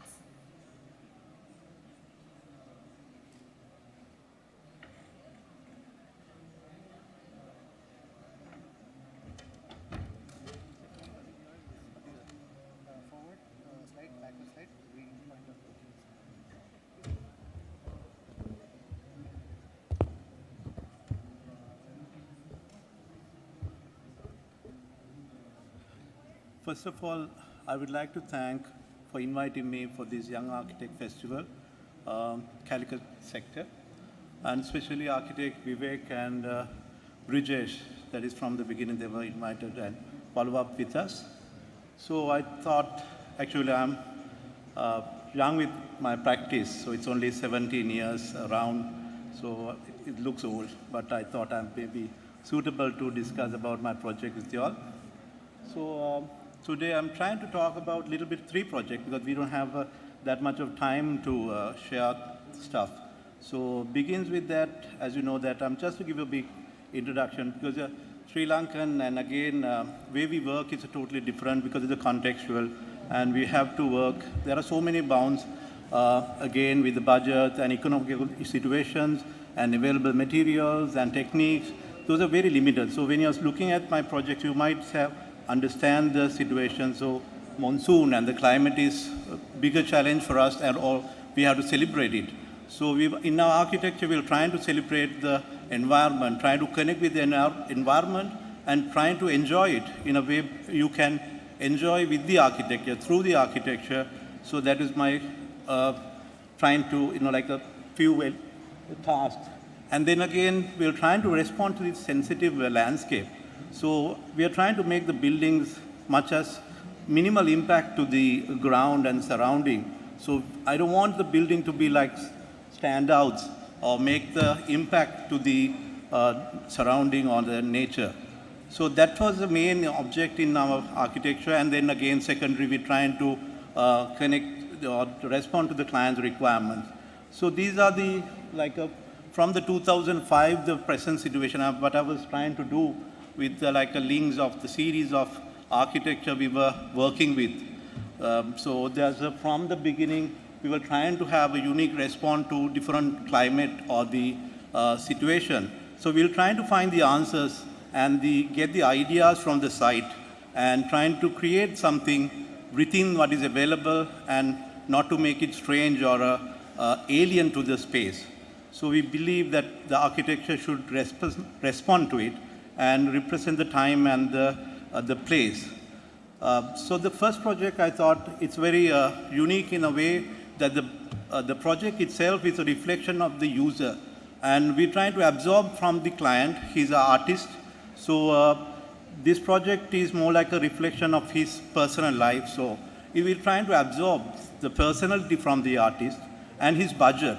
So we have worked very closely with the artist, and we have understand the requirements are basically to create a residence and studio and gallery space for the artist. So this is very much suburb of the Colombo, and next to like a paddy field and a highway. So the site itself, you won't get anything rather than a slope. So we're trying to capture these, the beautiful paddy field as a backyard, and we're trying to frame that through series of garden. So basically we were trying to do a pavilions that is connecting series of garden that can be enjoyed as a gallery space and the workspace for the client, and leave the upper floor for his residence. So that was the key idea. And then it's continue with the slopes, and then we're trying to make use of the terrain without a cutting and filling because the budget was very small. So that's the simple idea how we can achieve that by leaving the ground floor totally open like a pavilion and give the residence as a more secured space for the client.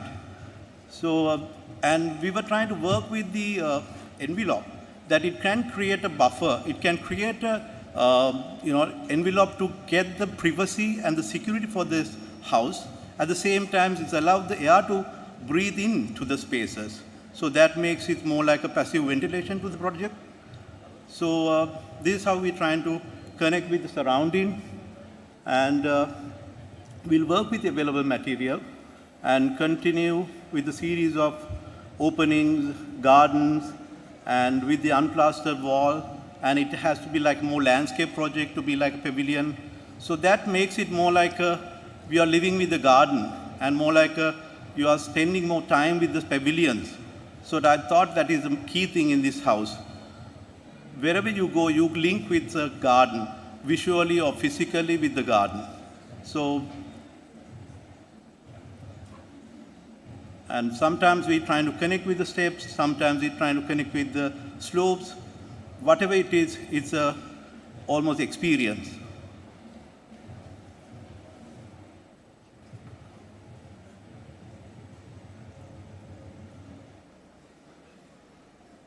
And when it comes to the upper level, we're trying to give a different feel from the ground level to upper level by giving a textured wall or a plastered wall that they can enjoy the family living in their private space. But even though it's separate from the ground level, it's trying to connect with the ponds and the landscape below.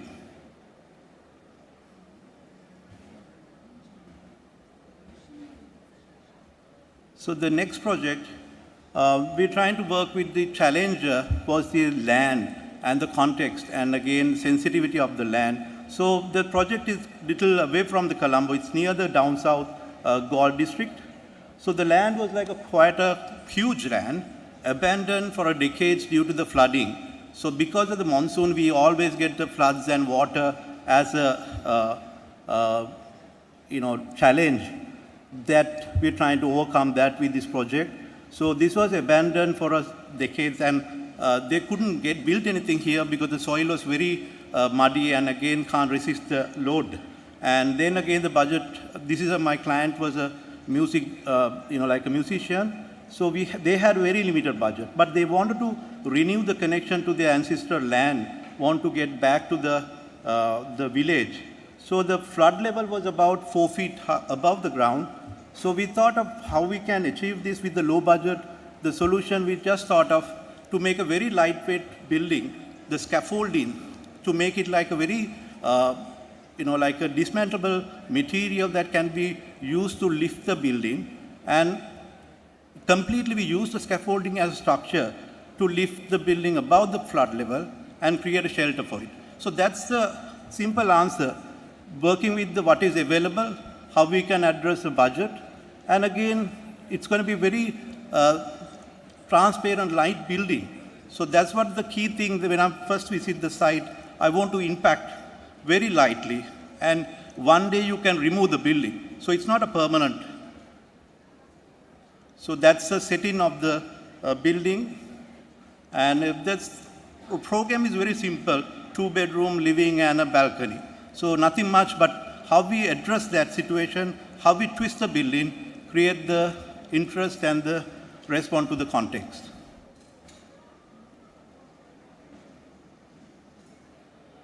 And we worked with several models from the beginning and how we trying to use the different materials. And that's how it is with the water.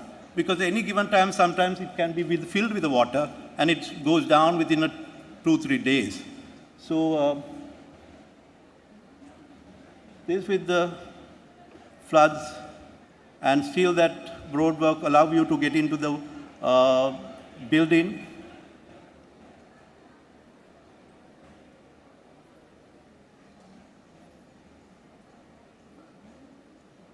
I have a small video after this. I think it gives you a better feel of the space. So I'll go through it a little fast.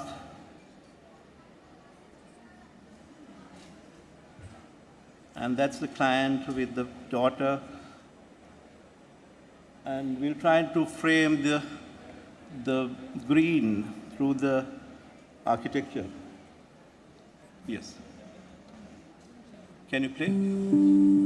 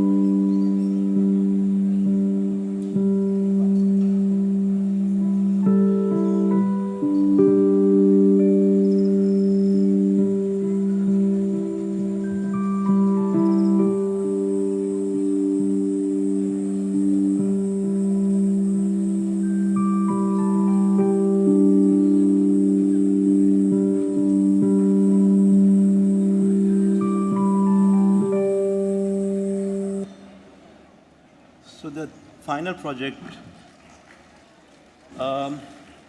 is a wellness retreat in Habarana. So this challenge was how we can address to the context again, being near the ruins, Anuradhapura and Polonnaru and Sigiriya. We are trying to absorb the material, language from the regional. So we were trying to work with the context, and again, these are the remnants of this area, so the ruins from this city. So basically the site is quite a big land, but it's below the tank, the Habarana tank. So we are trying to work within the context and trying to create the views. But the challenge was to safeguard all the trees there. So then we were trying to create a pathway that is like a monastic experience that we want to give. And then connecting all these elements or the requirements, the 10 rooms and facilities. So that was the key thing. As you see the journey starts from the main road across the small canal that overflows. And again, we have to respond with the lifting the building. So we trying to lift the pathway instead of lifting the ground. So it creates a journey through the windings, saving the trees, and create a journey with the experience of meditation pathways. So that's the key thing. So we are going through quickly because it has a nice, again, a video, so you can get a better idea through the video. So these are some of the aerial photographs. You can see the tank and the Sigiri far away, you can see. So that's the journey start from the bridge and continues with the series of, we're trying to use the moss like a brick, exposed brick as a material. It eventually becomes the moss and the landscape, and then the simple plan and limited, like a simple footprint, and having a 2-story, the same watt of space. So that's the bedroom. So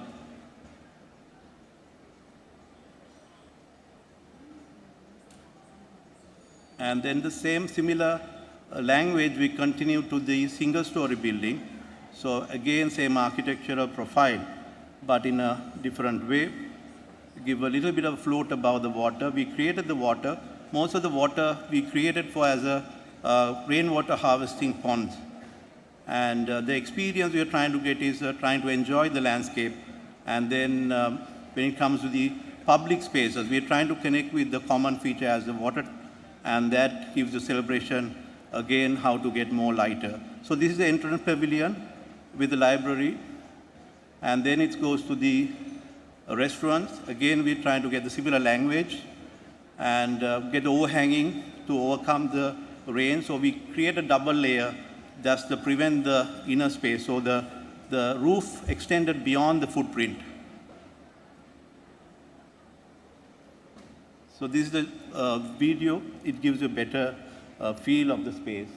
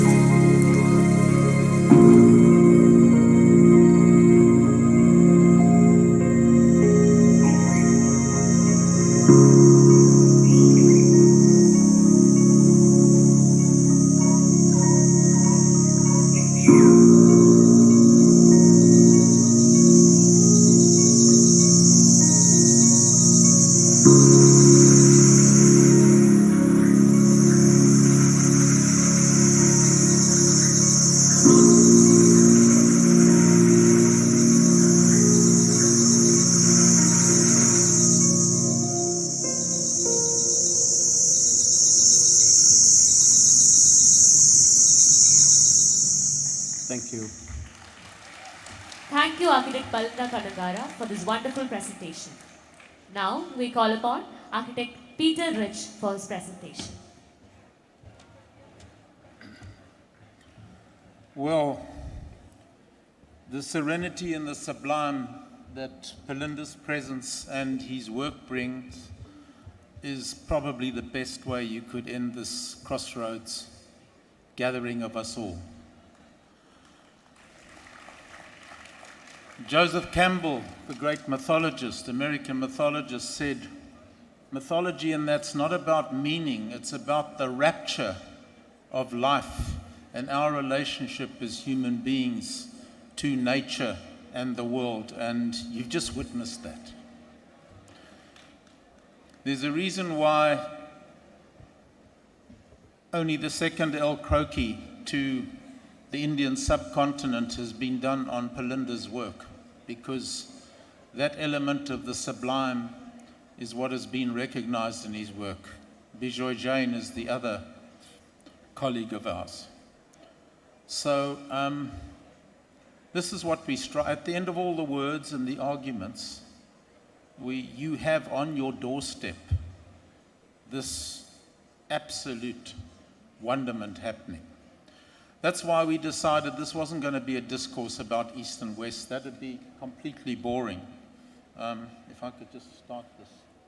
Go back to that one. Oops. How do I go back?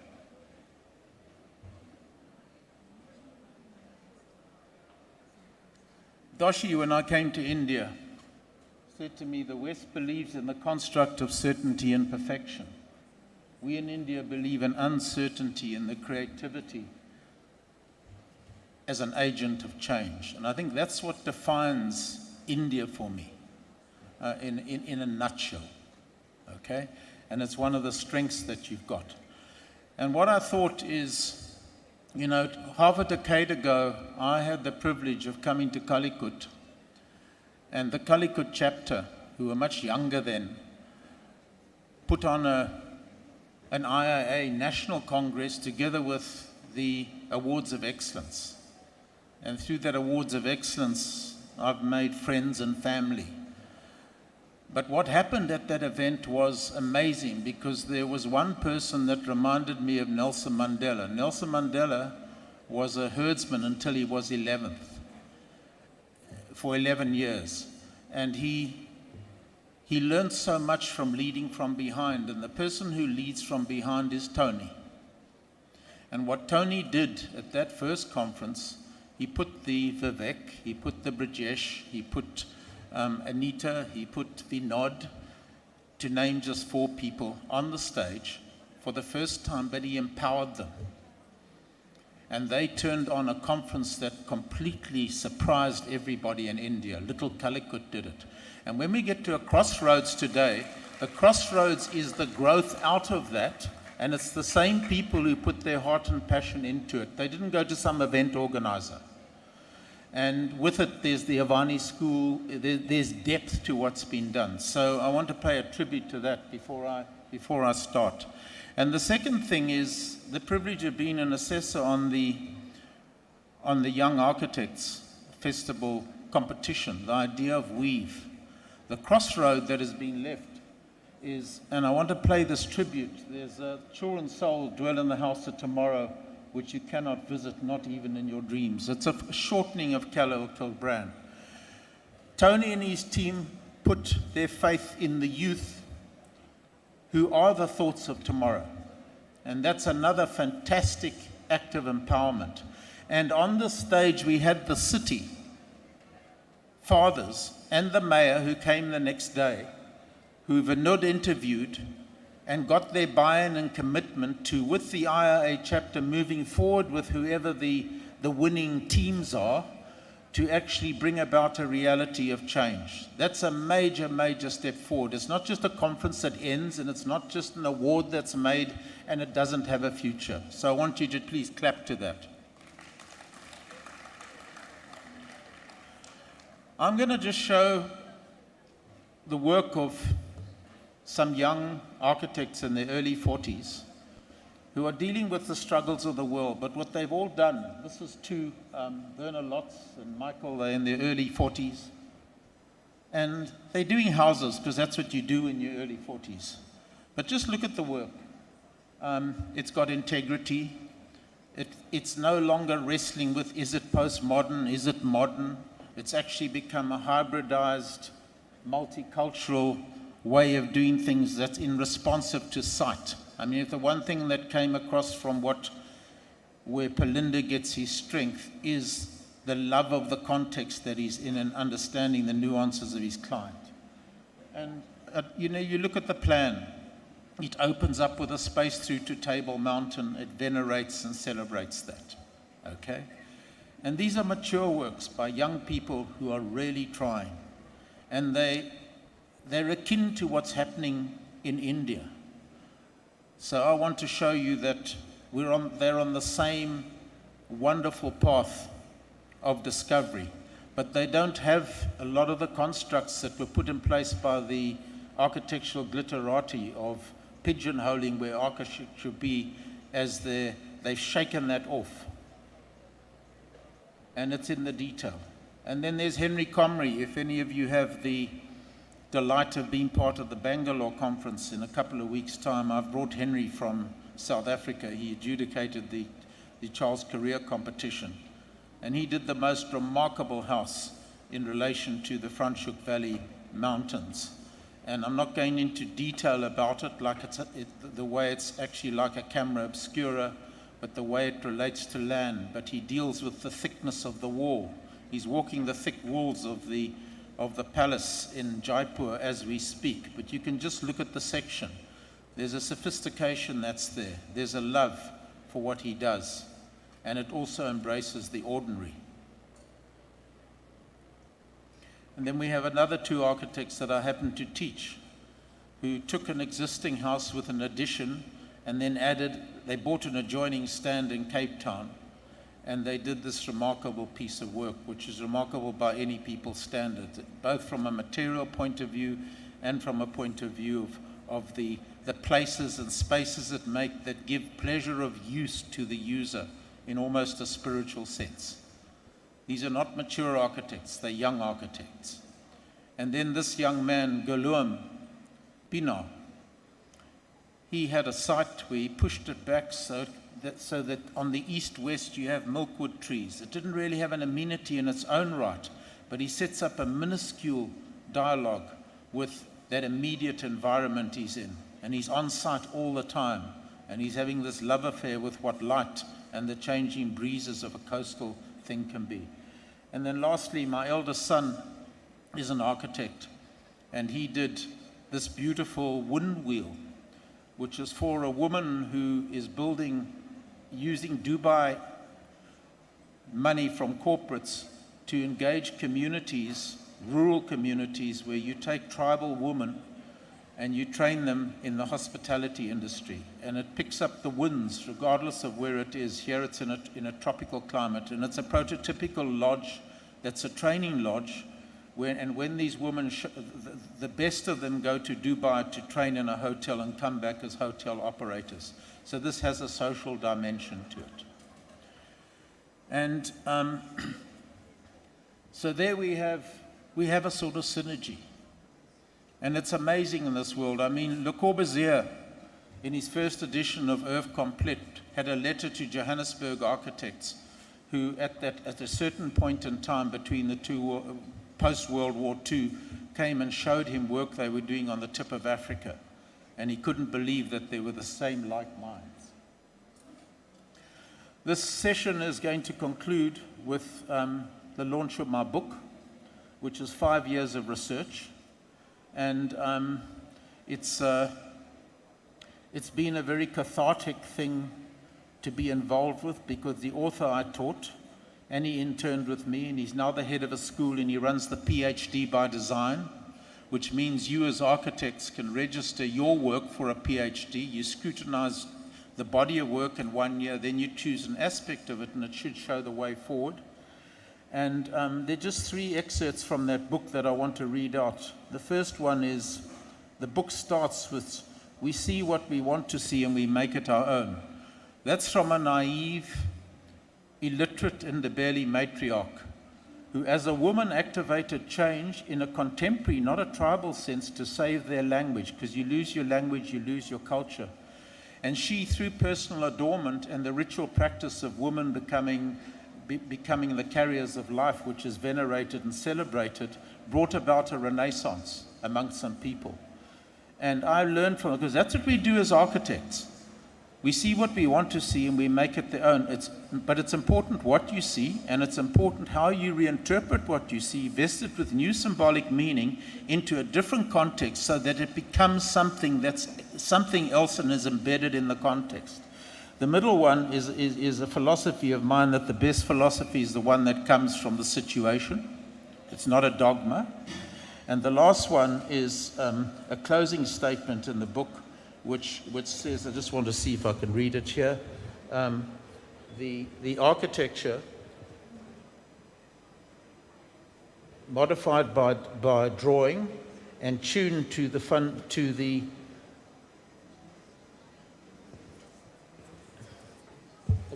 I can just look there, sorry. Okay. And tuned to the circumstances, the ordinary and the spiritual. Now that's what I think we need to do. I go into communities with a measuring tape, and I get off my pedestal as an architect, I get off my pedestal as an academic. I'm no longer the professor. I said, I've come to learn from you, and I spend the day with the grannies and the mothers and the children measuring up, and you get to know the people. And that transforms you into the human being you should be as an architect. So the book, there's an opening statement, a middle one, and the closing one. Is fundamentally about that journey that I went on. And it's really nice to see someone, the author, to excavate where you were at points in time that changed your course and direction so that you know you're going on the right course. So I enjoy sharing that with you at the book launch. Thank you very much.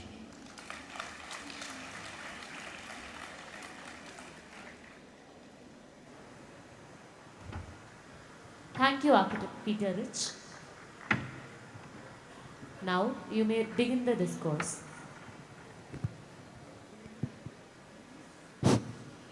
Are there any questions?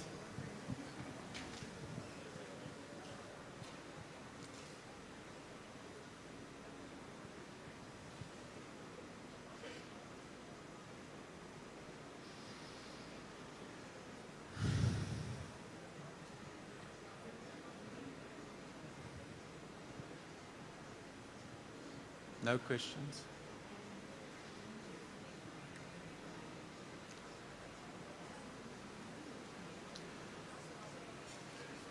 I'm not sure where the venue for the book launch is, but the organizers can help me with that one. Hello, sir. So my question is, being innate with emotions, what role does emotion play in your design process? Okay. Sorry, can you say that again? Yeah. Being innate with emotions, what role does emotions play in your design process? You know, I was present at a review by Johanni Pallasma, William Curtis, Glenn Murcutt of RCR, who were Pritzker Prize Award winners in Venice in 2018. And the same sort of question was asked. And all of those people came to the conclusion that architecture is about space and light and ambience. They've come almost the full circle, okay? At certain points in time, they were arguing that, you know, that the house was a machine for living in. We need to get back to the human factor. So I think the emotive thing is you don't know until you've done the design whether you sit in it and it's going to have that resonance where the materials and the proportions and the scale and the relationship to nature are completely in sync. But you live with it as an ideal. And someone like Palinda, just like his nature in a very quiet way, remains very sincere to the materials of the context that he's actually in. So it's about emotion in the end, because the experience of space is an emotive one. And I judge a building when I sit in it by the level of tranquility I experience. So I hope that answers your question. We've gone a bit over time, so there's time for one more question.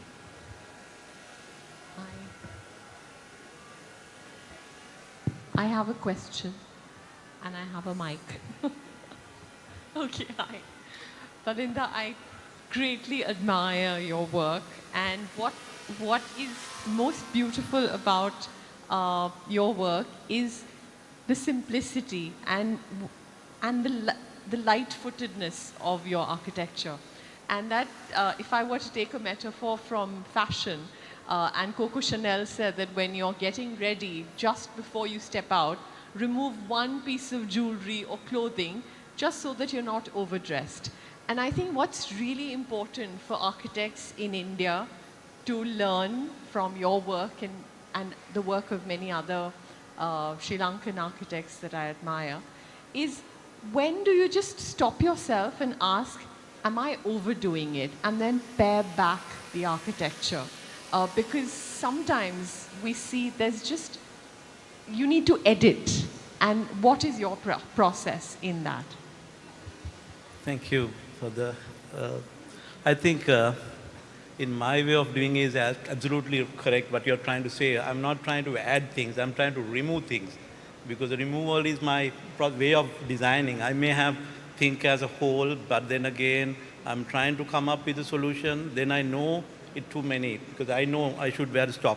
So rather than adding, I'll remove things. So removal gives me more pressure to make it final. But again, you can't remove everything. So it's a little bit of a, I don't know, I feel very sensitive with the project site and the client, and again, I think the way of designing is a way of understanding the living of the people as well, because I think the contextually, it's not only the environment or the land is different, the people also way of thinking is different.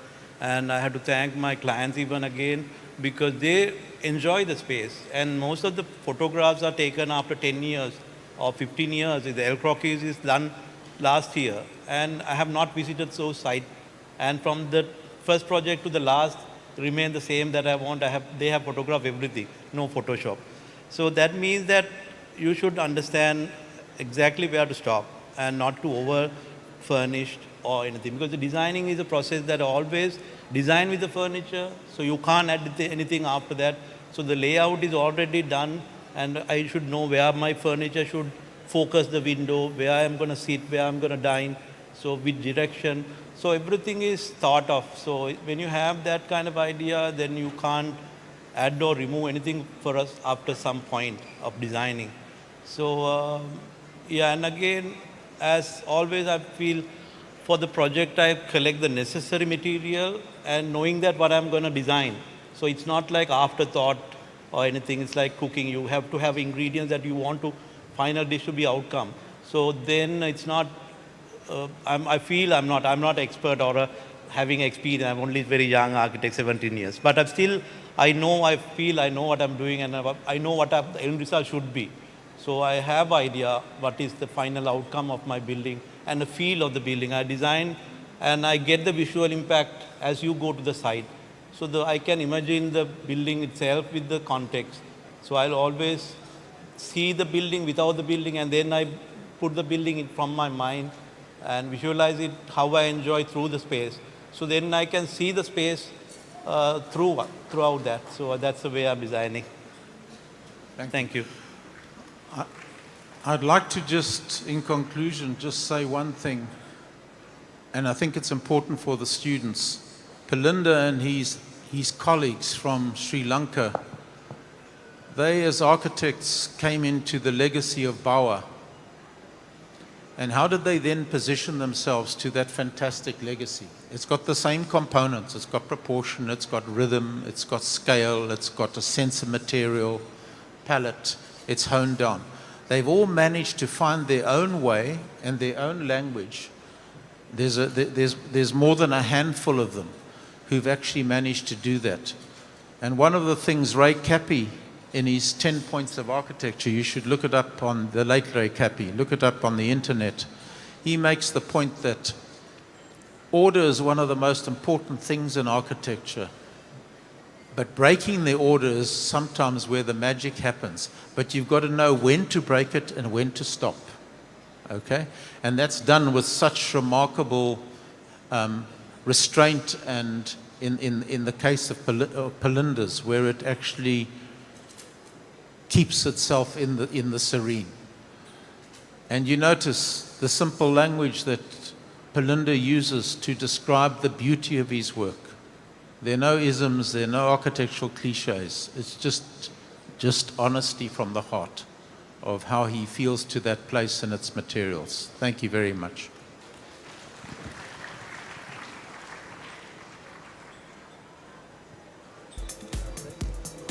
It was an awe-inspiring presentation and interaction where every bit of word can contribute to the growth of an architect. We are both privileged and honored to host architect Peter Rich and architect Palinda Kannangara at the Young Architects Festival 2022. To present the mementos, we'd like to welcome architect Vivek PP, chairman, IEA Calicut Center, onto the dais.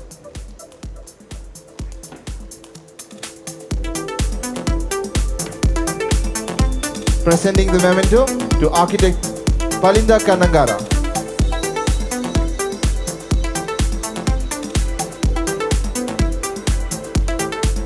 Architect Peter Rich.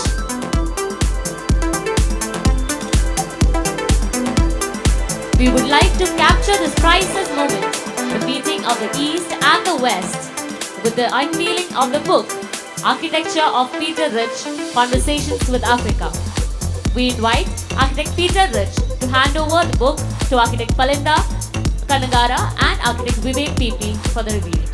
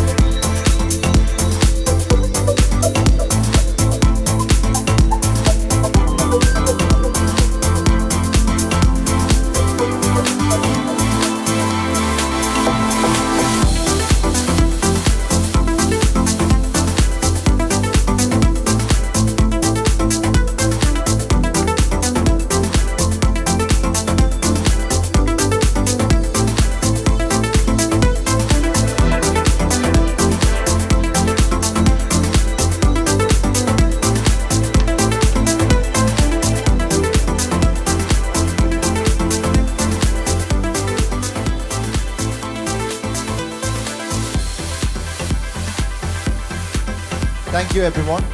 In this twilight, the curtains are drawn to a close, marking the end for the formal events that grace the stage. We're eagerly waiting for the grand valedictory function. First and foremost, we'd like to express our sincere appreciation and gratitude to all the panelists and moderators for sharing with us the valuable time and expertise resonating with the theme of Architecture for All. Over these 3 days, the place has been host to a multitude of events, from discussions to jury panels to rapid-fire sessions and project presentations. Now, we will be having a Kalari Payate on the stage, followed by a valedictory function and the award night. The glorious award night will include the National Students Installation Award, KRIA, and the National Level Design Competition, Reweave Awards, followed by the YAF Awards.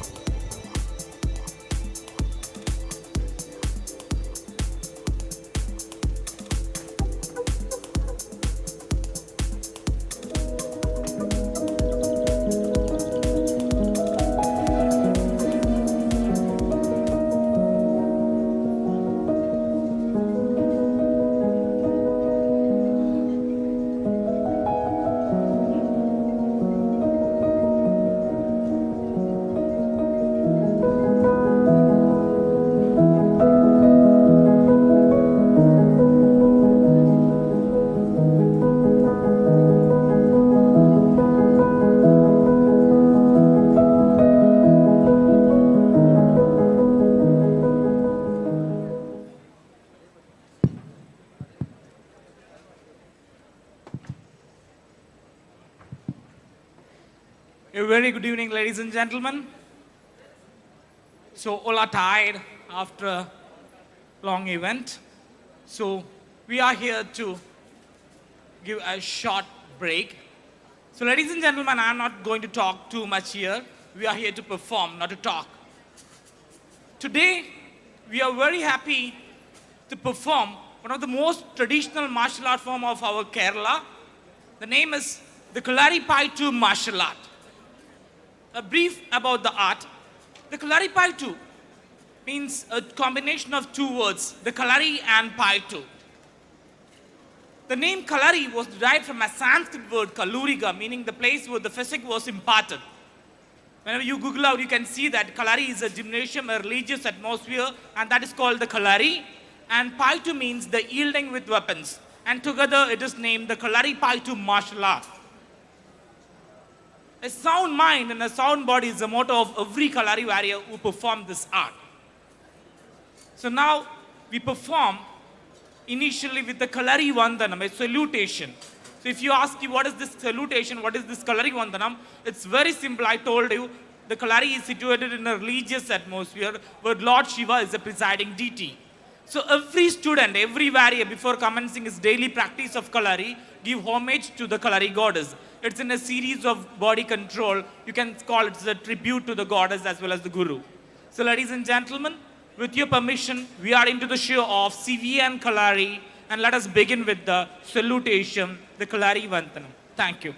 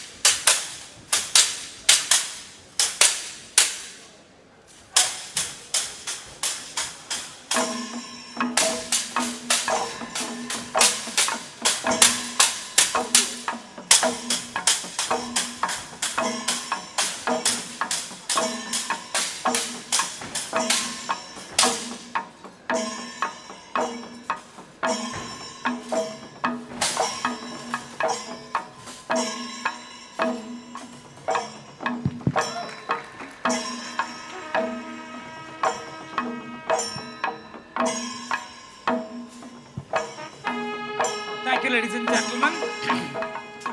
Thanks for watching the show till now. I hope you're interested about this art, CVN Kalari. A few words about us and we will be winding up with the final item, the Urumi.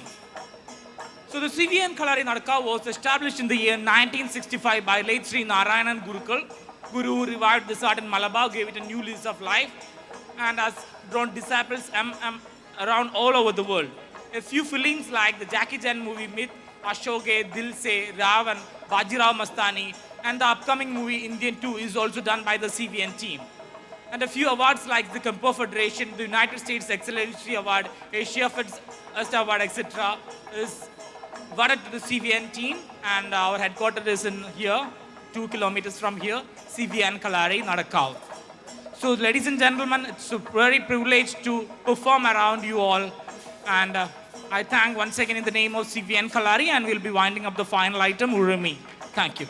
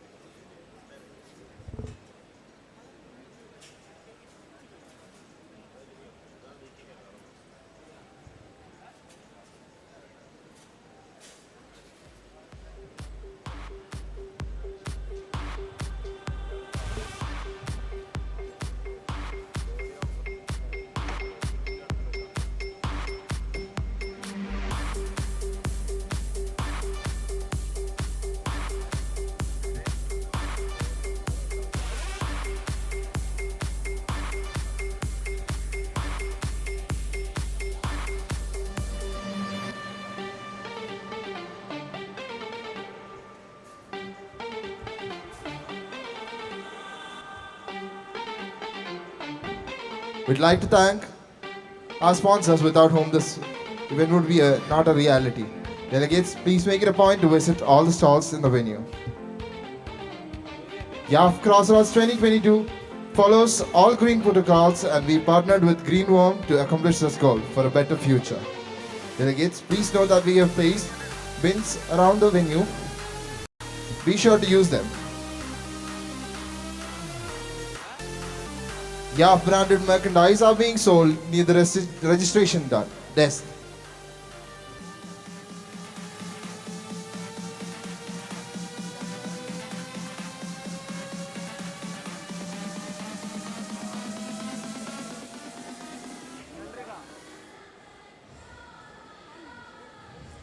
I once again take this moment to thank all our sponsors.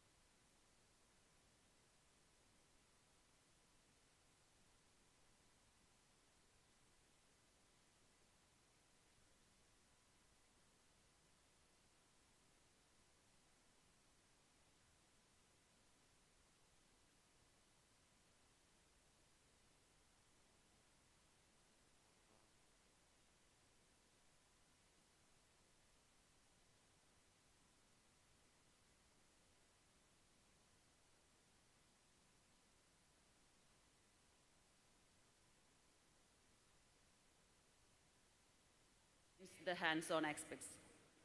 Yatra, a vertical at Crossroads 2022, facilitated a cultural expedition to major hotspots of the city, including cycle rally, heritage walk, sketching trials, and visits to the major public projects initiative by the IA Calicut Center. Urban Angadi, an open small business market wherein local entrepreneurs could set up their stalls and open to public venue that also hosted a number of promising music bands playing for the public to rejoice. On the nights of day 1 and day 2, we witnessed the performance of major bands, the Backup Plan, the Aviel, and When Chai Met Toast, adding colors to the stage. While all this was happening, the city of Calicut stood tall as rightful host that charmed our guests with astonishing hospitality. These momentous 3 days were the results of days of hard work for each one of us. There is no doubt in that. But what really moved me was a profound determination and sheer passion with which such a small group of people could pull off the event of such magnitude and grandeur. Needless to say, there really were moments of uncertainty that brought about challenges of its own. The moments carried unprecedented struggle and upheaval with them. This called for a sturdy, resilient mechanism that could refund any challenge with the same amount of energy that it hit us. For us, the resilient mechanism, our team of amazing people who stood by each other through thick and thin. A theme wherein layers of hierarchies of age and positions were blurred by great companionship and great amount of consideration for each other. What I saw was a dynamic group of people who took being quite seriously and worked towards accomplishing this little big dream come true. The greatest takeaway, I must say, was this valued experience that each one of us would treasure for a lifetime. While it was such a great experience to be part of this grand event, what was even more gratifying was the reassurance and support we received from our guests and patrons, our speakers, jurors, participants, delegates, and sponsors, without whom this dream of ours would have stayed a dream. To all of us who made this possible, thank you from the bottom of my heart. Thank you. Thank you, Architect Nimisha. This is truly an overwhelming moment to see months of hard work finally bearing fruit, and that was a clear and precise presentation of the report. Thank you very much. And now for the closing remarks, the very diligent President of the Indian Institute of Architects, Architect C.R. Raju. Hearty welcome, sir.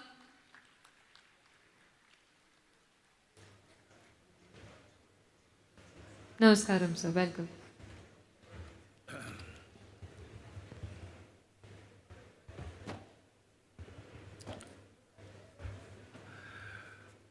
Architect Novel, Convener, YAF 22, Vivek, Chairman, Calicut Center, Gopakumar, Chairman, Kerala Chapter, Office Bearers of IAA, President of the Council of Architecture, Architect Habib Khan, the senior architects who are present here, and most of all, the young architects who are present in large numbers, and the eminent speakers, jury members. Good evening, and what a wonderful time we had for the past 3 days. Let me acknowledge and appreciate the sheer imagination, the organization, and expertise in conducting this event in such a very structured program, not only in the venue which has been aptly christened Sabha, but the adjunct facilities like like Veda, Bodhi, the Angadi, the flea market, the exhibition, and various other installations around this biopark, and the visits to various places of interest in Kozhikode.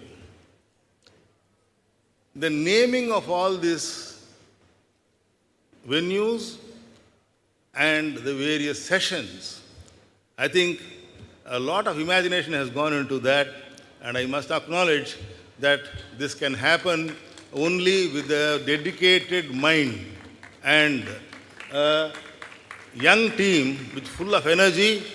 Calicut, as I told, is an exemplary center, and we have to draw energy from Calicut here on.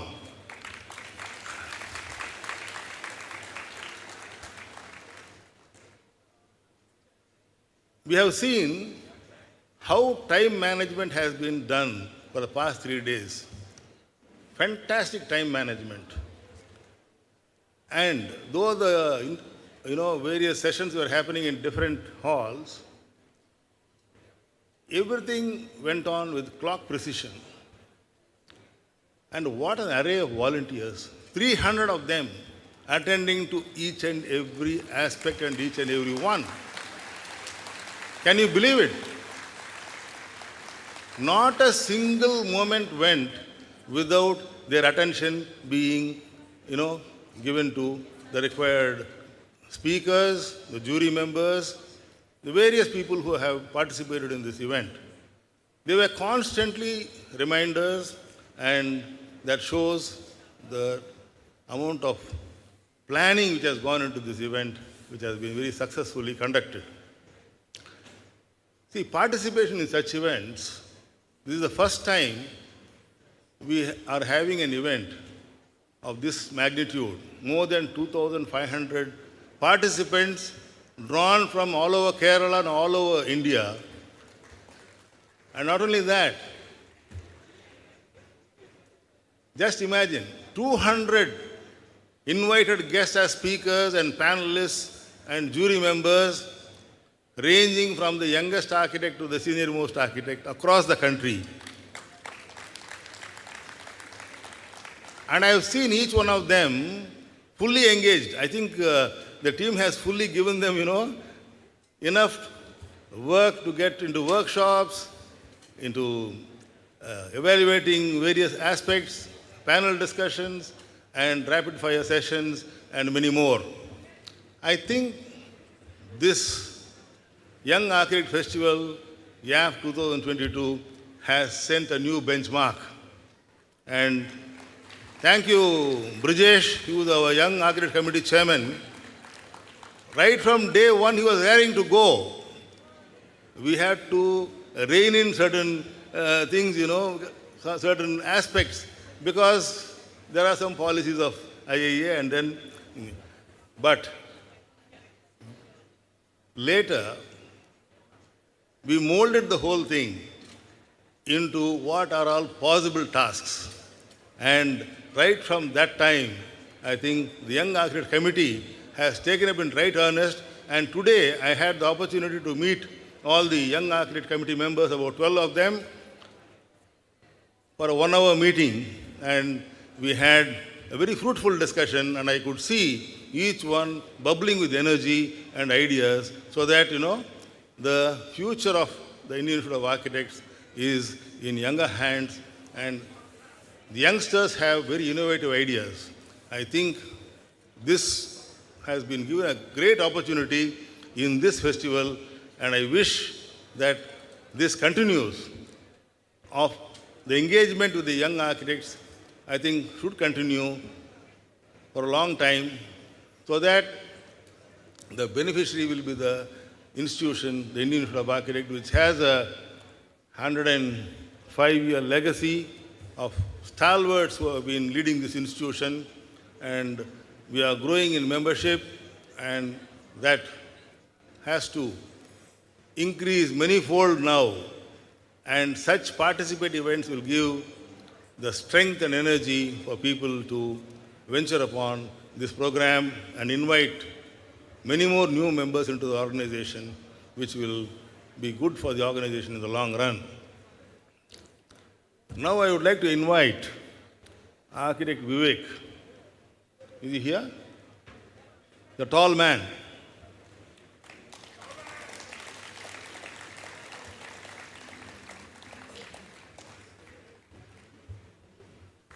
See, when this initiative of having this Young Architect Festival came up and Brijesh was presenting it, we immediately said yes. And I know that there is a tall man in the background, and that's Vivek. And today we have seen, with the support of L. Gopakumar, the chairman, and the entire team, what IIA Calicut Center has delivered. And I must also place on record that they have an office just very close by, which has been done very architecturally very well done. It's not only well done, but it's utilized fully. I have seen activity going on in each and every floor whenever I go there. I see that. That is the most important thing, and I think the credit should go to Vivek and the entire senior architects who have, given this opportunity to Calicut, and for all the architects to meet. I think they almost meet every day. Okay, welcome. Yeah, please. On behalf of the Indian Institute of Architects, I would like to present a memento to Architect Vivek, who is the chairman of Calicut Center, and it is a symbolic presentation of one memento. We have a number of mementos for the entire organizing committee, and that will be presented later by the team because of lack of time. Yeah.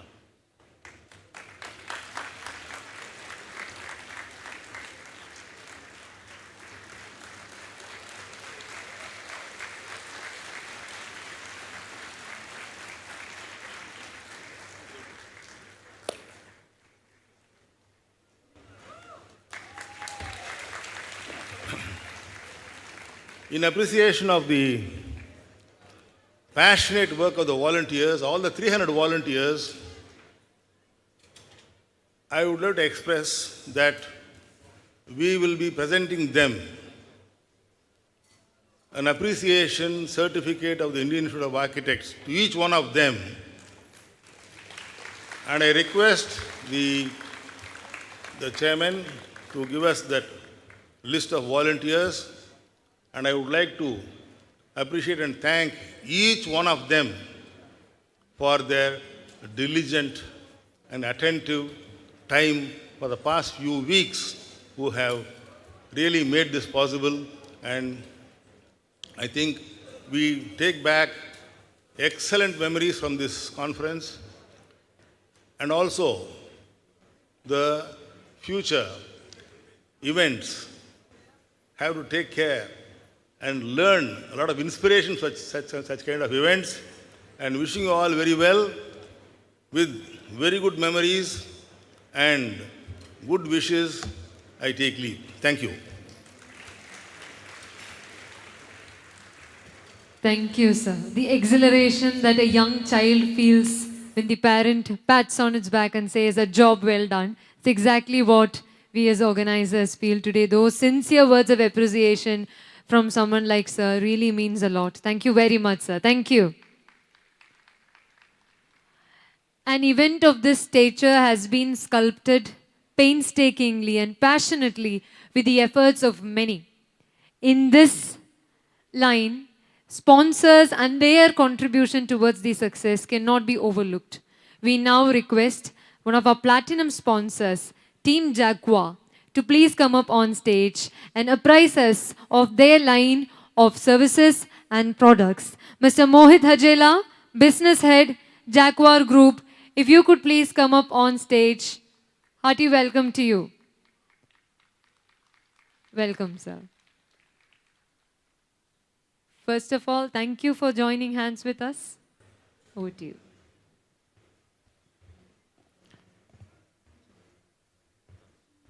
Thank you so much.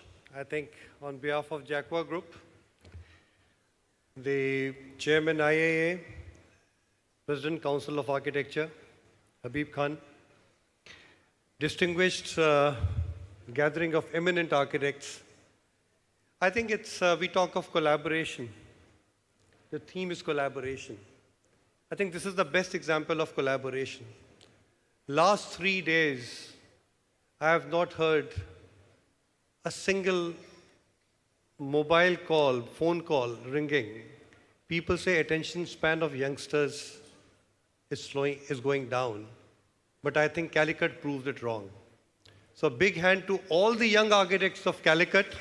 Believe me, hats off to Tony, hats off to Babu Cherian, Vivek, Brijesh, and the entire IIA team. Most of you I know, and most of you who have been doing some tremendous work behind the stage. I think it's a phenomenal effort. Coming from the industry, we value our association with architects. The vision of IIA, definitely with Chairman Mr. Architect Divyakush and so many other people here today, I think it's a phenomenal association. We take a lot of pride that we are a homegrown Indian multinational. Into 70 plus countries today, it's a journey of strong conviction for us. We have grown from, you'll be surprised that we have almost closing to 30 expositions across the globe. More than 26 years into Middle East with complete bathroom solution and complete lighting solution today. And we have enjoyed a symbiotic relationship with the entire designer fraternity. It will not be wrong to say that we have grown with architects as much as architects have grown with us. So thank you so much. It's absolutely a wonderful association and relationship with the IAA and the fraternity of designers. Thank you. Jai Hind. Thank you, sir. May I request you to just stay back for a moment? We would like to express our gratitude by presenting a memento to you. So we request you to accept this token of gratitude from us. And in order to present it, may I request Architect Babu Cherian to please come up on stage to many more such fruitful, long-lasting partnerships in future. Welcome, sir. Shall we move to the center of the stage? We want vibrance right at the center. Thank you, Team Jacqua. As a thank you from the YAF Crossroads 2022 team. Thank you, sirs. See you. And now, for the unveiling of the Manual of Architecture Practice, before we proceed to the unveiling, to give us a gist and rather outline the tenets part of the Manual of Architectural Practice, may I request the meticulous President of the Council of Architecture, Architect Habib Khan, to please come up on stage. Welcome, sir. Meanwhile, our Honorable Minister has also arrived. Good evening, sir. Please.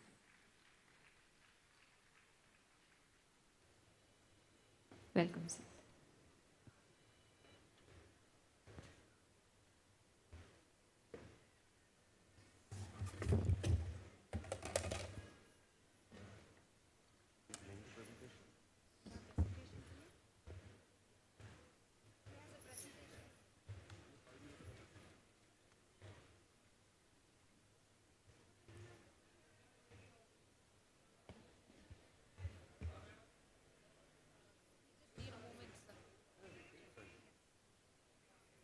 Shall I start?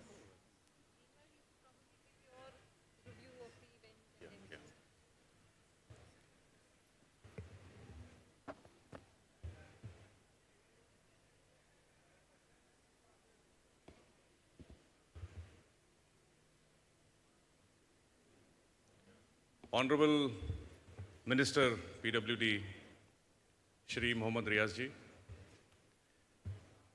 President of the IIA Shri Raju ji, all the office bearers, invited guests, architects, my colleagues, students, ladies and gentlemen.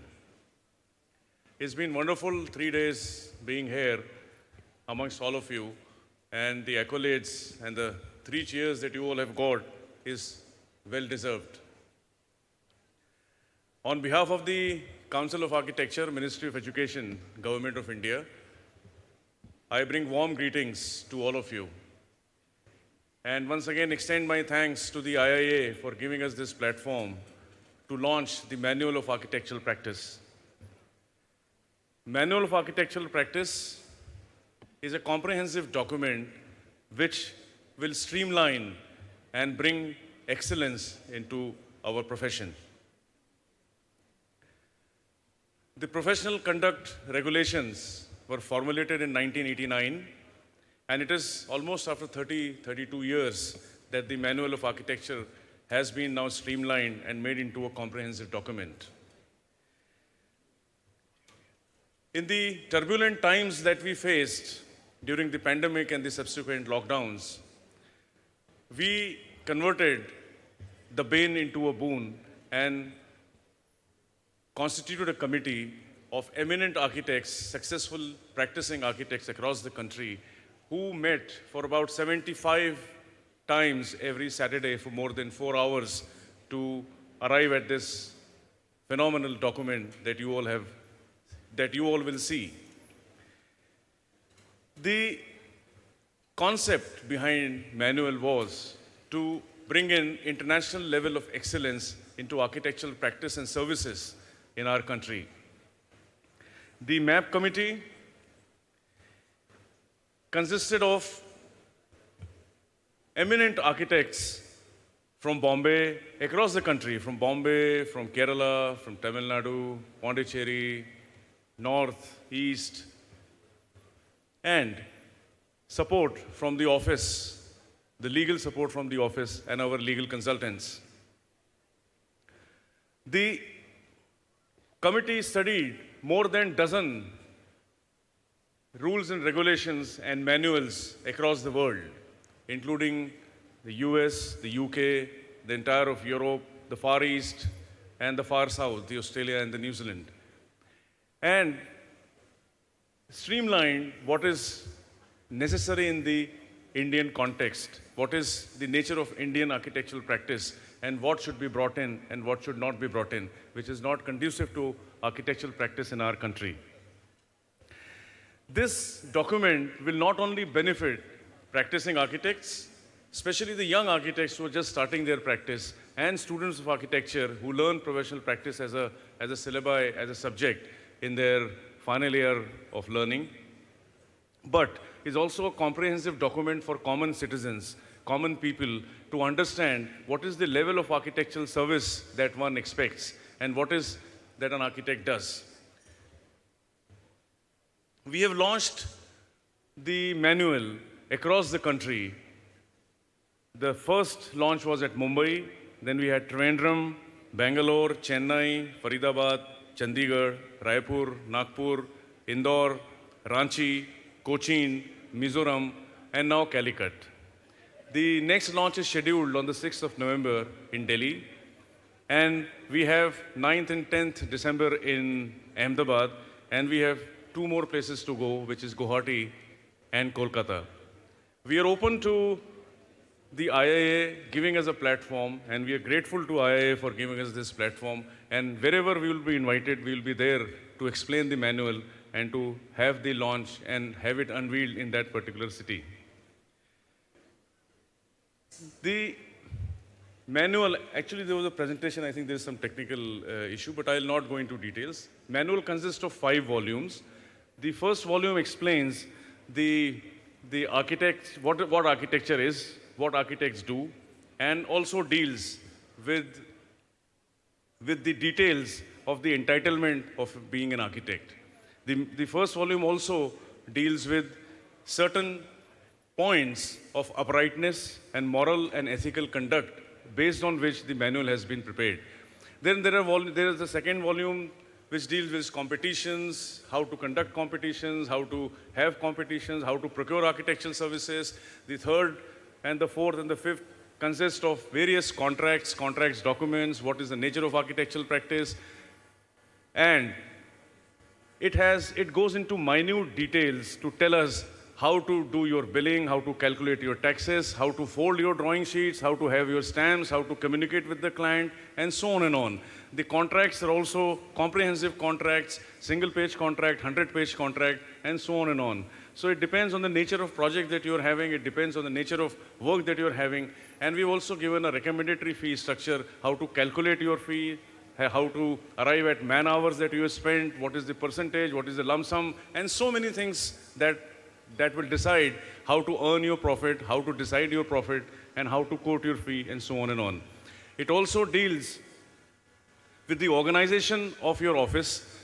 If you have a certain amount of turnover, if you have a certain amount of projects, what number of people that you need to employ, what is the times that you need to spend on a particular aspect of your practice and the projects, and how to manage your firms, what are the nature of firms, what is the structure of the firm, and so on and on. So it's a very comprehensive document, and I implore all of you to please go through the manual, procure a manual, please go through the manual, and give us suggestions that you would want. It's a dynamic document which will be upgraded every year with the suggestions and criticism that will come in. We'll try to incorporate all of them into the manual as we go along.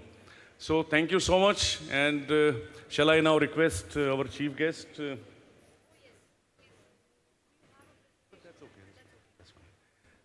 So may I request the dignitaries to kindly come up the dais and do the honors, sir, Riyaz Saab, Raju ji. And we have our council executive committee member Lalichan ji, and Ashutosh Agarwal ji is a council member, Vivek, and Gopakumar ji.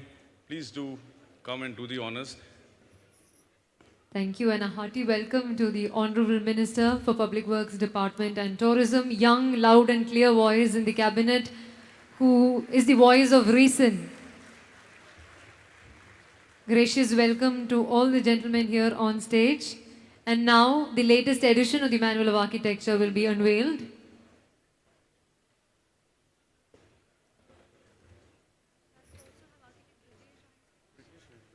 Brijesh, where are you? Brijesh. Come. For us to fly high, we want strong roots. A manual of this kind offers precisely that. A firm rootedness, a framework for architects to fall back on. With the world changing at its fast pace, manuals also need to incorporate those revisions. Therefore, here we unveil the revised edition of the Manual of Architectural Practice.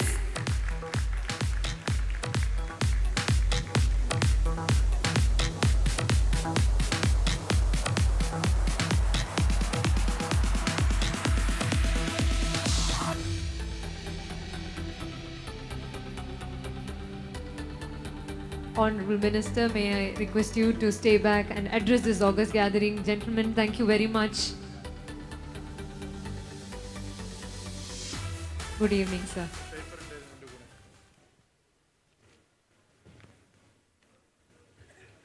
Architect C.R. Raju, President IIA, Architect Habib Khan, President of Council of Architecture, L. Gopakumar is Chairman of IIA Kerala Chapter, team of office bearers, eminent architects, the members, guests, and also Architect Vivek, Chairman IIA Calicut Circle, Architect Brijesh, Chairman Young Architects Committee, my dear friends. I am sure that you all enjoyed the last 3 days and you all like Calicut a lot. ഈ architecture festival തീർച്ചയായും പുതിയ തലമുറയെ നല്ല നിലയിൽ കാലത്തിനനുസരിച്ച് ഇടപെടുന്നതിനേറെ സഹായകരമായി മാറുമെന്ന് ഞാൻ പ്രത്യാശിക്കുകയാണ്. Architect festival crossroads 2022 ഇപ്പോൾ സമാപനത്തോടടുക്കുകയാണ്. Indian institute of architect Kozhikode സെൻറ്ററിൻ്റെ നേതൃത്വത്തിലാണ് ക്രോസ്റോഡ്സ് 2022 എന്ന പരിപാടി സംഘടിപ്പിച്ചിട്ടുള്ളത് എന്ന് മനസ്സിലാക്കുന്നു. ഞാൻ 2 ദിവസം കോഴിക്കോട് ഉണ്ടായിരുന്നില്ല. പക്ഷേ ഓൺലൈനിലും ന്യൂസ് പേപ്പേഴ്സിലും ഒക്കെ തന്നെ ഈ ഒത്തുചേരലിന് എത്രത്തോളം പ്രാധാന്യമാണ് ന്യൂസ് പേപ്പേഴ്സ് നൽകിയിട്ടുള്ളതെന്ന് പൊതുവെ മനസ്സിലാക്കാൻ വേണ്ടി സാധിച്ചു. ന്യൂജൻ ആർക്കിടെക്റ്റുകളെ വളർത്തിക്കൊണ്ടുവരാൻ തീർച്ചയായും ഈ 3 ദിവസത്തെ ഈ പരിപാടി ഏറെ സഹായകരമായി മാറിയെന്ന് ഞാൻ ഉറച്ചു വിശ്വസിക്കുകയാണ്. ഇതിനായി പ്രത്യേക സെഷൻ തന്നെ ക്രോസ് റോഡ്സിൻ്റെ ഭാഗമായി നടത്തിയത് അഭിനന്ദനാർഹമാണ്. I congratulate the office bearers who conducted this very good type of way. ഈ നാടിൻ്റെ വികസനത്തിലുള്ള ഇടപെടലിന് ഈ വേദിയെ ഉപയോഗപ്പെടുത്തിയത് വളരെ ഉചിതമായെന്ന് ഞാൻ പ്രത്യേകം സൂചിപ്പിക്കുകയാണ്. You have done a good job, a good responsibility in the development of our nation. Revive Kozhikode എന്ന പേരിൽ കോഴിക്കോടിൻ്റെ പ്രത്യേകതകളായ കോംട്രസ്റ്റിനെയും മാനാഞ്ചിറയെയും ഒക്കെ അതിൻ്റെ ഭാവിയെ നിങ്ങൾ ഇവിടെ ഡിസൈൻ ചെയ്തു എന്ന് മനസ്സിലാക്കുകയാണ്. അതിനെയും പ്രത്യേകം അഭിനന്ദിക്കാൻ ഈ വേള ഞാൻ ഉപയോഗപ്പെടുത്താൻ വേണ്ടി ആഗ്രഹിക്കുകയാണ്. ഇതിൻ്റെ ഏറ്റവും വലിയ പ്രത്യേകത ഇത് ആർക്കിടെക്ട്സ് മാത്രം ആയി നടത്തുന്ന ഒരു പരിപാടിക്ക് അപ്പുറത്തേക്ക് ഇതിനൊരു ജനകീയ പങ്കാളിത്തം നൽകി എന്നുള്ളതാണ് ഇതിൻ്റെ പ്രത്യേകത. അങ്ങനെ ജനങ്ങളെ കൂടി ചേർത്ത് പിടിച്ചുകൊണ്ട് ഇത്തരമൊരു പരിപാടി നടത്താൻ തയ്യാറായത് ഏറെ പ്രത്യേകതകളാൽ എടുത്തു പറയേണ്ട ഒന്നായി ഞാൻ കാണുകയാണ്. ഇതിന് പിന്നിൽ പ്രവർത്തിച്ചവരെയും ഇവിടെ എത്തിയവരെയും സ്നേഹത്തോടെ അഭിവാദ്യം ചെയ്യുകയാണ്. ഞാൻ മനസ്സിലാക്കുന്നു 2,500 പേർ ഇതിൽ പങ്കെടുക്കുന്നു. അതിൽ ഒരു 800-ൻ്റെ അടുത്ത് പേർ കേരളത്തിന് പുറത്തുള്ള മറ്റ് സംസ്ഥാനങ്ങളിൽ നിന്നാണെന്ന് മനസ്സിലാക്കുകയാണ്. നമ്മുടെ നാടിനെ ഡിസൈൻ ചെയ്യുന്നവരാണ് ഇവിടെ ഒത്തുകൂടിയിട്ടുള്ളത്. പ്രത്യേകിച്ച് പൊതുമരാമത്ത് ടൂറിസം വകുപ്പിൻ്റെ ചുമതലയുള്ള ഒരു വ്യക്തി എന്നുള്ള നിലയിൽ ആർക്കിടെക്ട്സുമായി നല്ല നിലയിലുള്ള ഒരു കമ്മ്യൂണിക്കേഷൻ എപ്പോഴും വെക്കാൻ ആഗ്രഹിക്കുന്ന ഒരാളാണ് ഞാൻ. നാടിൻ്റെ സൗന്ദര്യം എങ്ങനെയാകണം, എന്താകണം, അത് ഏത് നിലയിൽ മുന്നോട്ട് പോകണമെന്ന് വളരെ നല്ല നിലയിൽ മനസ്സിലാക്കി ഇടപെടുന്നവരാണ് നിങ്ങൾ. ചെറിയ കെട്ടിടങ്ങളും നിർമ്മിതികളും മുതൽ വൻകിട പദ്ധതികൾ ഡിസൈൻ ചെയ്യുന്നവരാണ് നിങ്ങൾ. പൊതുവെ കേരളത്തിലെ റോഡുകൾ എടുത്ത് പരിശോധിച്ചു കഴിഞ്ഞാൽ ഒരുപാട് സ്പേസ് വെറുതെ പോകുന്നു എന്നുള്ള അഭിപ്രായം ഒരു ഭാഗത്ത് വരുന്നു. ഡിസൈൻ റോഡുകളില്ല എന്നുള്ള ഒരു പ്രധാന പ്രശ്നം കേരളത്തിലെ റോഡുകൾ നേരിടുന്നതാണ്. ഡിസൈൻ റോഡുകൾ എന്ന് പറയുമ്പോൾ നല്ല വീതി വേണം,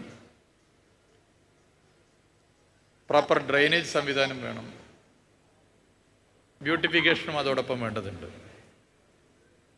കേരളത്തിൻ്റെ ഒരു പ്രധാനപ്പെട്ട പ്രശ്നം കേരളത്തിൻ്റെ ജനസാന്ദ്രതയാണ്. Kerala is one of the largest thickly populated state in our country.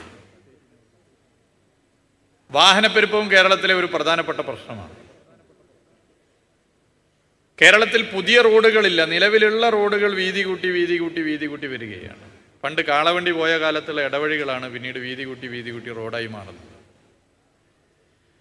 Design റോഡുകൾ അനിവാര്യമാണ്. പുതിയ നിർമ്മാണങ്ങളൊക്കെ തന്നെ ആ നിലയിലാണ് പൊതുവെ നടത്തിക്കൊണ്ടിരിക്കുന്നത്. പിന്നെ കുറേ സ്ഥലങ്ങൾ പൊതുവെ വെറുതെ പോകുന്നു എന്നുള്ള പ്രശ്നവും നിലനിൽക്കുകയാണ്. കേരളത്തിലെ റോഡുകളെ ബ്യൂട്ടിഫൈ ചെയ്യാൻ ജനകീയ പങ്കാളിത്തത്തോടു കൂടി, പ്രത്യേകിച്ച് പുതിയ തലമുറയെ കൂടി ഉൾക്കൊള്ളിച്ചുകൊണ്ട് ബ്യൂട്ടിഫൈ ചെയ്യാൻ ഒരു പദ്ധതി പൊതുമരാമത്ത് വകുപ്പ് ആലോചനയിൽ മുന്നോട്ട് കൊണ്ടുപോവുകയാണ്.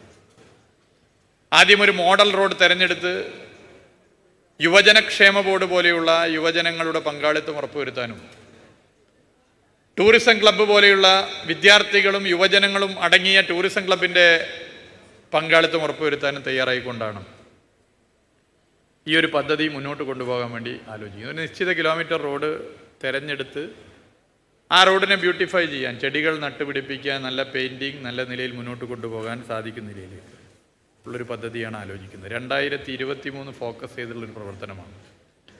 അതിന് നിങ്ങളുടെ കൂടി, പ്രത്യേകിച്ച് പുതിയ തലമുറയിലെ ആർക്കിടെക്ട്സിനെ കൂടി പിന്തുണ അഭ്യർത്ഥിക്കാൻ ഈ വേള ഞാൻ ഉപയോഗപ്പെടുത്താൻ വേണ്ടി ആഗ്രഹിക്കുകയാണ്.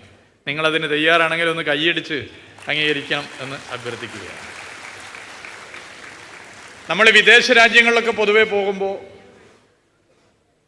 ഏറ്റവും അധികം നമ്മൾ അട്രാക്ട് ചെയ്യുന്നൊരു കാര്യം അവിടുത്തെ ബ്രിഡ്ജസ് ആണ്, പാലങ്ങളാണ്. പാലങ്ങളുടെ ബ്യൂട്ടിഫിക്കേഷൻ വളരെ പ്രധാനമാണ്. നമ്മുടെ സംസ്ഥാനം എടുത്ത് പരിശോധിച്ചാൽ അങ്ങനെ നിരവധി പാലങ്ങൾ നമുക്ക് ബ്യൂട്ടിഫൈ ചെയ്യാൻ വേണ്ടി പറ്റും. ഇപ്പോൾ പൊതുമരാമത്ത് വകുപ്പിന് കീഴിൽ 100 കണക്കിന് പാലങ്ങളുണ്ട്. അതിൽ ഒരു 50 പാലങ്ങൾ കേരളത്തിൻ്റെ പ്രധാനപ്പെട്ട പാതയിലുള്ള 50 പാലങ്ങൾ തിരഞ്ഞെടുത്ത് നല്ല പെയിൻറ്റിങ് ഒക്കെ, ഒരേ യുണീക്ക് പെയിൻറ്റിങ് ഒക്കെ ചെയ്ത് ലൈറ്റിംഗ് ഒക്കെ നൽകി മുന്നോട്ട് കൊണ്ടുപോകാനുള്ളൊരു ആലോചനയുണ്ട്. അതിനും നിങ്ങളുടെ പ്രത്യേക പിന്തുണ അഭ്യർത്ഥിക്കാൻ ഈ വേള ഞാൻ ഉപയോഗപ്പെടുത്താൻ വേണ്ടി ആഗ്രഹിക്കുകയാണ്. പൊതുവെ ടൂറിസത്തെ സംബന്ധിച്ചിടത്തോളം ഡിസൈനിന് വലിയ പ്രാധാന്യമുണ്ട്. ഡിസൈനിന് വലിയ പ്രാധാന്യം നൽകിക്കൊണ്ട് ടൂറിസം വകുപ്പ് മുന്നോട്ട് പോകാനുള്ള ശ്രമമാണ് നടത്തുന്നത്. ആർക്കിടെക്ട്സിൻ്റെ പ്രത്യേക 2 പരിപാടിയിൽ ഞാൻ ഒന്ന് കോഴിക്കോടും ഒന്ന് കണ്ണൂരും ഈ 16 മാസത്തിനിടയിൽ പങ്കെടുത്തിട്ടുണ്ട്. അവിടെ ചർച്ച ചെയ്ത പല കാര്യങ്ങളും ഞാൻ ആവർത്തിക്കാൻ ആഗ്രഹിക്കുന്നില്ല. മികച്ച ഡിസൈനോടുകൂടിയ നിർമ്മാണങ്ങളാണ് കൂടുതൽ ശ്രദ്ധിക്കപ്പെടുക. ഡിസൈൻ ചെയ്യുന്ന കാര്യങ്ങളിൽ ഇപ്പോൾ ചില പ്രയാസങ്ങൾ ആ മേഖലയുമായി ബന്ധപ്പെട്ട് വരുന്നുണ്ട്. അതുൾപ്പെടെ പരിഹരിച്ച് പോകേണ്ടതുണ്ട്. ഡിസൈൻ എന്നുള്ളത് ഔപചാരികമായ ആർക്കിടെക്ചർ വിദ്യാഭ്യാസ രീതി വരുന്നതിന് എത്രയോ മുമ്പ് നമ്മുടെ നാട്ടിലൊക്കെ പല നിലയിലും നടന്നു വരുന്ന കാര്യമാണ്. നമ്മുടെ പൈതൃക കെട്ടിടങ്ങൾ, ആ കെട്ടിടങ്ങളുടെ നിർമ്മിതികൾ അതിൻ്റെ ഏറ്റവും വലിയ ഉദാഹരണമാണ്. നമുക്കൊക്കെ അത്ഭുതം തോന്നുന്ന നിലയിലേക്കാണ് അത്തരം കെട്ടിടങ്ങൾ നിർമ്മിച്ചിട്ടുള്ളത്. അവിടെ നിന്നും ടെക്നോളജി ഒരുപാട് വികസിച്ചു. There was a fast development in the technology. സാങ്കേതിക വിദ്യാ വികാസത്തിൻ്റെ ലോകത്തിലേക്ക് നാം എത്തുമ്പോൾ ഈ മേഖലയിലെ മാറ്റങ്ങൾ നമുക്ക് കൃത്യമായി അനാലിസ് ചെയ്ത് മുന്നോട്ട് പോകാൻ സാധിക്കേണ്ടതുണ്ട്. ആ വഴിക്കുള്ള വളരെ ഗൗരവമേറിയ ചർച്ചകളും ചിന്തകളും ഒക്കെ ഈ പരിപാടിയുടെ ഭാഗമായി നടന്നു കഴിയുമെന്ന് ഞാൻ പ്രതീക്ഷിക്കുകയാണ്. ഇപ്പോൾ നിങ്ങളിവിടെ ഇതിൻ്റെ മാനുവൽ നൽകുന്ന സ്ഥിതിയുണ്ട്. ആ മാനുവൽ തീർച്ചയായിട്ടും PWDക്കും ഏറെ ഗുണകരമായിരിക്കും. അത് PWD ടൂറിസം ഒന്ന് പരിശോധിച്ച് മുന്നോട്ട് പോകും എന്നുള്ളത് പ്രത്യേകം അറിയിക്കാൻ ഞാൻ ആഗ്രഹിക്കുകയാണ്. പല കാര്യങ്ങളിലും ഒത്തൊരുമിച്ച് മുന്നോട്ട് പോകേണ്ടതുണ്ട്. ആ ഒത്തൊരുമിച്ച് മുന്നോട്ട് പോകാനുള്ള എല്ലാ ശ്രമങ്ങളും നമുക്ക് കൂട്ടായി നടത്തേണ്ടതുണ്ട്. കോഴിക്കോട് വന്നവരെ സംബന്ധിച്ചിടത്തോളം കോഴിക്കോട് എല്ലാ നിലയിലും താല്പര്യപ്പെട്ട് കാണും എന്ന് ഞാൻ ഉറച്ചു വിശ്വസിക്കുകയാണ്. ആതിഥേയ മര്യാദയുടെ മാതൃക പ്രദേശമാണ് കോഴിക്കോട്. കോഴിക്കോടിൻ്റെ ഭക്ഷണ രീതി, ഭക്ഷണമെല്ലാം തന്നെ വളരെ പ്രത്യേകത നിറഞ്ഞാണ്. ഇവിടെ രാവിലെ ഹോട്ടലിൽ ബിരിയാണി കിട്ടുന്നൊരു നാടുണ്ടെങ്കിൽ അത് കോഴിക്കോടാണ്. In Calicut, in hotels, in the breakfast we get chicken biryani. That's the speciality of Calicut. എല്ലാ നിലയിലും കോഴിക്കോടിന് അതിൻ്റേതായ പ്രത്യേകതയുണ്ട്, ചരിത്രപരമായ പ്രത്യേകതകളുണ്ട്. നമ്മുടെ രാജ്യത്ത് തന്നെ ഒട്ടേറെ രാജ്യങ്ങളുമായി വ്യാപാര ബന്ധത്തിൽ ഏർപ്പെട്ട ഒരു പ്രദേശം കൂടിയാണ് കോഴിക്കോട്. ആ നിലയിൽ കോഴിക്കോടിൻ്റെ ചരിത്രപരമായ പ്രത്യേകത, കോഴിക്കോടിൻ്റെ വർത്തമാനകാല പ്രത്യേകത, ഇതൊക്കെ തന്നെ ഇനിയുമേറെ വളർത്തി നമുക്ക് മുന്നോട്ട് കൊണ്ടുവരേണ്ടതുണ്ട്. അതിന് നിങ്ങളെല്ലാവരുടെയും പിന്തുണ പ്രതീക്ഷിക്കുകയാണ്. കേരളത്തിലെ ആർക്കിടെക്റ്റുകൾ നേരിടുന്ന ഒട്ടേറെ പ്രശ്നങ്ങളുണ്ട്. ആ പ്രശ്നങ്ങൾ പലതും ന്യായമാണ്. ആ ന്യായമായ പ്രശ്നങ്ങൾക്ക് പരിഹാരം കാണാൻ സർക്കാർ നിങ്ങൾക്കൊപ്പം ഉണ്ടാകും എന്നുള്ളത് ഇവിടെ പ്രത്യേകം അറിയിക്കാൻ ഞാൻ ആഗ്രഹിക്കുകയാണ്. കേരളത്തിൻ്റെ മുഖ്യമന്ത്രിയായാലും ധനകാര്യ വകുപ്പ് മന്ത്രിയായാലും അത്തരം വിഷയങ്ങളിൽ ചർച്ച ചെയ്ത സമയത്ത് വളരെ അനുഭവപൂർണ്ണമായ നിലപാടാണ് സ്വീകരിച്ചിട്ടുള്ളത്. പൊതുമരാമത്ത് വകുപ്പിനെ സംബന്ധിച്ചിടത്തോളം പൊതുമരാമത്ത് വകുപ്പുമായി ബന്ധപ്പെട്ടും നിങ്ങളിൽ പലരെയും കൂട്ടിച്ചേർത്തുകൊണ്ട് ഇടപെട്ട് നടത്തേണ്ട ചില മേഖലകളുണ്ട്. അതിലും ഇപ്പോൾ ജോയിൻറ്റ് വർക്കിന് പൊതുമരാമത്ത് വകുപ്പ് തയ്യാറാണ് എന്നുള്ളതും പ്രത്യേകം അറിയിക്കാൻ ഞാൻ ആഗ്രഹിക്കുകയാണ്. മറ്റ് കാര്യങ്ങളിലേക്കൊന്നും കിടക്കുന്നില്ല. I hope you all enjoyed Calicut. ഇവിടെ നിങ്ങളെല്ലാവരെയും നേരിട്ട് കാണാനും നമ്മുടെ നാടിൻ്റെ, നമ്മുടെ രാജ്യത്തിൻ്റെ ഭാവിയായ ആർക്കിടെക്ട്സുമായി കുറച്ചു നേരം സമയം പങ്കിടാനും സാധിച്ചതിൻ്റെ സന്തോഷം കൂടി പങ്കുവെച്ചുകൊണ്ട് നിർത്തുന്നു. നന്ദി, നമസ്കാരം. നന്ദി സർ. ഇനി മുന്നോട്ടുള്ള യാത്രയിൽ സർക്കാരിൻ്റെ എല്ലാ പിന്തുണയും ഉണ്ടാവുമെന്ന് ഓർപ്പിച്ചുകൊണ്ട് ഉറപ്പ് നൽകിക്കൊണ്ടാണ് അദ്ദേഹം സംസാരിച്ചത്. That is quite promising. Thank you very much, and it was also a gentle reminder of the need to beautify bridges, to bring in advanced technologies within the practice, and also an exhortation for the young architects to be vibrant and active in the field.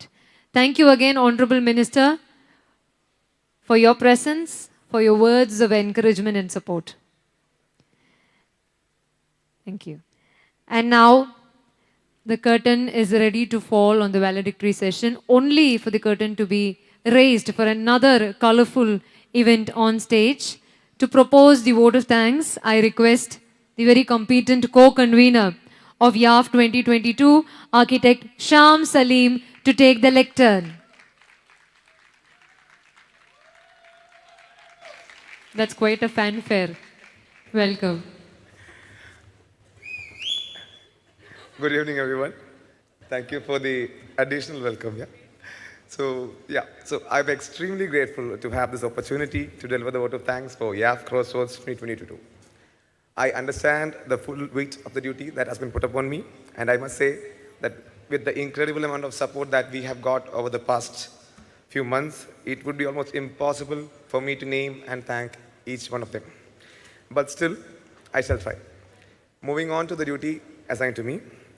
Firstly, I would like to thank our guest of honor, Shri Mohammad Riaz, Honorable Minister for PWD and Tourism, for his wonderful words of encouragement, as well as making time amongst his busy schedule to grace us with his presence. Next, I would like to thank Architect C.R. Raju, President, Indian Institute of Architects, and the entire team of office bearers of Indian Institute of Architects for their unwavering support right from the ideation of the event throughout the event. Now, I would also like to thank for the support of the Young Architects Committee for their support right from campaigning for the event to getting most of the people here and coming here in full presence. Thank you.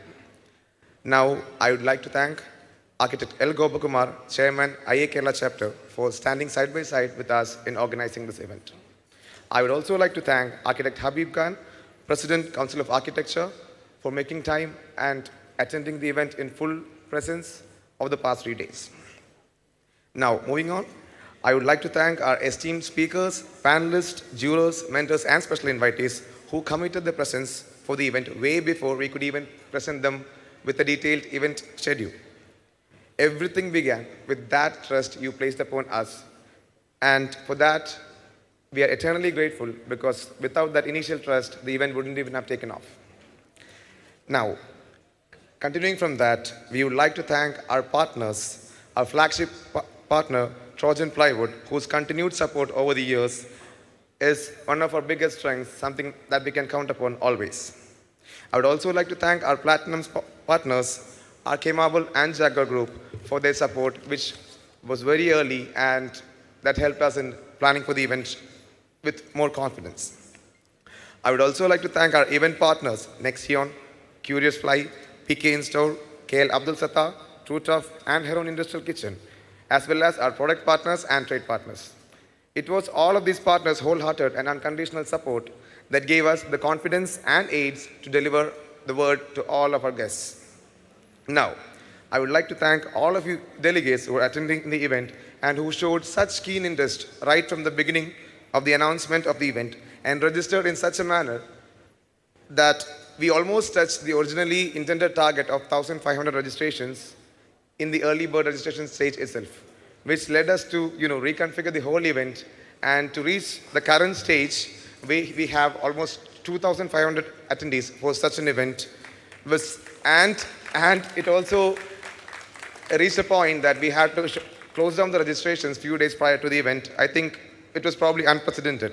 So once again, I thank each and every one of you for your wholehearted support and thorough participation right from the academic sessions of the day and right down to the middle of the night throughout the cultural nights.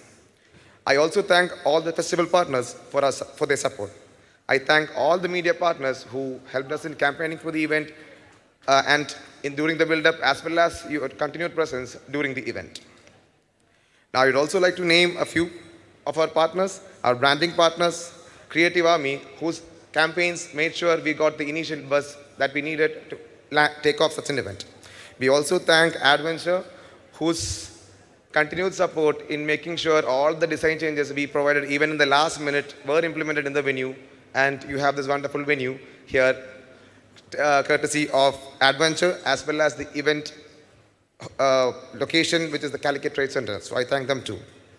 I hope all of you liked the wonderful food that was delivered to you over the past 2 days. So I thank Paragon Group for bringing the flavor of Calicut to all of you for the past 3 days. I also thank our travel partners, Curricle Group, for all the bookings, as well as Al Hind Travels for the local logistics.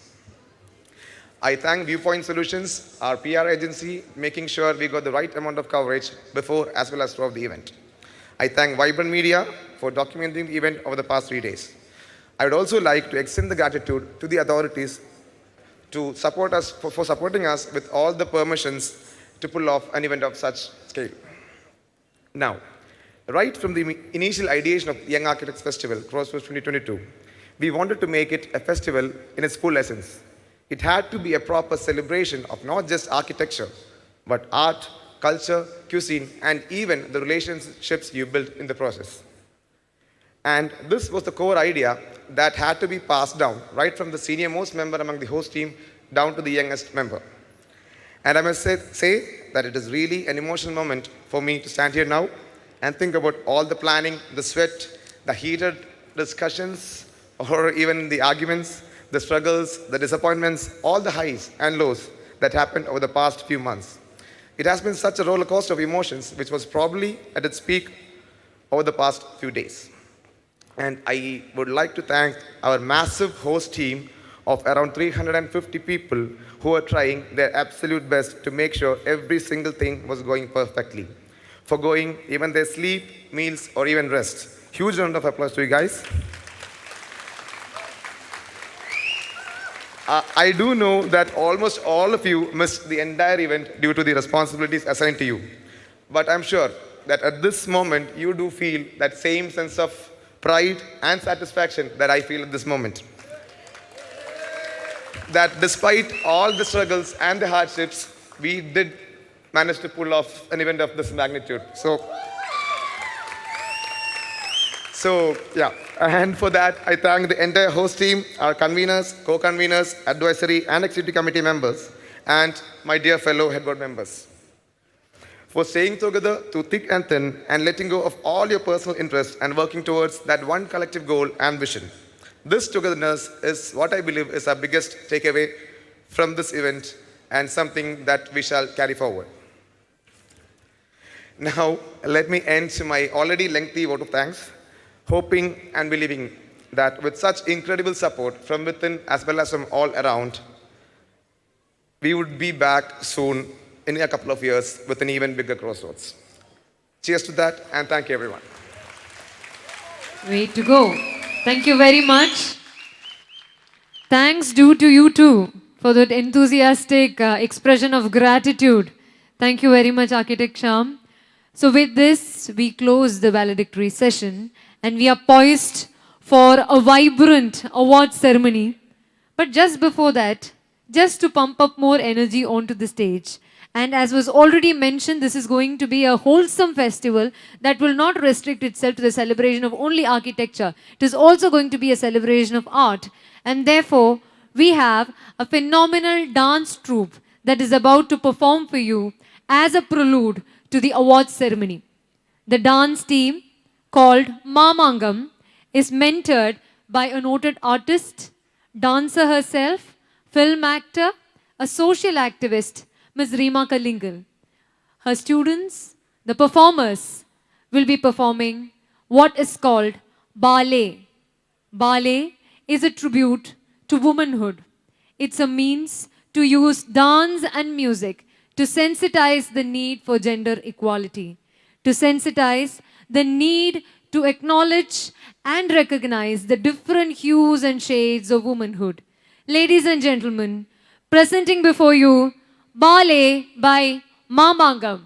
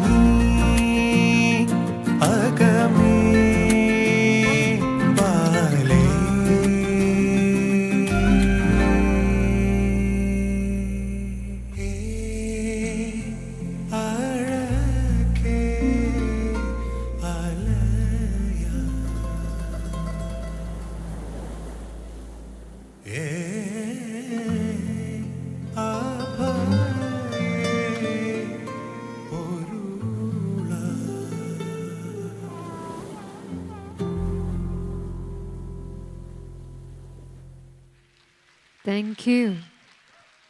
So much of grace and poise on stage. Thank you. It is precisely this theme of inclusivity that we seek to represent in the world of architecture as well. So it is a happy coincidence that our artists have also chosen that particular idea of including gender in the mainstream. Thank you. And now, ladies and gentlemen, we are ready. Get ready to applaud as strong and as loud as possible, because we are now ready to declare the winners of various competitions installations, and the YAF Awards. Are we ready? Oh, if you're not ready, then we're not doing it. Are we ready? Yes. This is going to be interactive. I've been speaking of inclusivity, and how can this be inclusive if you're not responding? So I'm going to constantly urge you to respond, positively respond to happenings on stage. The first presentation is going to be the Kriya Awards. The best way to learn is to learn by doing, we say, and therefore it is this thought that led to the conceptualization of Kriya, a national installation design competition conducted for the students of architecture in India. The students were challenged to come up with an experimental, temporary construction in the context of the external locality at Sarovaram Park. And of course, numerous entries came up, and we were truly overwhelmed by the kind of innovation and creative prowess that the students had. Therefore, we have distilled those entries. We've come up with 8 shortlisted ones after a brainstorming session. The shortlisted entries of Kriya are Dayananda Sagar College of Architecture, Bangalore; Avani Institute of Design, Calicut; Mangalam School of Architecture and Planning, Kottayam; SCMS School of Architecture, Ernakulam; Singhat College of Architecture, Pune; Excel College of Architecture and Planning, Erode; Anna University, Chennai; Aeronad Knowledge City College of Architecture, Malappuram. And now, let's take a look at the video on Kriya in action.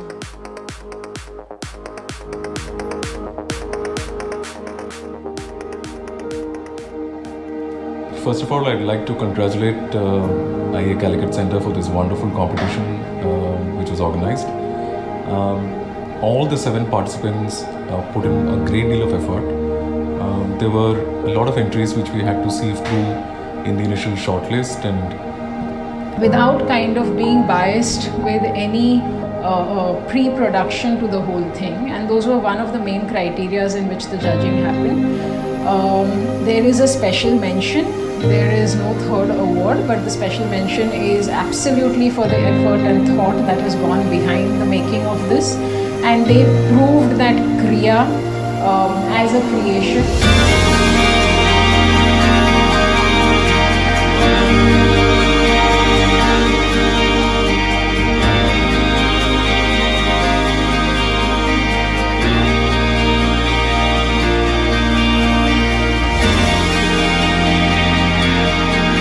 Thank you very much, Ria, for inviting us here in this wonderful festival.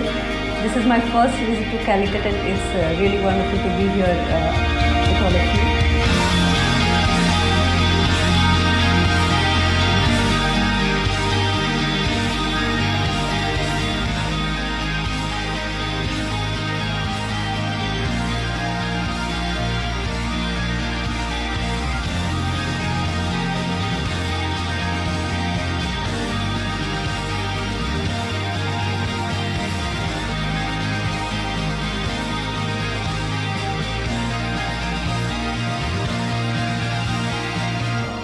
here we are. So congratulations to all the winners and to all the participants as well, and great lives ahead to all of you. Thank you. Thank you. Irrespective of whether you are judged the winner or not, the hands-on experience that Kriya has provided will, I'm sure, be a reason for winning many more laurels in future. We've had the pleasure of having eminent jurors on the panel. To now felicitate the awardees, I'd like to invite the installation jurors, Architect Maitri Butch, Architect Sarika Shetty, and Architect Rajashekaran. Welcome, please let us have you all on stage. May I also request Architect Divya Kush, the immediate past president of the Indian Institute of Architects, Architect L. Gopakumar, chairman of IIA Kerala chapter, and Architect C.R. Raju, president, Indian Institute of Architects, to please join us on stage to give away the awards to the winners of Kriya.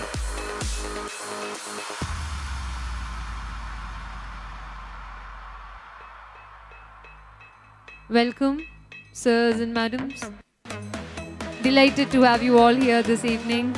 Welcome.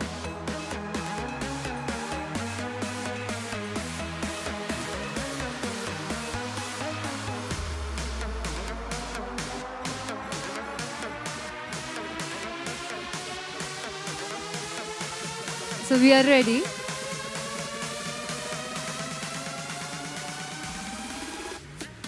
We will go in the descending order.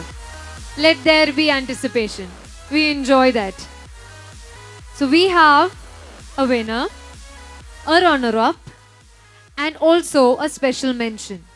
So we will be inviting 3 awardees on stage. First up, we will start with the special mention. May I request Architect Maitri Butch to announce who especially mentioned for their creativity in Kriya installation competition. We have the card brought to you, Architect Maitri Butch.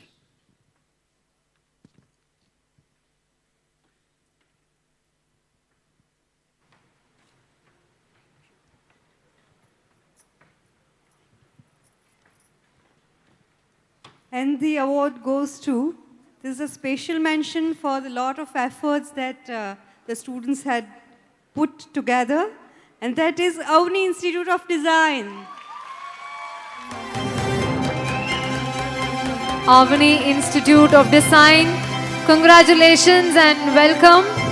Many congratulations to all the participating students and the institute itself. May I request Architect L. Gopakumar to give away the certificate of appreciation to the Avani team here.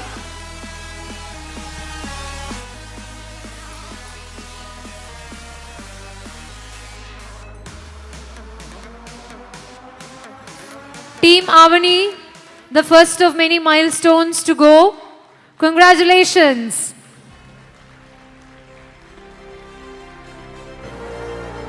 Young buds ready to bloom.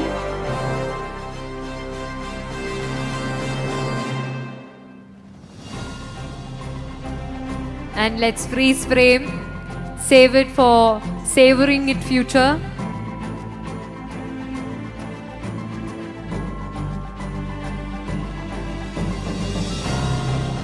Okay.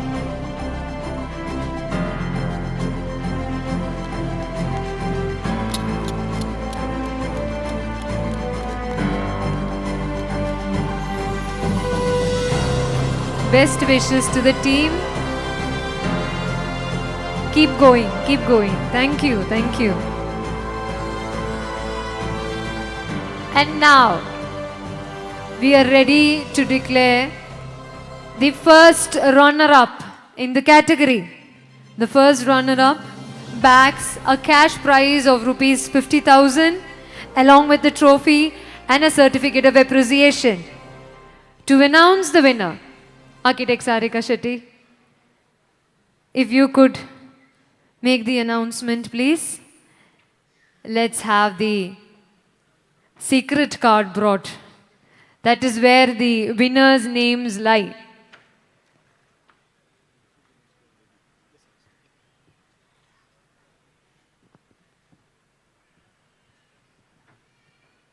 So the first runner-up goes to Dayanand Sagar College of Architecture. Their installation was called Maya. I request Architect Divya Kush to present the trophy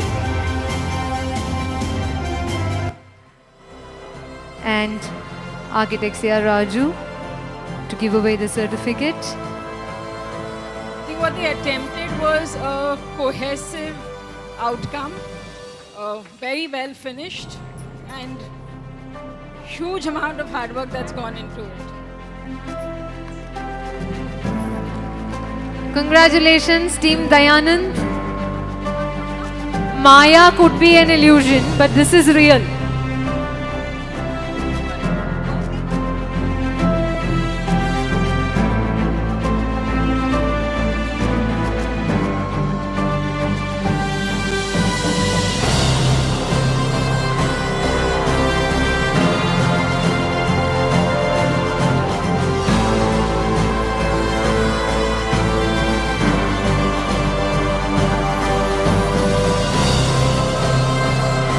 And now for the cash prize, may I request architect C.R. Raju to please do the honors.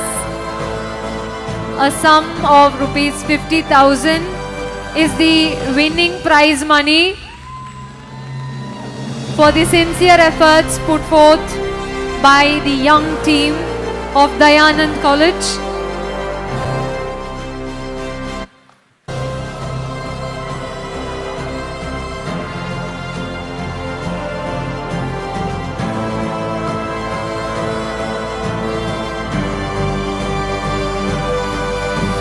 Kudos to the team.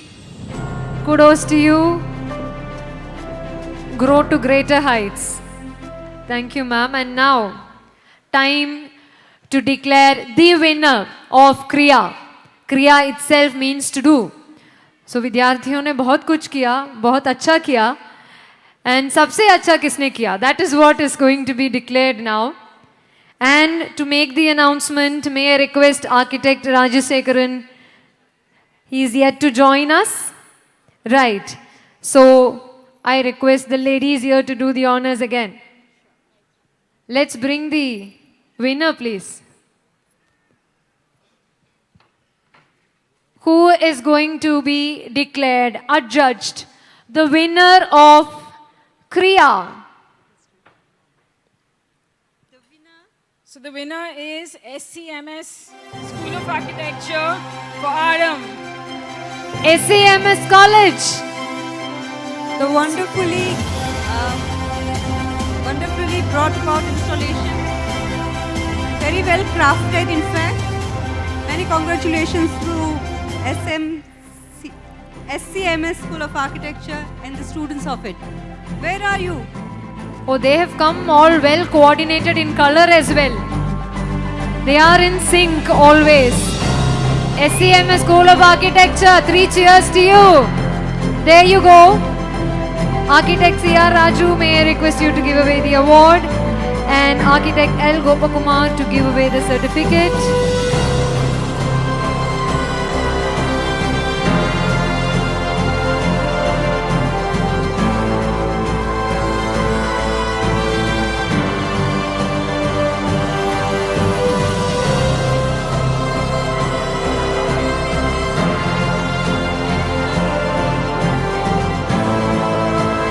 They carry back home invaluable experience and a prize money valued at rupees 1 lakh. Congratulations.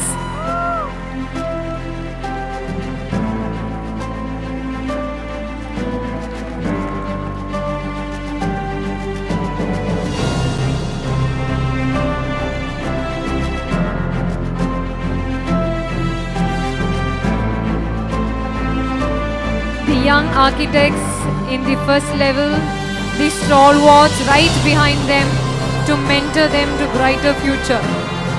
That's a pretty frame by itself.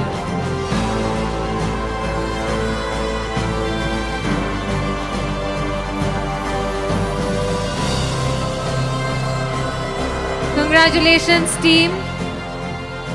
And now, to give away the mementos as a thank you to our jurors, I request Architect C.R. Raju to please do the honors. Let's have the mementos brought on stage, please. Please come. Our jurors have put in commendable amount of time and energy into this, and we thank them sincerely for taking the time. Thank you, Architect Maitri Butch, and thank you, Architect Sarika Shetty.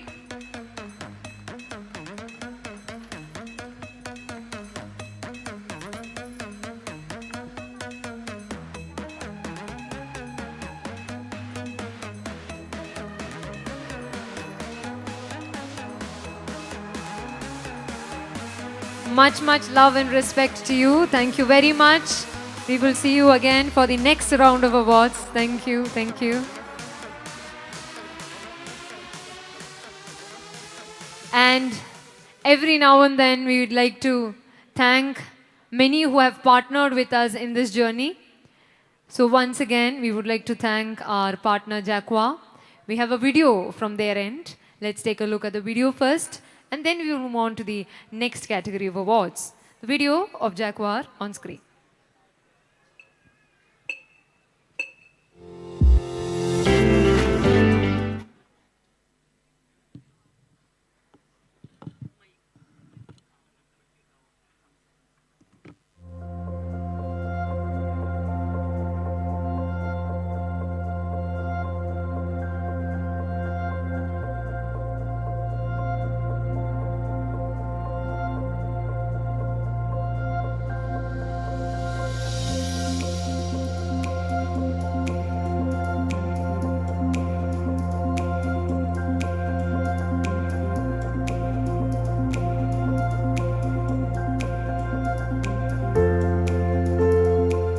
Reduction doesn't mean minimalism. We rather believe in a poetic approach of doing very simple things in a very good way. This is complex. That's why we call complexity of simplicity.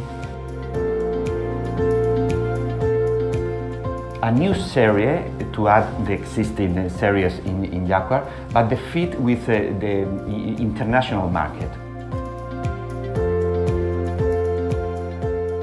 Maybe this is the neutrality that you can use in a different situation, in a luxury, on a normal, neutral bathroom, or different situation. So I think this is the neutrality.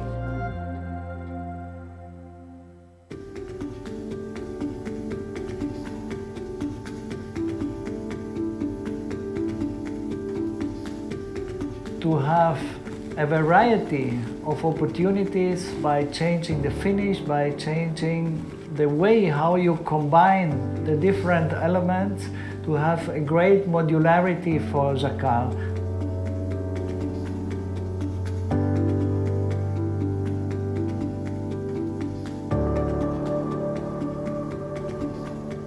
It is at the end a very poetic statement and the chance to tell different stories. Different architects from different regions tell different stories. We want to give a toolbox so the Africans can do the African style, the Europeans can European style, India, and so on. The surprising part of the collaboration with jacquard, the prototype was already perfect in the beginning. And that was really a fantastic experience because the metal skill in jacquard is fantastic.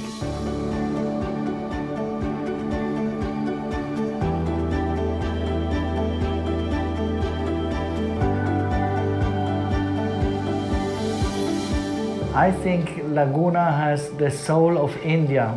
Since the whole world is admiring the soul of India, you can export this soul to the whole world.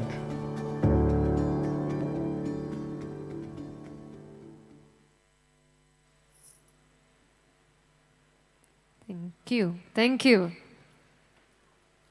That was quite a video on style and swag. Thank you very much, Jaguar.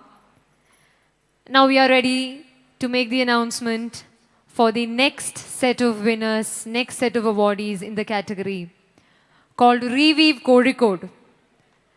While some of us, for the world outside, architecture is about building, we realize architecture is less about building and more about people. And therefore we wanted architecture to not remain an exclusive privilege of the elite, but to be something that is accessible to the common masses.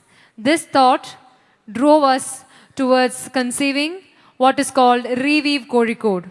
This event should not remain a static event that carries ripples only for 3 days. It has to make a meaningful impact on its host, on the city that hosts the event. And therefore, Reweave Kozhikode was conceived in order to acknowledge the creative prowess of young architects who can propose how the now defunct Comtrust Weaving Factory and Mananjira Square can be beautified, can be improved. The proposition was for the young architects to suggest the future for Comtrust and Mananjira Square. There was an overwhelming response from which 20 numbers were shortlisted from around the country. It was further distilled to 9 finalists. And now it's time to take a look at the shortlisted entries of Reweave kozhikode.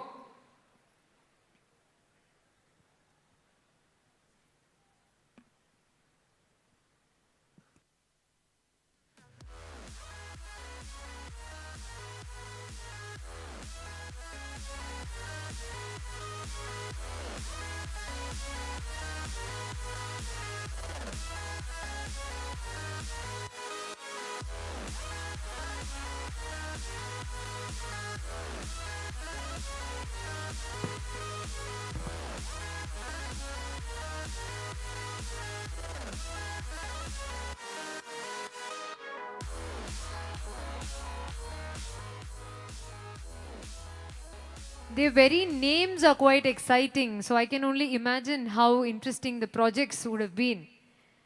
And now it's time to listen to some of the most relevant comments made by the jurors in this section. For the jurors' remarks, video please.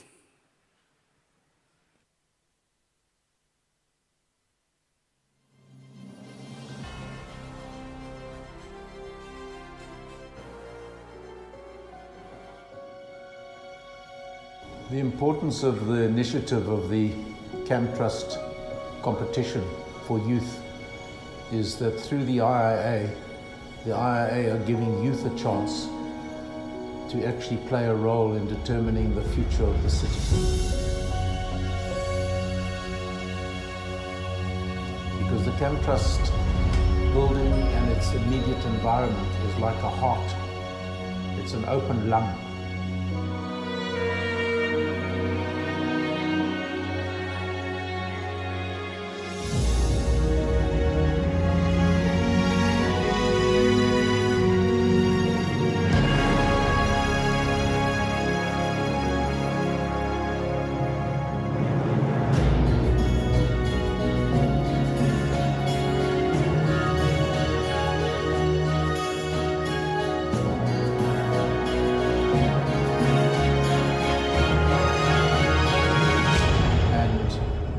Part of the competition was to see how you could make it accessible and easy to use, and you could enable it to be a beautiful lung in the city that people could enjoy. So it's not just about heritage, although heritage was the focus. There were some that were very practical, some were very conservation driven, some were very interventionist, some to a lesser degree, some to a much greater degree. And there were various shades of combinations. It's been a fascinating journey as a part of the jury for the National Young Architects Festival.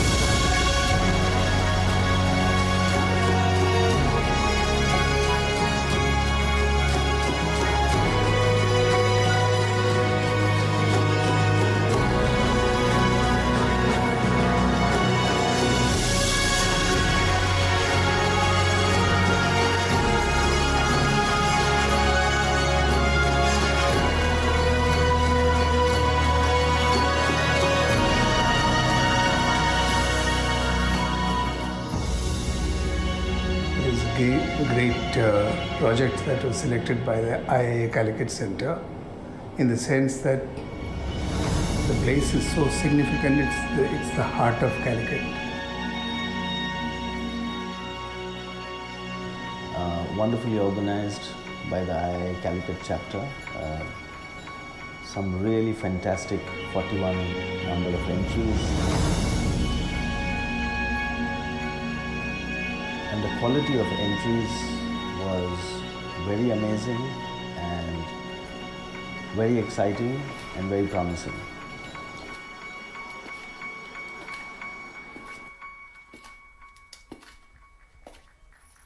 Thank you. The diligence with which the jurors have adjudged the winners is also noteworthy here. So we are ready now. The National Architecture Design Competition, Reweave kozhikode, conducted by the IIA Calicut Center as part of YAF Crossroads 2022. To do the honors, we would like to invite on stage the competition jurors, Architect Peter Rich, Architect K.T. Ravindran, Architect Saumitra Ghosh, a preeminent panel. Please, we would love to have you on stage, sirs. May I also invite Architect Satish Mane, Joint Honorary Secretary of Indian Institute of Architects, Architect Vivek PP, the IIA Calicut Center Chairman, and Architect C.R. Raju, the President of the Indian Institute of Architects. Welcome, sirs.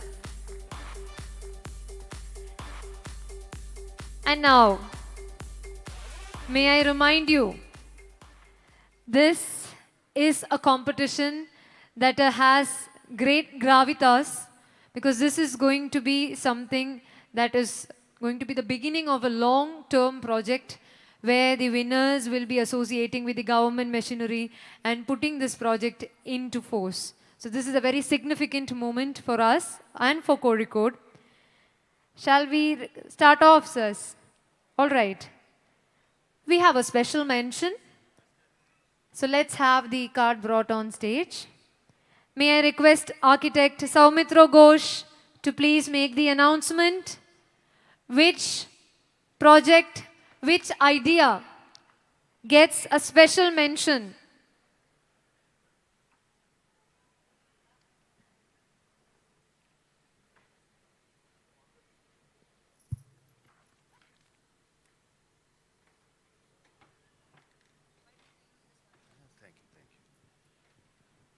The honorable mention goes to Looming Pavilion by Studio 4B by 16 and Mofasil B. May I request Architect Vivek PP to give away the certificate to the winners. Meanwhile, the jury has remarks on each of the winning entries, and I'd like to read out their comments.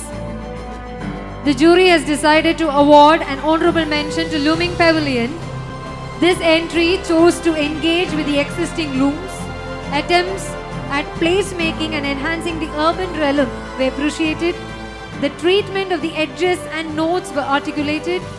The interventions meant to add life through the proposed axis and along the eastern side of the factory.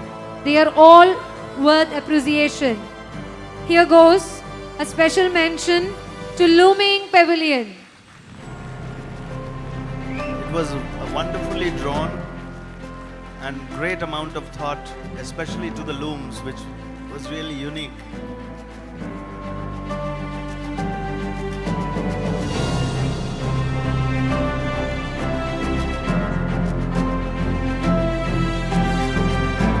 Congratulations to you. Keep at it. All the best. Now, we are ready to find out who is the first runner-up of Reweave Kozhikode. To declare the winner, may I request Architect Peter Rich to please take a step forward. And who is going to be the winner? Even we are sort of anticipating it.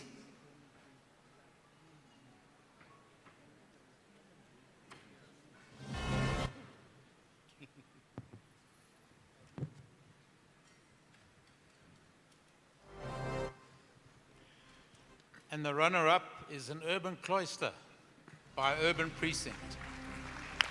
Urban Cloister, there you go. Congratulations. I request Architect Satish Mane to give away the trophy, Architect Vivek PP to give away the certificate, and may I remind you, the first runner-up carries home a prize money of rupees 3 lakhs. Congratulations, Team Urban Cloister. And for the remarks from the jury, what led to their positioning as runner-up? The jury appreciates the subtle diagonal movement through the campus. This circulation in an orthogonally staggered manner is defined by light through interventions in the existing roof, which is commendable. It links SM Street right through to the front where Mananjira Pond is, and it energizes the place promisingly. Team Urban Cloister, you hold great promise. All the very best.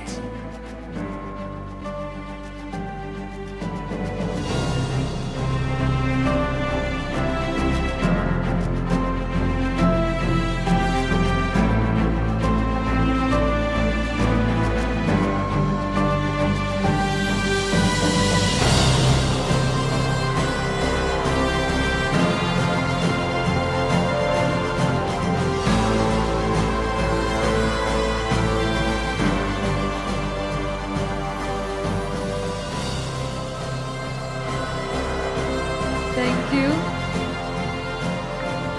For the first segment, we had the symbolic presentation. From the rest on, it is understood.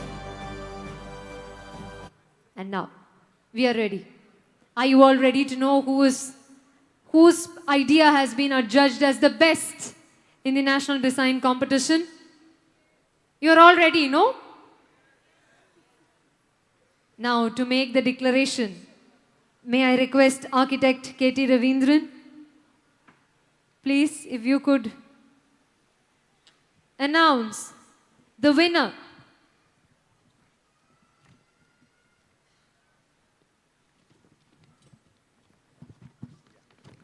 Yeah, the winner is to reweave Kozhikode's National Architectural Design competition is Urban Bricolage by APC Associates. Urban Bricolage. Heartiest congratulations to the team. May I request Architect C.R. Raju to give away the trophy, Architect Satish Mane to present the certificate. The team bags a cash prize of rupees 5 lakhs. Congratulations. Oh, this is a one-man team that has come up on stage. Of course, we have other team members, but the team has sent him to collect. And for the remarks on what earned the team the first position, the proposal reuses the building in an understated and elegant manner with strategic moves. It's a pragmatic model which achieves major successes without invasive architectural interventions and allows people into the inner court of the complex. The project also provides an effective east-west connection across the precinct. The eastern edge of the building with a food court opens up as a threshold to the Mananjira Park and city. It makes a compelling design proposal. Kudos to you. May you come up with many such meaningful, purposeful, successful ideas in future as well. Now time to express our gratitude to the jurors for the meticulous work that they have put in. Architect C.R. Raju, may I request you to present a token of appreciation and gratitude to the beloved panel here. Mementos are brought. Thank you, Architect Saumitro Ghosh. Thank you, Architect Peter Rich. And grateful to Architect K.T. Ravindran. Luminaries in the field who have taken the time and effort to help build the younger generation of architects. Thank you all, gentlemen. We hope you are enjoying this evening with us. We request you to be part of our audience and continue to enjoy the evening. Thank you, sirs.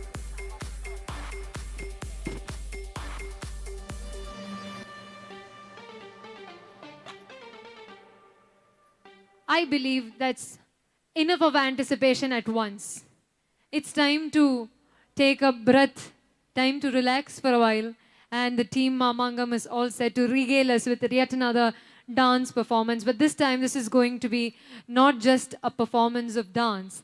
This is going to be a representation of Kerala's own unique martial art form called Kalaripayattu that is punctuated by fluidity of motion, precision of attacks and defenses. This is something for you to watch, not for me to narrate. Ladies and gentlemen, welcoming you all to an exceptional Kalari performance by Team Mamangam on stage for you.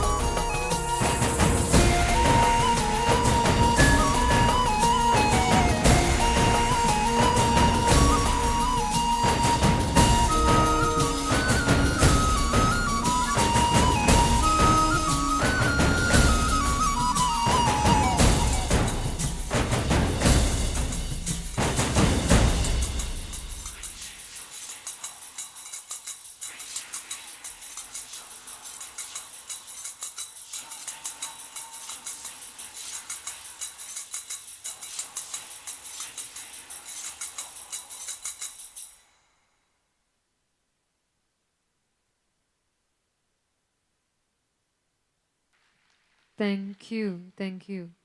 What a fine depiction of how conflict enrages not just in the exterior scape but also in the interior scape. This happens to be the story of a warrior. And ladies and gentlemen, this is a festival, no doubt, but we are also poised to be a witness to many such confluences in future. the upcoming event, Southern Regional Conference. That is going to be our next go-to point. So let's have a short teaser outlining what is in store for us at the Southern Regional Conference.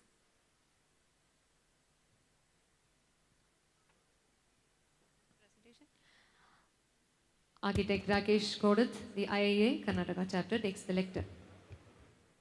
Thank you. Congratulations on the fantastic show you guys have put up. We're hoping to live up to this, and we want this energy to come to Bangalore. The Southern Regional Conference is going to be held on the 11th and 12th of November. So when you recover from the energy that you have spent here, please come to Bangalore. Let's have a few teasers to show you what is in store.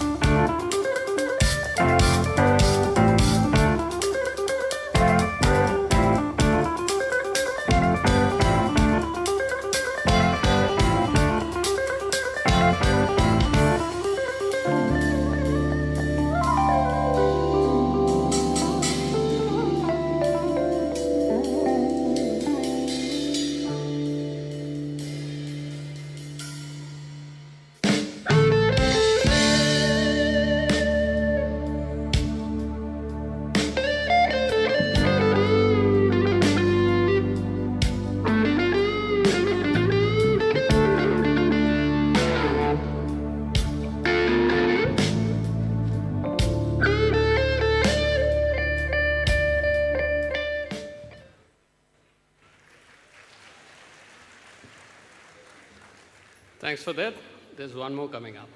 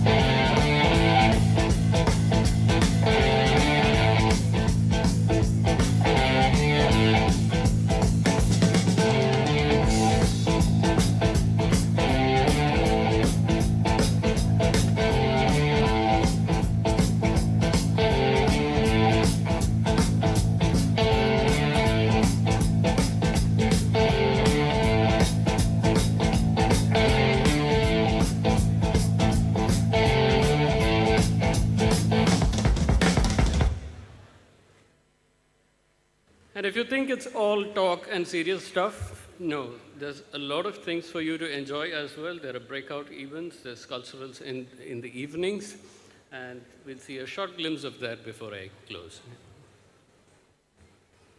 I am free to be me, I get Manadas Wasandra Latitude, everybody in the left say latitude, everybody in the right say latitude, everybody at the back say latitude, everybody. I am free to be me, I got latitude. Manada swatantra adu latitude. Manasu thorannu padu latitude. Idayam thorandu sollu latitude. Manasu therisi cheppu latitude. You are free to be you, this is latitude. Everybody. So now you know what's in store for you in Bangalore. So namaskaram Kozhikode, ellavarkum Bangalore-lekku swagatham. Thank you. Thank you. So our next destination is set. Let's mark our calendars. It's Bengaluru all the way. Thank you very much. We recognize that the future is built brick by what we do today. So therefore, in our goal to go green for a better future, we've partnered with Green Worm, who have ensured that we maintain a green protocol in all our venues. So waste bins have been placed at key points. An efficient waste management system has been put in place. This would not have been possible without the support and help rendered by Green Worm. So shout out to you. Thank you, Green Worm. And we have yet another name that carries a great relevance, a great significance today. This event in this scale would not have been possible without the wholehearted support from Trojan, our flagship partner. So let us now take a look at what Trojan has to offer in the form of a video.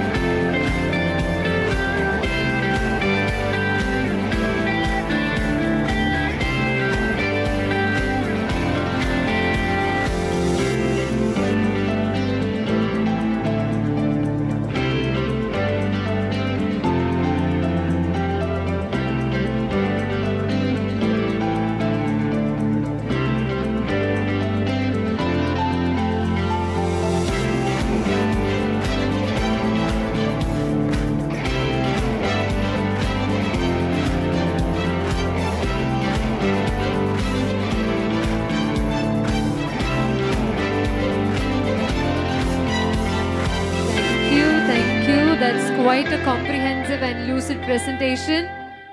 And now may we have Mr. Rajesh V. Nair, Director, Chief Mentor, Trojan Plywood, to please share his thoughts with us. Trojan Plywood, Plywood ka Guru. So let's have a few words from Mr. Rajesh V. Nair. Welcome, sir.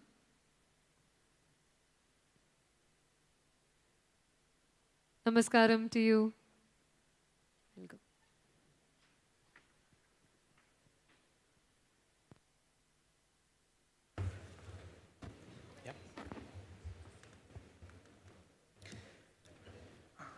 I remember vividly the summer of 2016. To be more precise, April 2016. That is the year we took a leap of faith, a very giant leap of faith, when we partnered with IIA Calicut and the Kerala chapter to literally be the sole sponsor for the national awards.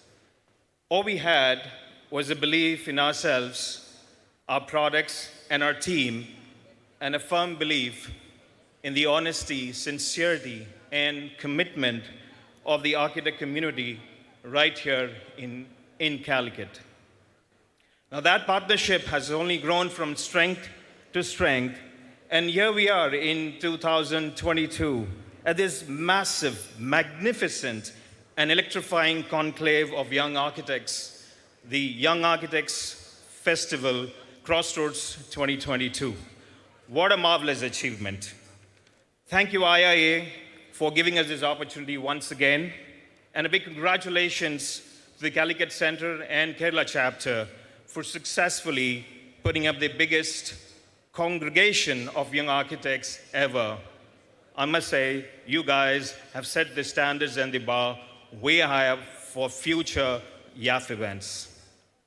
Now, I'm not going to sully the mood of this pleasant evening with a corporate presentation. You've already seen a 5-minute long presentation. But I do have something important to tell you, and it's important as much for you as it is for us.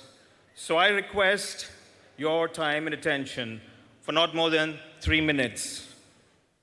We at Trojan Plywood believe in taking responsibility for our actions. The plywood industry, as many of you know, is largely unorganized with only a few professional players. And as is the nature of organized industries, there is a lot of myths, misinformation, lies, and half-truths being peddled in the name of plywood. But for us at Trojan, it's all about finding our moral compass and doing the right thing, even when we know that's probably the most difficult path to take. So in early 2022, we took yet another giant leap of faith. This time, it is to bring the truth about plywood to the architect community. Our mission, to bust the myths and lies about plywood being peddled to you, and to inform and educate the truth about what a genuine, good quality plywood should be. Of course, we needed some expert help, and to do this, and that help came from Mr. Trojan, aka Plywood Ka Guru, our mascot, whom you probably would have seen at the Trojan stall. His truth series is aptly called Putting the Truth Back into Plywood. We are confident that when you know the truth about plywood, and when you have the right information about plywood, you will make the right choice, not only for yourselves, but for your esteemed clients as well.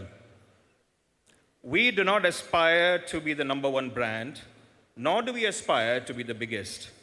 But we want to do the right things, and we do aspire to be the most respectable brand in the plywood industry. And we are able to do all this because we are inspired by our respected chairman, Mr. Muhammad Arbi Kumbla, who has made time from his very busy schedule to be present with us here today, along with his son and my good friend, Abdul Munir.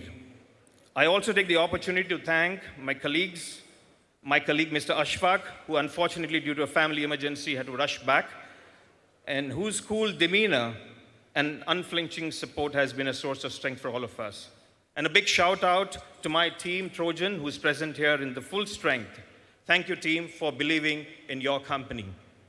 I must also thank Chetan and his team from our communications agency for creating the wonderful videos and content for our campaigns.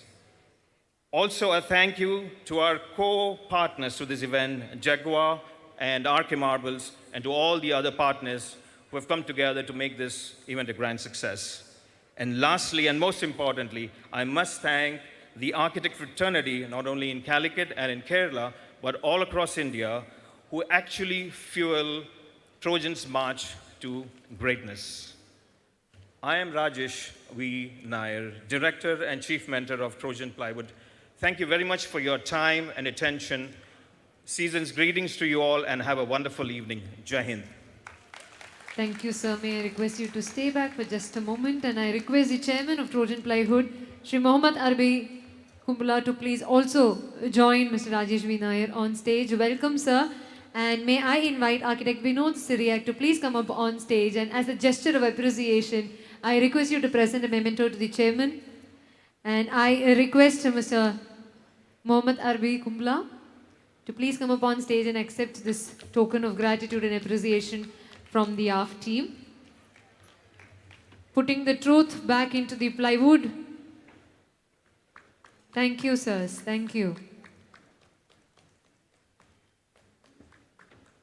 When words fail, we use action to express our emotions, and therefore presentation of memento is one way to communicate the gratitude that the heart holds.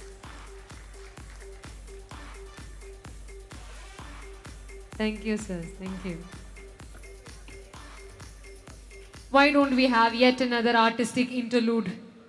Time for another cultural event on stage. This is going to be a solo dance performance, a tribute to Lord Krishna.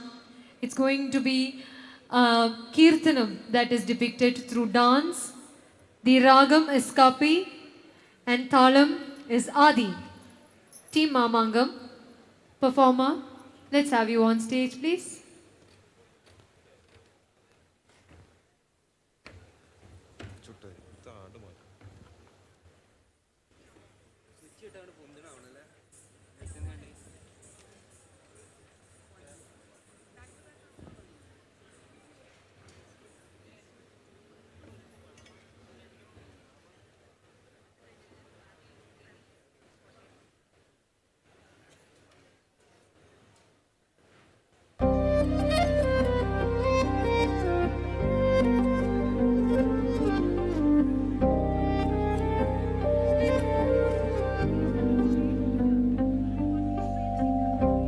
Jagadodaran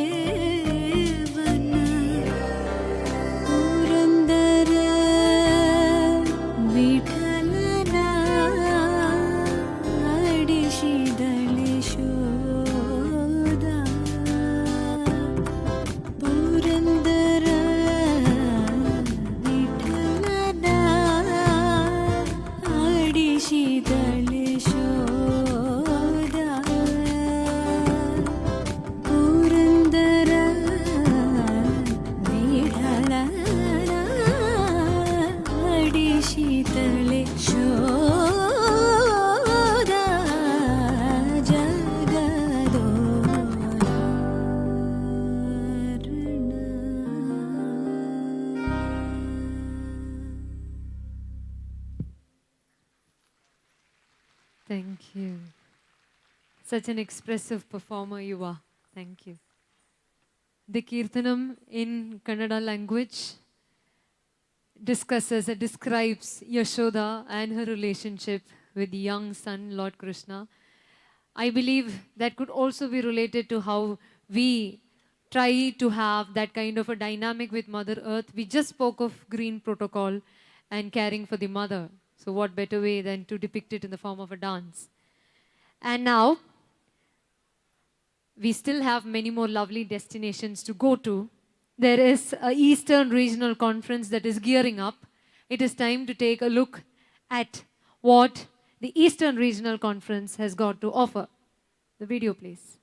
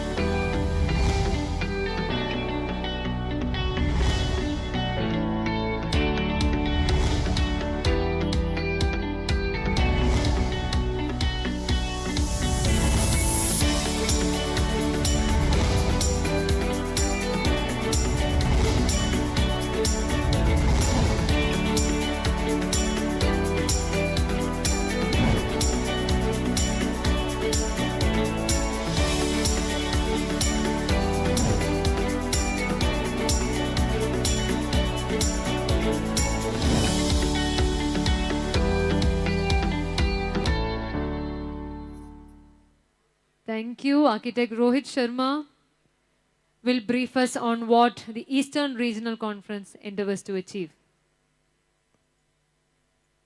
Good evening, ladies and gentlemen, boys and girls, esteemed architects.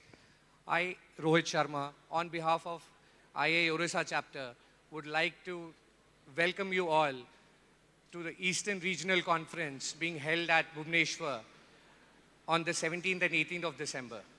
Thank you so much. Thank you. It was brief and to the point.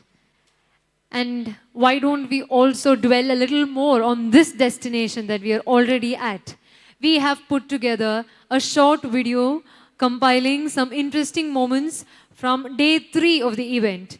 Why don't we look at that now? The video, please. The teaser on day 3 listening to all the other speakers, learning from them, interacting with the young architects and students has been a wonderful experience. I've been to Calicut many times and it's always a pleasure.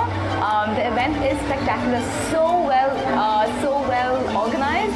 Everyone who's here is so nice and it's been an amazing experience. I love the place.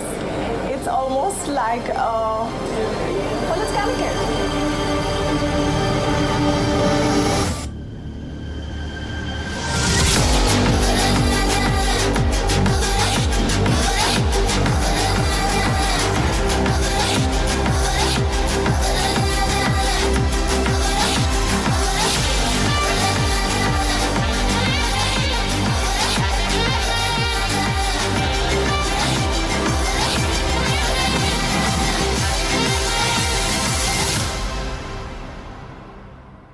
Thank you, thank you. Some videos are instantly uplifting. This is one such.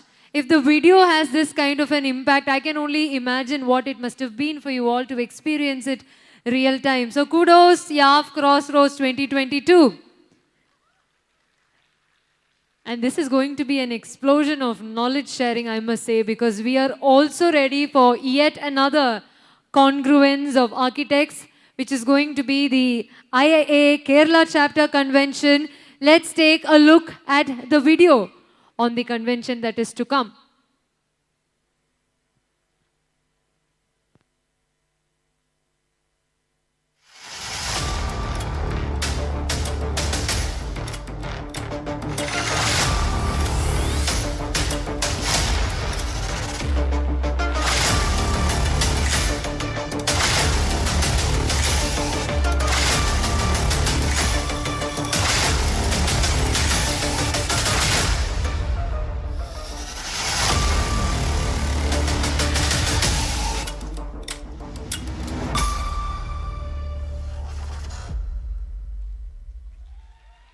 The 2 days of extravaganza.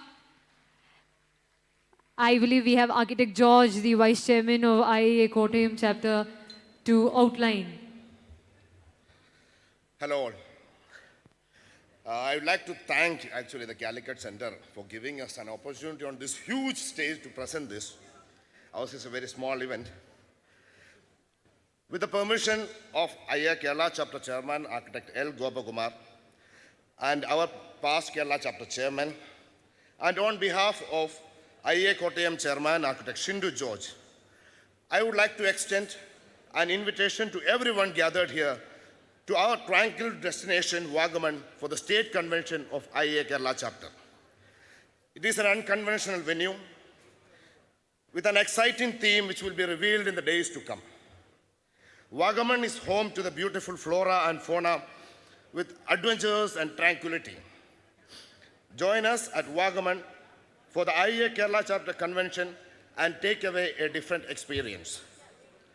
We at IIA Kottayam await you at the Misty Mountains.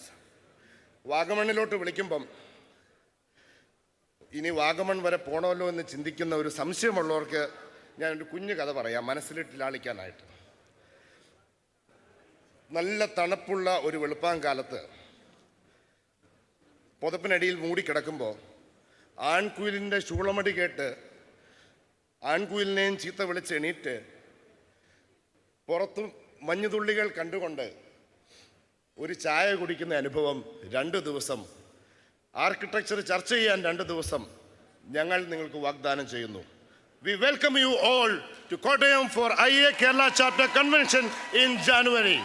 Thank you. Thank you, sir.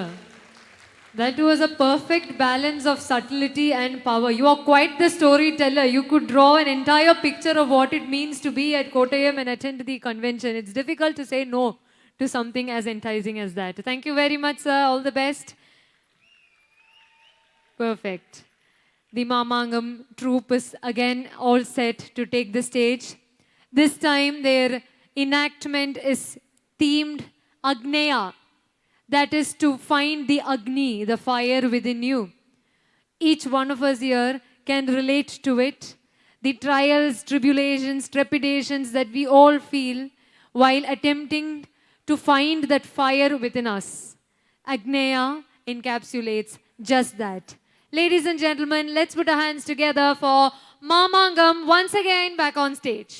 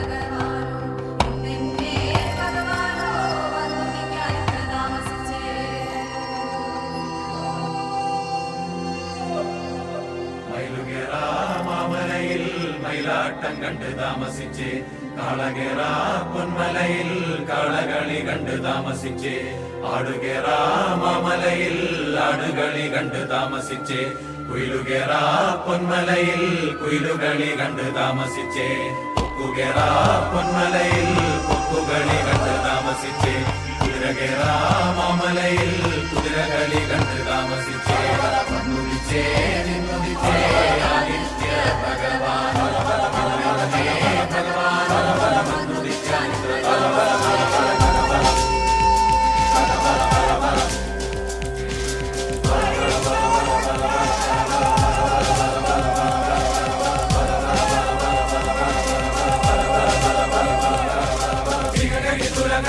കൊയ്ത്തും കഴിഞ്ഞ് കൊല്ലത്തിലും കുട്ടലിലും നെല്ലും കെട്ടിയെടുത്തും കൊണ്ടോരായിരം കുലക്കയും വീശി വരും കാരണോരെ പെരുമയും ഭൂമിയിലെ പുലയോരെ കഥ പറ പുലമകൾ സരസ്വതി നാവിലാണ് കഥ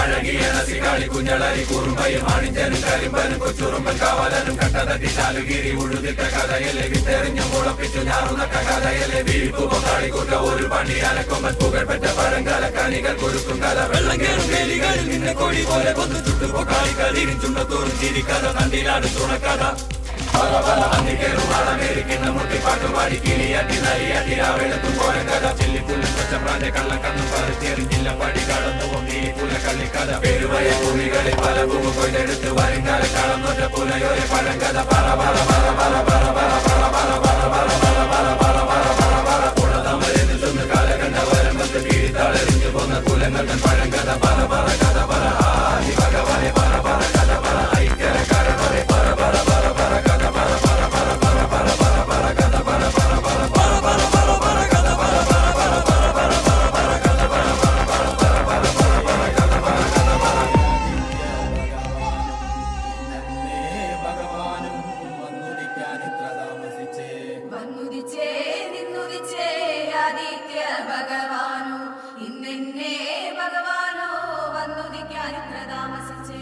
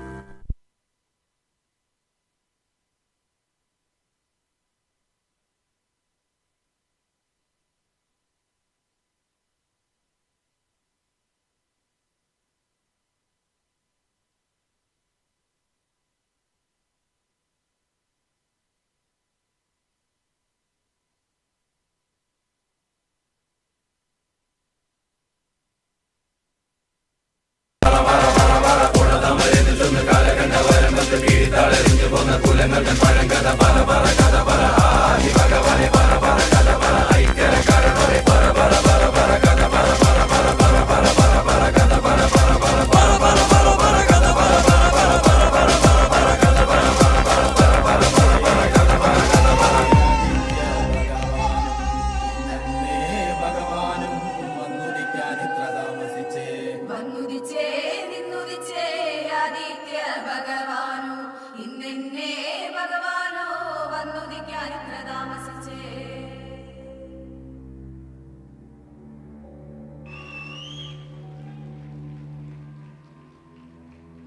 Oh my, oh my, oh my is all that I can say. The kind of vigor and power that they brought up onto the stage, the conviction with which they performed.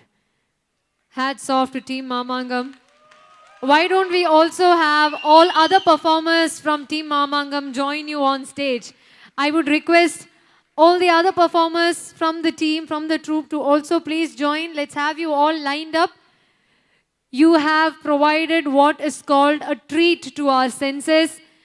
A quick word of thanks to our beloved artists here, Mr. Aloshi, Mr. Abhilash, Mr. Jyotish, Ms. Grishma, Ms. Anushree, Ms. Tirtha, Ms. Bhavya, Ms. Anju, Mr. Pratish, and Ms. Linda.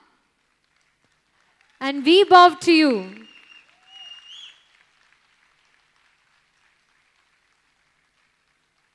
May you continue to bring joy to multitudes through the form of art and music. Thank you. Thank you very much. I'll see you.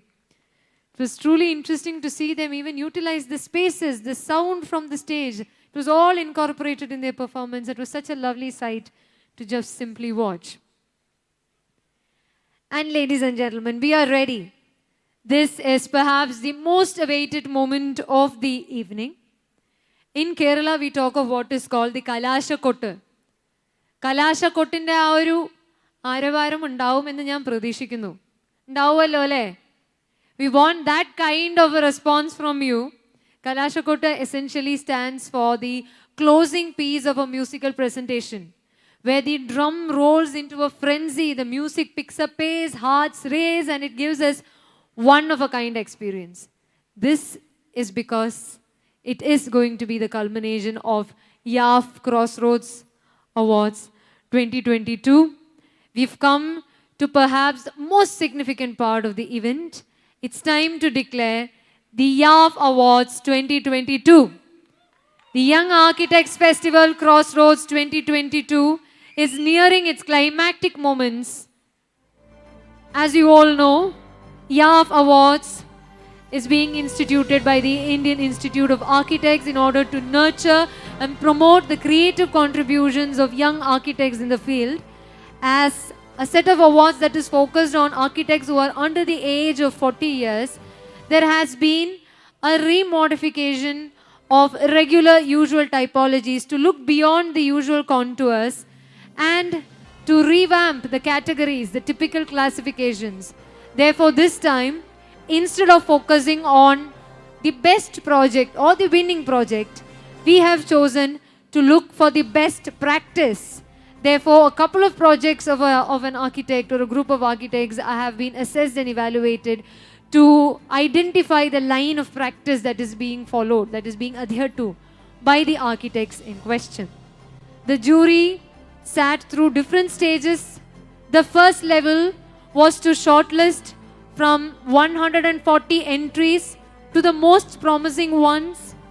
And then, last day we had live presentations of the shortlisted entries where the jurors had an opportunity to interact with the presenters to gain an in-depth knowledge of the practice that they envision. Having said the preface, we are ready for the presentation per se. The presentation has been structured into 3 different blocks. We have 8 categories. Each block carries 3, and the final one has 2 categories. This is the plan for the presentation. Therefore, for the first block, for the first segment of award presentation, that includes 3 important categories. We will have a video of the jurors' comments on 3 categories, which include sustainable architecture, architectural detailing, and space for collectivity and collaboration. Let's hear from the jurors regarding the entries from the 3 categories just mentioned.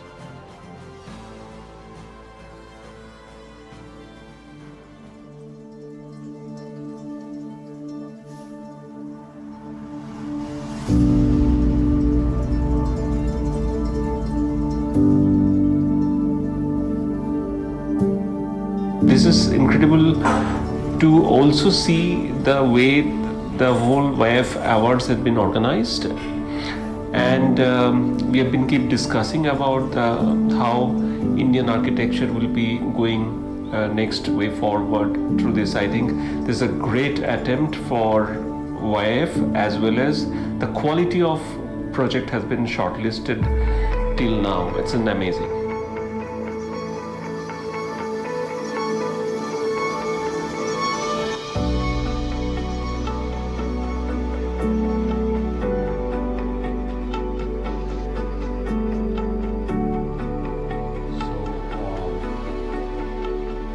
three categories that we reviewed. The first of them was on sustainability. And I think somewhere I got the feeling that we were tick marking or ticking off all the right boxes. I use a local material, I use bamboo, I use rammed earth, etc., etc. But in the process, what we also want to see is how creativity can also emerge from that. And that is where I found that we had tick-marked the right boxes. We were on very safe turf, but I was not experiencing where the two meet, where creativity and so-called sustainability can meet.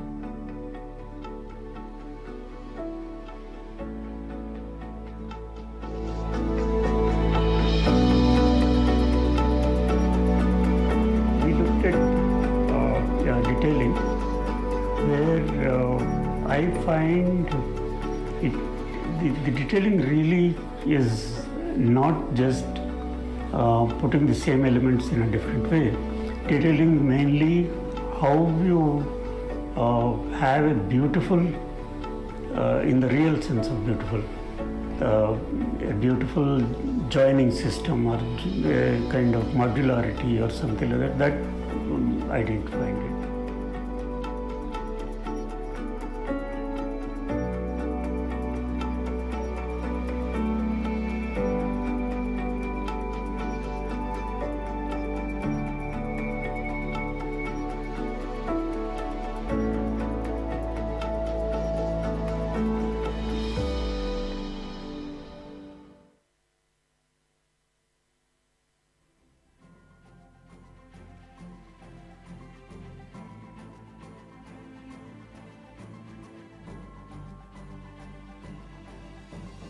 Thank you, thank you.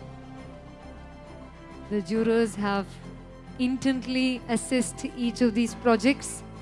And now to give away the awards to the awardees, may I invite on stage the illustrious panel of jurors, Architect Kamal Malik, Shri S. Balaram, Architect Abin Chaudhary. Welcome, sirs.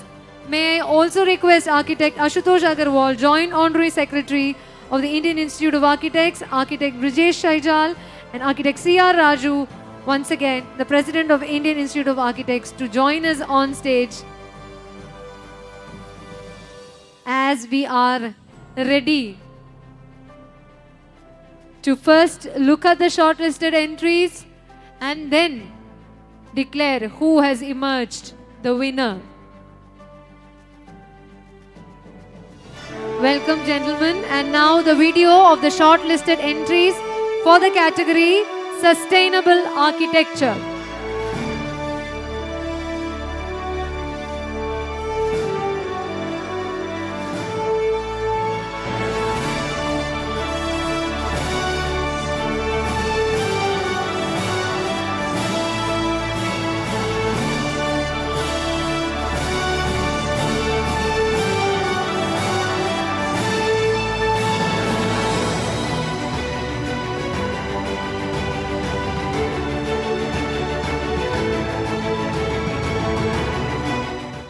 Those were some nominations of great potential. We now have the winners ready at hand for best practice in sustainable architecture. The winners are also going to be announced by the jurors themselves. So I request you gentlemen to take the center stage. In fact, in this category, we only have one winner and two entries have been given a commendation. So we have two commendation and one winner that will be adjudged as the best practice in the category. I request Architect Kamal Malik to announce the winners. May I also request you, sir, to announce the first commendation winner, give away the award, and then only move to the second commendation winner. We will first have the first mention?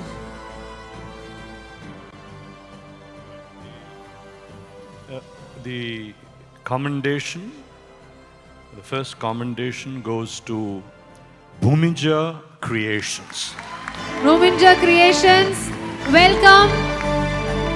Please come up on stage.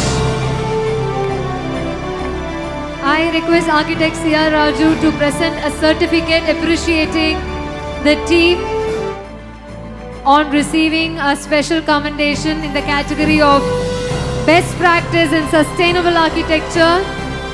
Welcome, team. Congratulations to you.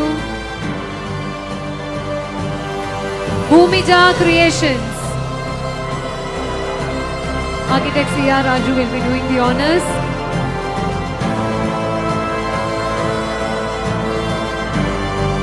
The name itself is mindful of the Bhumi, ensuring sustainability.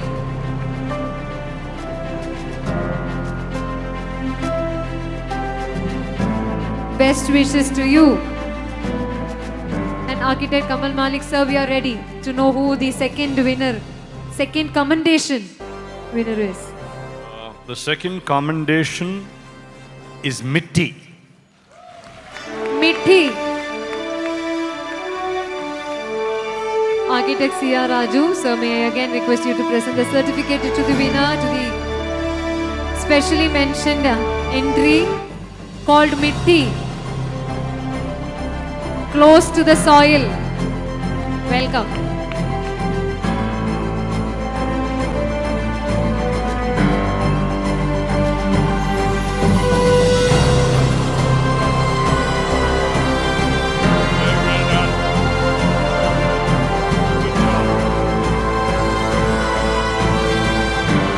Commendable practice with regard to sustainability in architecture. Congratulations to Team Mitti.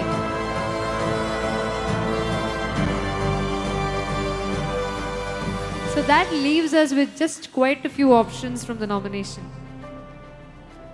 I just want them to take a moment and enjoy the anticipation as well. Sir, we are ready. The winner, please. We request you to make the announcement. Do we have a winner? Oh, we do, sir. Oh, we surely do. Okay, the winner is Avinash Akangel.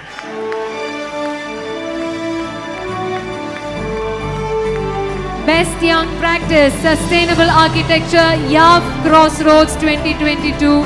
At the YAF Awards goes to Mr. Avinash and the team there. Congratulations, many congratulations.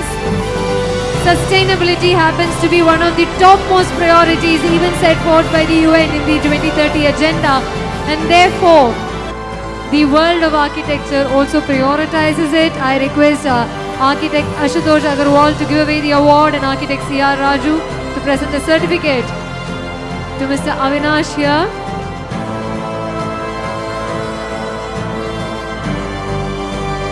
Keep up the great work. All the very best, Team Avinash.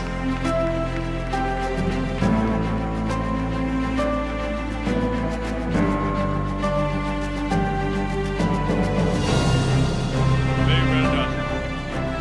Very well done. Congratulations and best wishes to you. I request you to also stay back for the next category. Meanwhile, we'll have a video of the nominations for the next category, which is architectural detailing.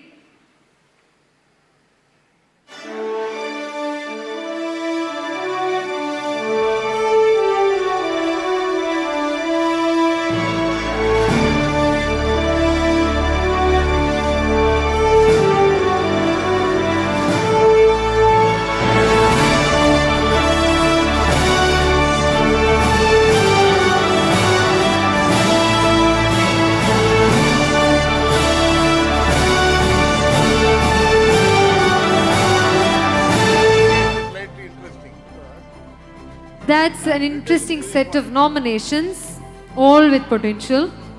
May I request Sri S. Balram and the entire team of presenters again to move back to the center, and I request Sri S. Balram to declare the winner.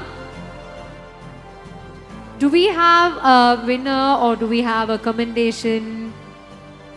There's only going to be one entry that is going to be mentioned here. So is that going to be only a commendation? Is that going to be only a winner? Let's see.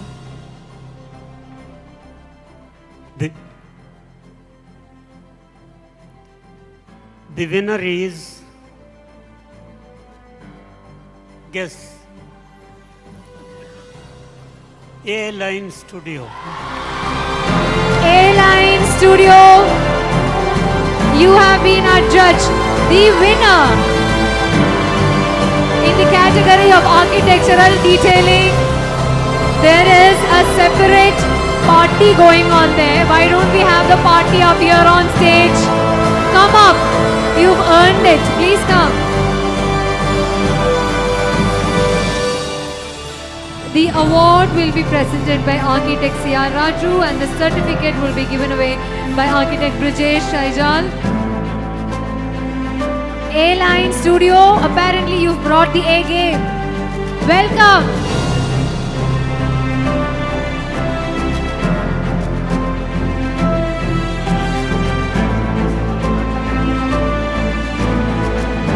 Architect C.R. Raju, may I request you to present the trophy, and architect Brajesh Shaijal will be giving away the certificate of appreciation to A-Line Studio for best practice in architectural detailing. God is in the details, we say. They have definitely served the God at the altar.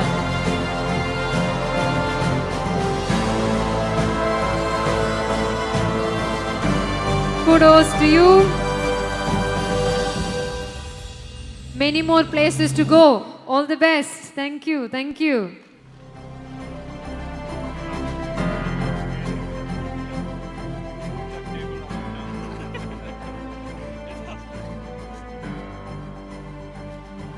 Not yet time to say goodbye, sir. We have one more category. So let's have the shortlisted nominations for the next category in this session, which is Spaces for Collectivity and Collaboration.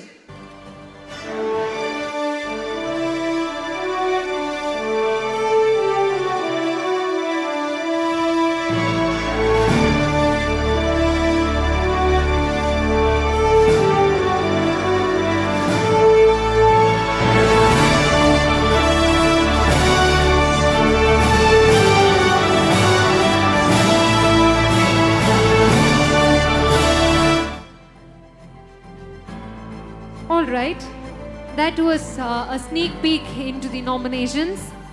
The winner, may I request architect Eben Chowdhury to please declare. And here we have two entries to be mentioned. One is going to be a commendation and another is the overall winner. So shall we start with the commendation?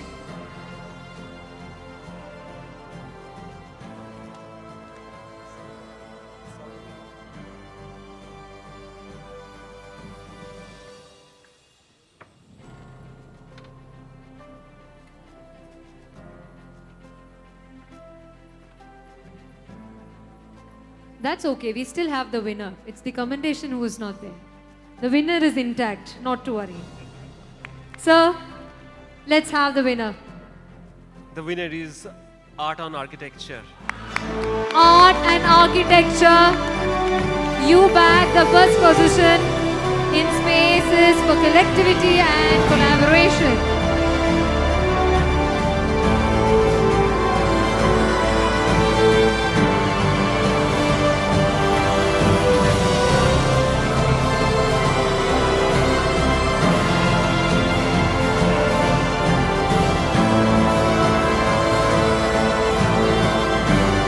Architect Ashutosh Agarwal, may I request you to give away the trophy, and Architect Brajesh Shaijal, may I request you to give away the certificate.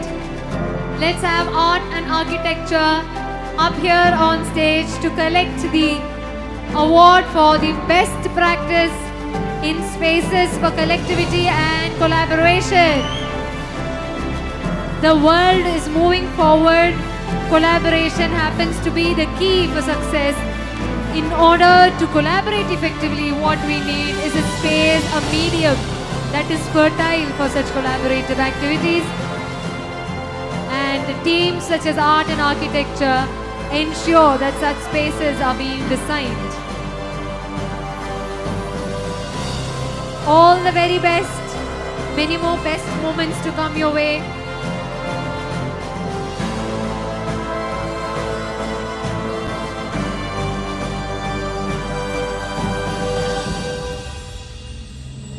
And when you design such spaces that are conducive to collaboration, you are also paving way for many more such best moments for people using those spaces also. So that's doubly joyful. Thank you, our dearest jurors and our presenters. Thank you for patiently staying back and giving away the mementos. Architect Raju, sir, I request you to stay back. You will be a constant presence for us. But before that, we have a memento to give away to our jurors. I got carried away by the awards. We would like to present a memento to our jurors as a thank you. Shri Kamal Malik, Shri S. Balram, Architect Abhin Chaudhary. We are truly honored to have you here with us. Let's have the mementos brought on stage.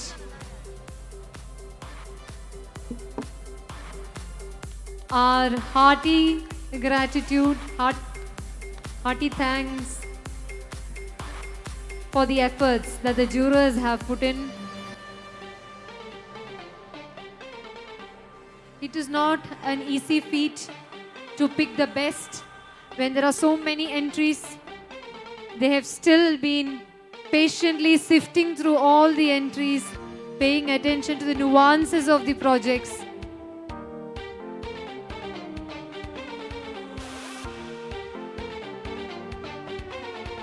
Thank you very much. Thank you. Delighted to have you. Sir, I request you to stay back. We have the next session right away. This is going to be one back-to-back presentation of awards. Now we are moving on to the second block of award presentation, which carries yet another 3 categories. And those include space for working, ideas for the future, and architectural representation or visualization. These 3 categories have been adjudged by the jurors, and the jurors have collective remarks for the 3 categories. So before we move on to invite the presenters and present the shortlisted videos, we will first have a video compiling the comments of the jurors on the 3 categories. The video, please.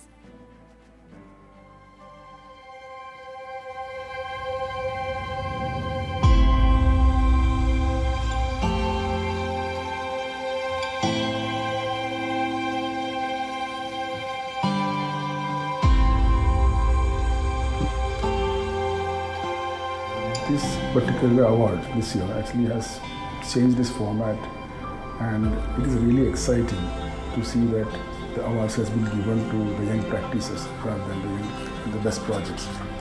Especially when you are doing the awards for the practice.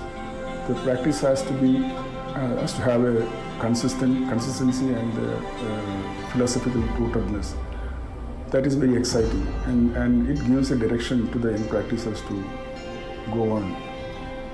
So I think this award has got a very good significance in the years to come.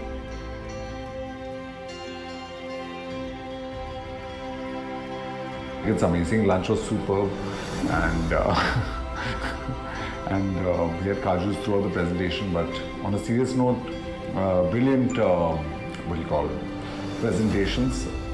I wish I was young again and I could have taken part in this Young Architecture Festival, but I'm looking forward to meeting all the participants tomorrow because the presentations were excellent, and I also hope that more clients give more projects to young architects because they deserve it, and we need different ideas coming in.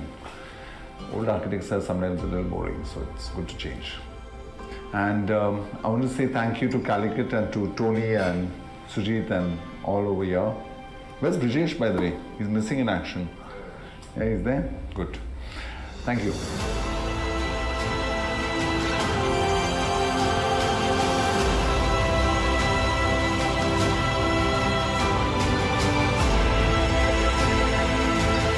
found absolutely unbelievable quality of work. The effort that the youngsters had put in and the quality of the work that they had presented was quite outstanding. And it's not for me to comment on the architectural merits of it, but the visualization part of it was exciting to say the least, and I think the future has lots of possibilities with multiple media and film and video and stuff like that, which people are using now to explain their projects and to express their ideas and thoughts. So I think it was a very, very exciting afternoon of going through these projects, apart from all the others that we went through. The overall quality was outstanding, and the overall quality I thought was, it made me think that the future of architecture in India particularly is safe in their hands.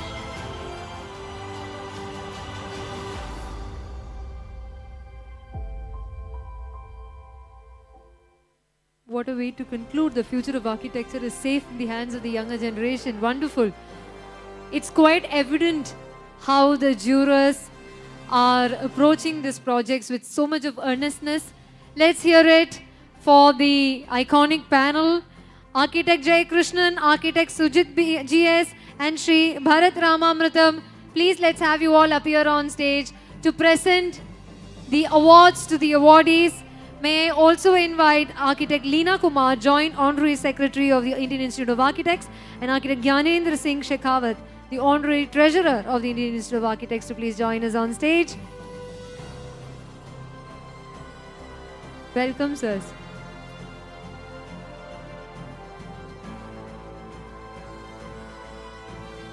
Architect Alan Abraham is not here, and Architect Sujit GS is part of our own team. Architect Alan Abraham has given his best, even though he couldn't be here personally. Shall we look at the shortlisted entries first, sir? We have 3 categories. The first category in this session is going to be Best Practice in the Space for Working. The nominations are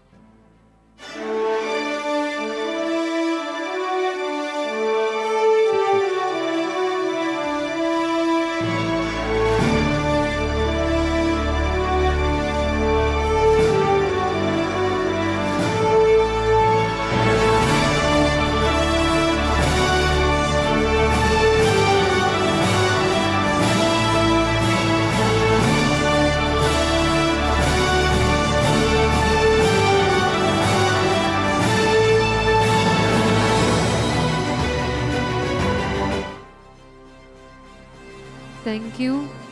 It is said we spend half of our life working. It better be in a good ambience, in a good space. Now, in order to declare the winners in the space for working, I request Architect Sujit GS to take the center stage. Let's have the cards brought, please.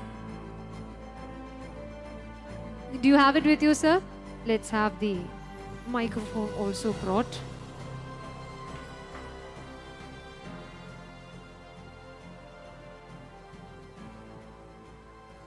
So we have 2 commendations. The first commendation goes to Shreyas Patel Architects. Shreyas Patel Architects. First of the 2 commendations, I request Architect C.R. Raju to present the certificate.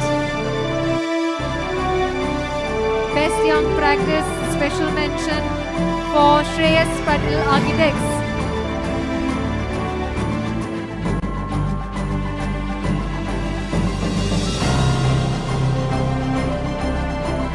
Keep going.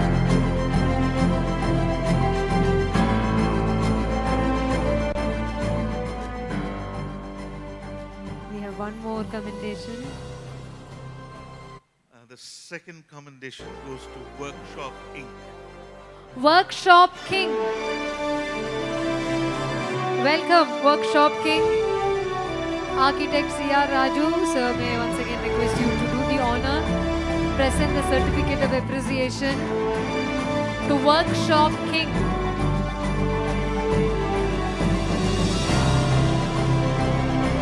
Let's have a royal entry. You have a kingly name. Welcome.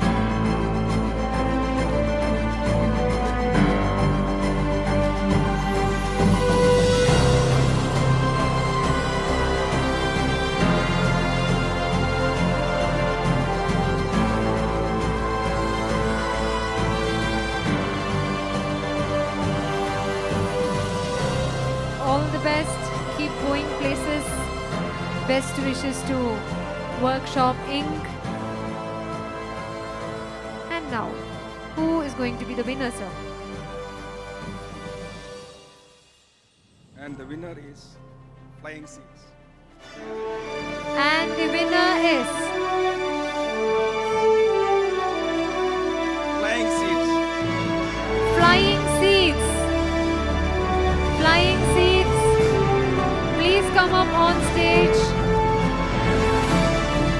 I request Architect Leena Kumar to present the award. Architect C.R. Raju again to present the certificate. Flying Seeds on stage, adjudged to be the best young practice in the category of spaces for working. May this event sow the seed for brighter future and may you fly high. That is the wish that we have for these young architects.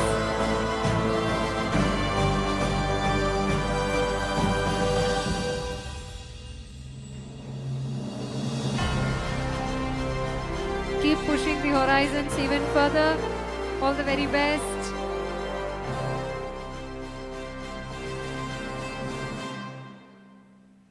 All the best, Flying Seeds. Keep making us proud. That's all we can say. Thank you. And we are going to now look at the nominations for the next category. And that category is Ideas for Future.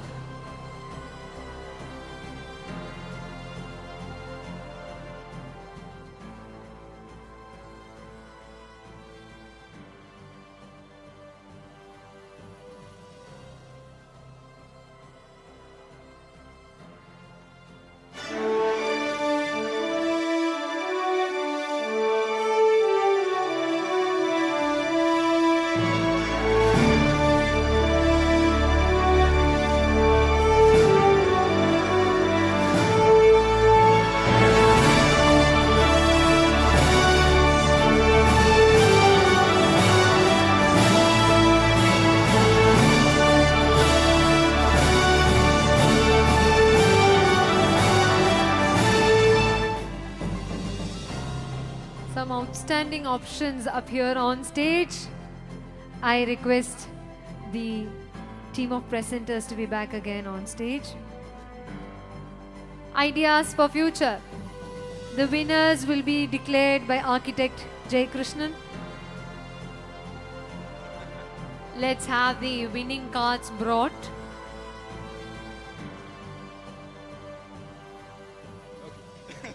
I believe there's a surprise here, no? Surprise. There is a surprise. I just want to confirm if there's a surprise or not. There is. I will let you unveil the surprise, sir. So this is joint winners. So the winners are Stan and Cochin Collective. Let's first have Stan on stage. Stan and Cochin Creative Collective. And Cochin Creative Collective. So let's first have Stan. Let them carry the awards in joy and honor. And then we will have the next winner up here on stage. Stan, congratulations. And I request Architect C.R. Raju to present the trophy and Architect Leena Kumar to facilitate with the certificate. She'll felicitate with the certificate. Stan.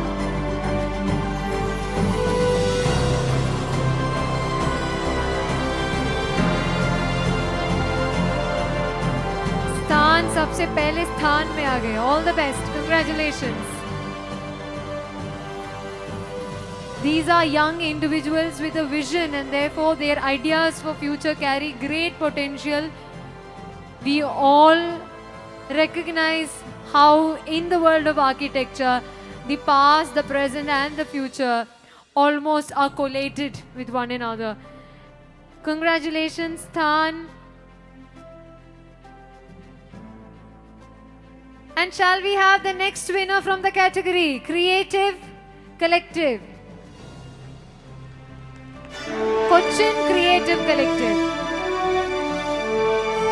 The Sthan is also part of the name, Cochin Creative Collective. Let's have them on stage, please. I request Architect C.R. Raju to give away the award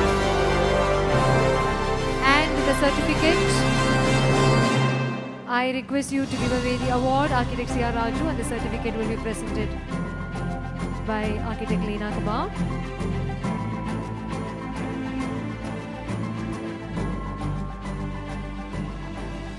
Keep up the creative spirit, get going, all the best. We have one more category in the same segment. Shall we take a look at the nominations? And the category now under the spotlight is architectural representation, rather visualization.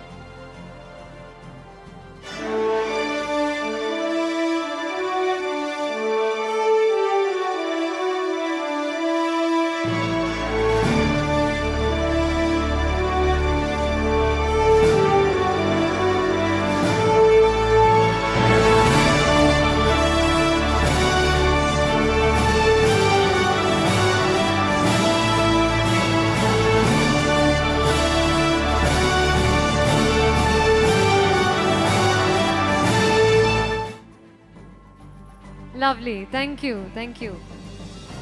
Those are some innovative ways to represent the architectural ideas. Ladies and gentlemen, now we are going to really break the mold because this has never happened in the history of award ceremonies. The joint winners again. And this time, once again, it's Than and Cochin Creative Collective. And sometimes, just sometimes, such moments also come your way. Let's have Team Than and Team Cochin Creative Collective once again up here on stage.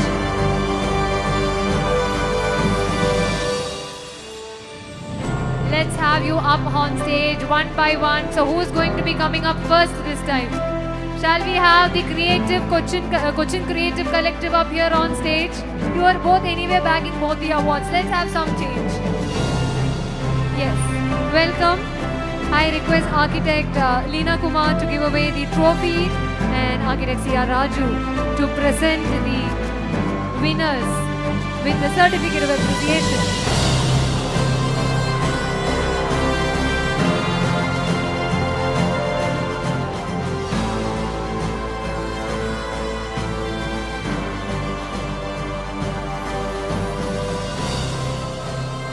They are both the teams with a vision, and therefore that vision also reflects in the way they represent. So no wonder they have been assessed. Their practice has been assessed as the best in both the categories. We have Team Than once again here on stage to accept the trophy and the certificate here. Many, many congratulations. So this is going to be quite a celebratory evening for the two of you. There is not going to be enough time to celebrate the achievements.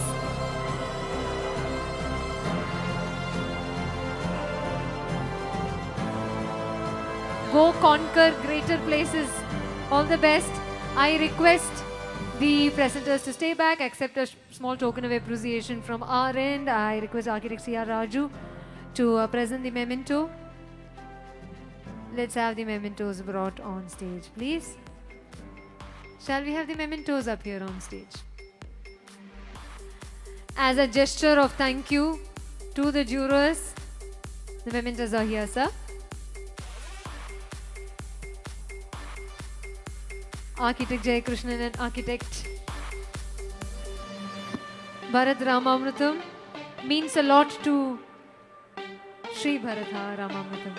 You're part of a fraternity, sir, so we take the liberty to also address you so. Thank you.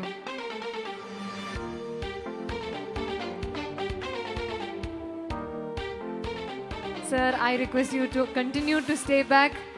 Sir is here as a proud parent. So he is here to appreciate all the young architects for the efforts. We are now ready for the next block, which is going to be the finale block of award presentation, wherein we'll have presentations belonging to two categories, which are spaces for which are going to be best practices on socially responsible architecture and spaces for living. And as is the format, we will first take a look at what the jurors have got to say about the entries in both the categories. The video to be displayed, please.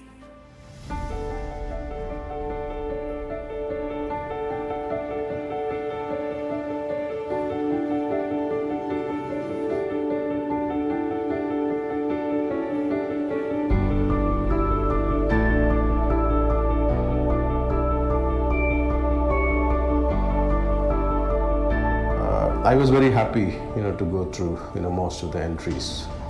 In my experience of, going through the projects as a jury was interesting because I got to see, a diverse expressions among the young artists, which reflects their aspirations, their way of, approaching spaces, the way they understand material in the context of sustainable architecture, the pressures they go through, like when they have to deal with a particular requirement of individuals or families.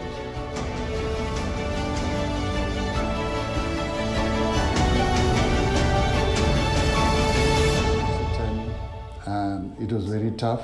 The interesting thing was that overall, when you compare it to earlier periods, I think there was a real consciousness about the environment and the budgets and everything. So that was mentioned by most of the people who had presented, which was very interesting and which was great.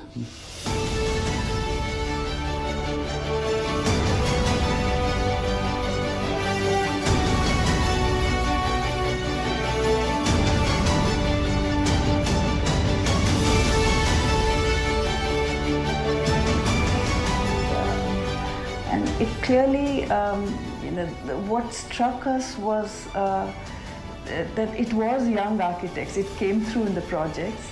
So they had to be very, very careful about the spaces used because the sites were probably small, and how the money was used, how the budget was used. And so these were things, and how could they be creative within that?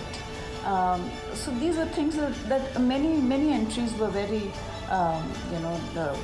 their responses were very clever. And the next thing was socially responsible architecture. What I liked in a couple of the entries was that the idea of the project itself is part of the design. That to make that proposal and see that there is a need for this in the community, and therefore put that across to either whatever the funding body may be. It may be the government, or it may be the village community, or some NGO. So the project itself, the idea is generated by the architect and proposed to the community.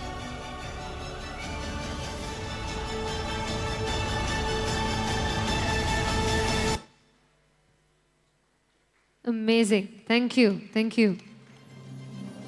So here we go. Two categories: socially responsible architecture, and perhaps the most awaited category, the space for living.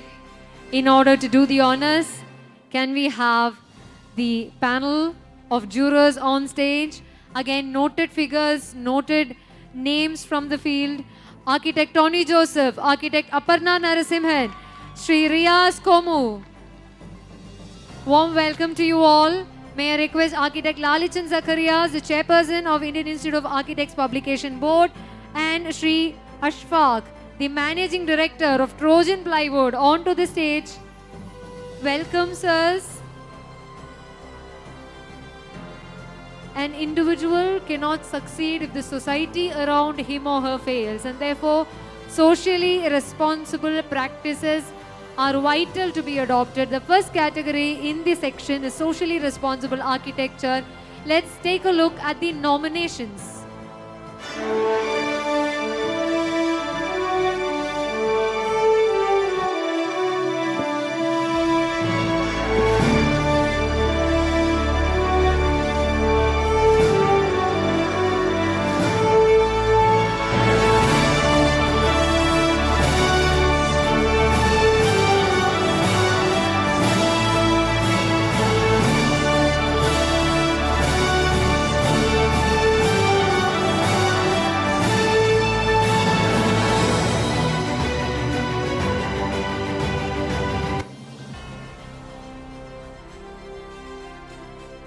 Thank you. So the first category is socially responsible architecture. We have Sri Mohammad Arbi Kumla from Trojan Plywood on stage, who's joining us. And now we are ready to find out which are the best practices in the category. I request Sri Riyaz Komu to make the declaration.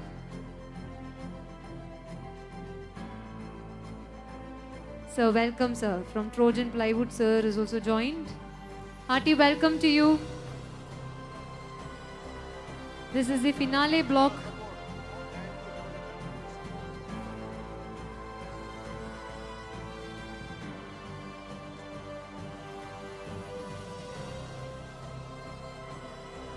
How many commendations? How many winners?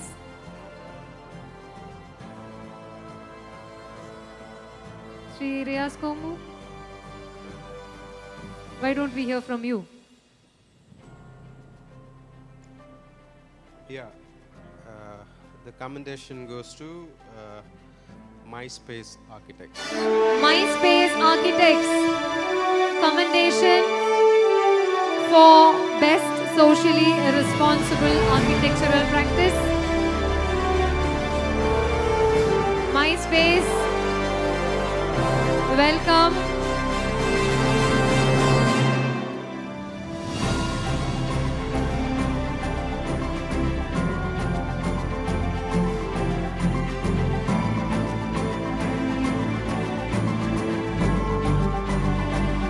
May I request Architect C.R. Raju to present the certificate of appreciation to MySpace Architects.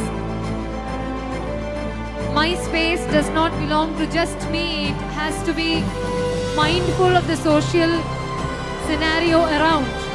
It is this thought that has enabled them to win this special commendation from the jurors panel.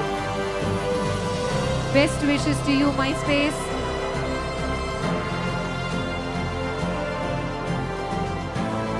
All the best to you. Sri Riyaz Komu. Yeah, again, for the socially responsible architecture, we have a joint winner. So, it goes to Made in Mumbai and Compartment S4. Made in Mumbai, let's have you first on stage. Made in Mumbai. Welcome.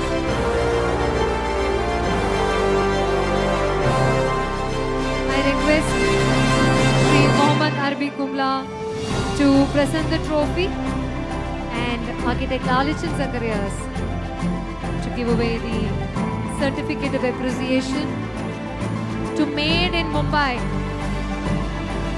but relevant everywhere, not just in Mumbai. The award is a testament to that.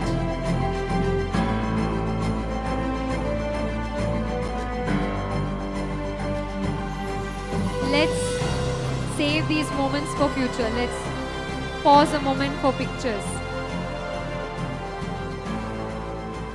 Best wishes to you, Made in Mumbai.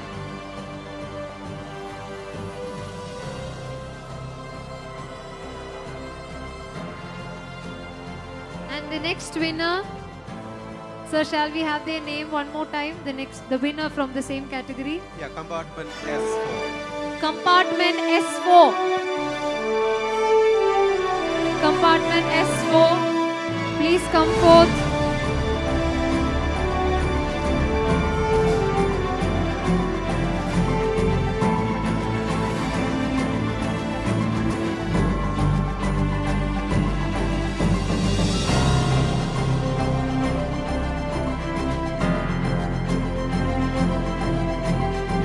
Yes, and now to give away the awards, may I request Architect Lalichan Zacharias to present the trophy and Architect C.R. Raju to present the certificate.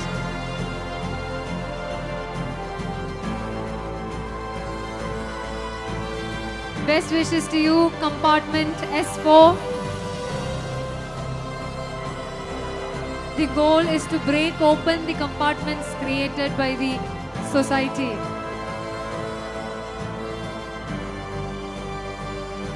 you and all the very best.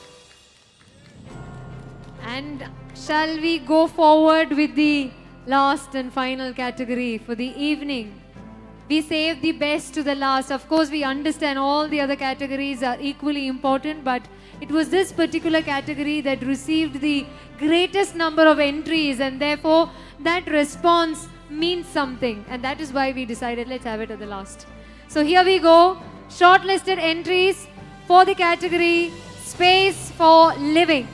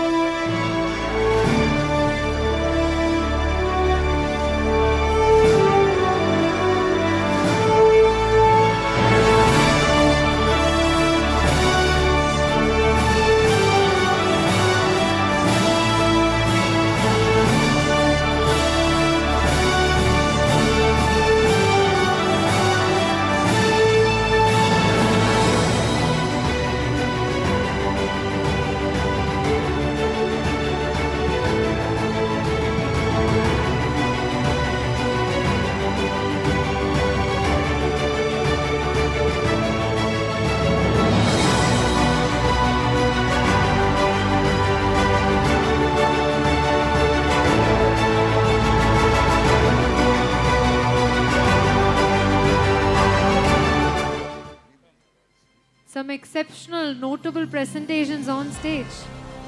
In order to give away the awards, I request Architect Naufal Hashim, the YAF convener, also to please join the team here on stage to give away to make the announcements and to give away the awards. Let us have you also appear on stage. Architect Naufal, please, let's have you.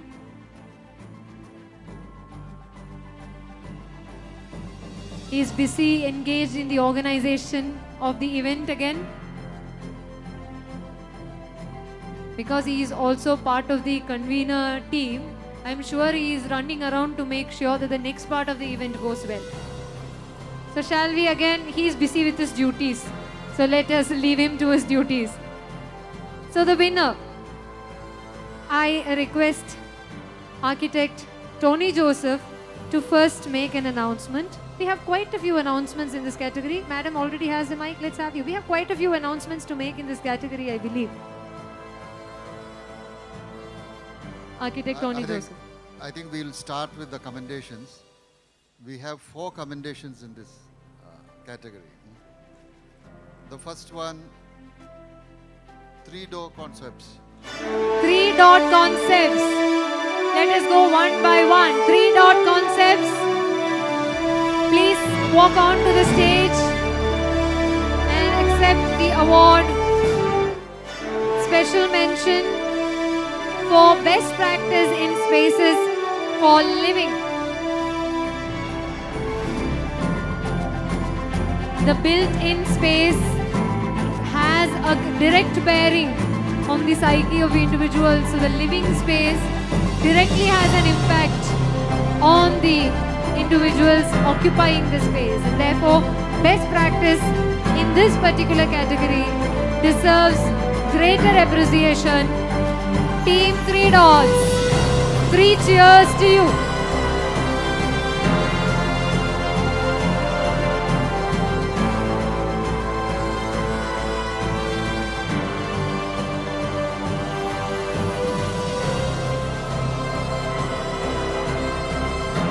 Congratulations.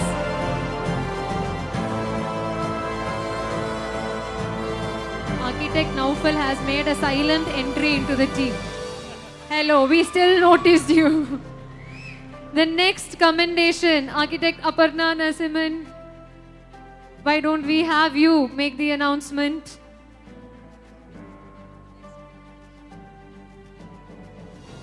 The next commendation goes to A-Line Studio.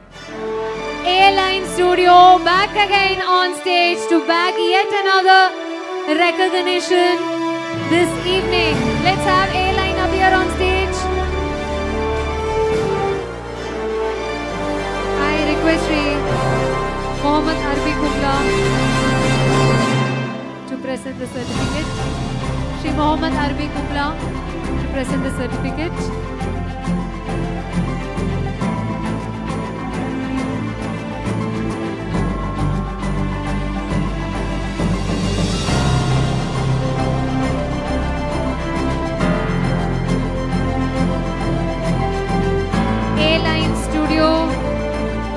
keep staying at the top, at the A of the letters of alphabet.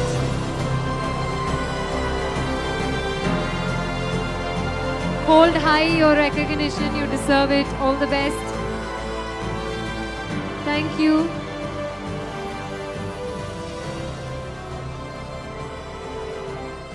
Shall we move on to the next commendation? Again, can I request Architect Aparna Narasimhan to do the honors of declaring the winner?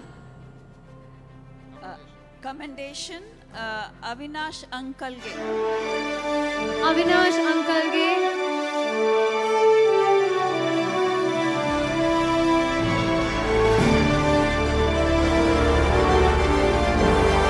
Architect Naufal, can I ask you to present the certificate?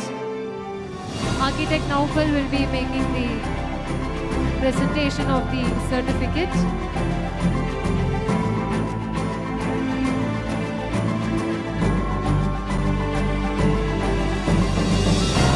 Congratulations to Avinash Khalge.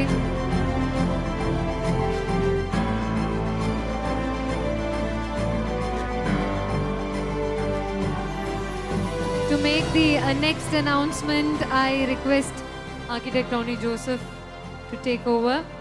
Now, I am not sure. Do we have a winner at all? No. Still a commendation, and I think you have heard this name quite a bit. Cochin Creative Collective. Cochin Creative Collective. You need to be carrying a huge bag, huh? Quite a few awards to carry back home. I request Architect C.R. Raju to present the certificate. Congratulations for one more time to Cochin Creative Collective.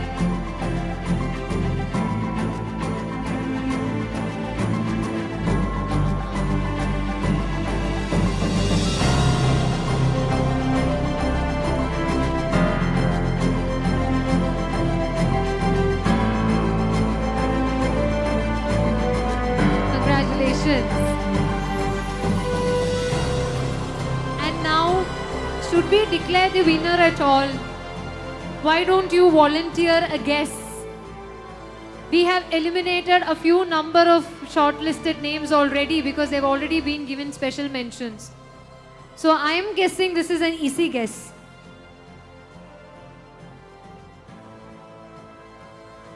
They say magic line. Let us clarify. Architect Tony Joseph or Architect Aparna, who is going to do the honors? Madam. Okay, the winner is A for Architecture. It's A for Architecture. Congratulations. What a fine way to end. We start from the beginning A. A for Architecture. I request Mr. Mohammed Arbi Kumla, the chairman of Project Livelihood, to give away the trophy. Architect Lalachan Zacharias to present a certificate to A for Architecture.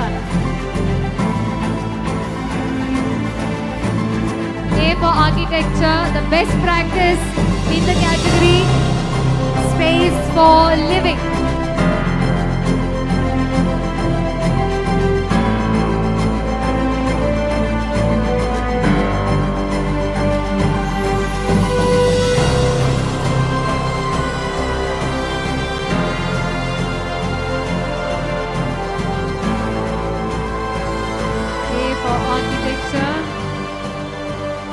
Keep pushing the frontiers forward.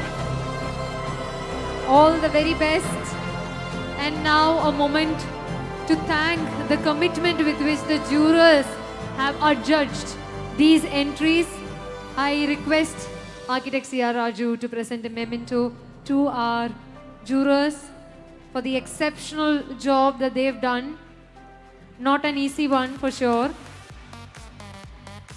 Architect Aparna Narasimhan, overjoyed to have you. Thank you, madam.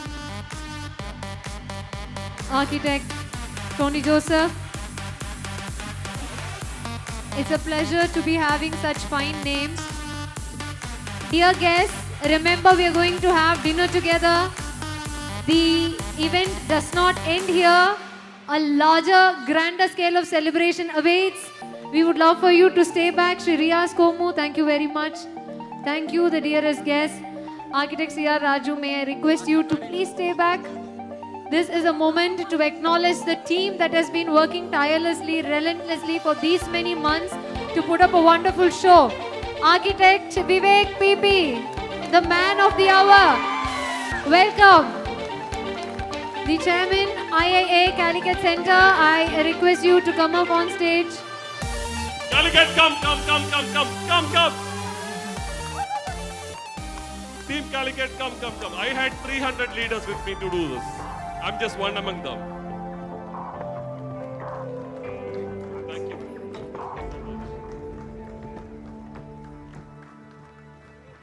Calicut, come. Come. Everybody, come. Calicut, come on stage. Calicut, come on stage. Everybody.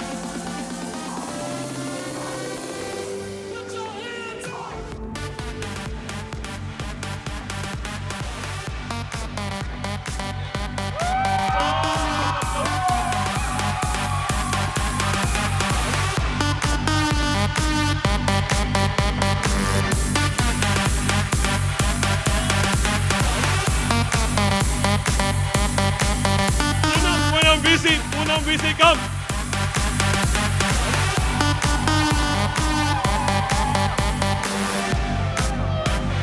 AC, come. Anybody?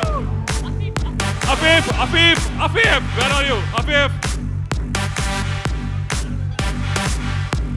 Control panel is done, man. Come. Afif.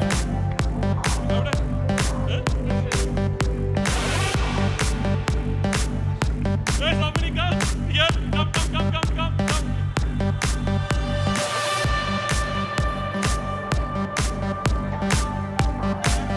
No shot. What a moment. 3 cheers to IIA Calicut Center. Hip hip. Hip hip. One more time. Hip hip. Hooray it is. Such a gratifying moment to see your baby grow into such a joyful shape.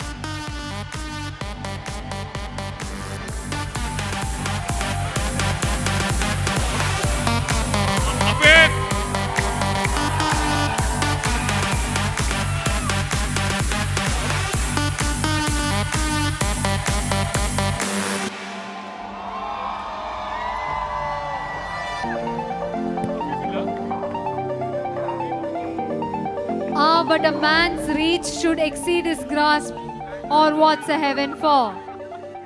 Let's keep aiming higher, aim for the heaven. This has been a moment that is fulfilling for all of us, all the organizers.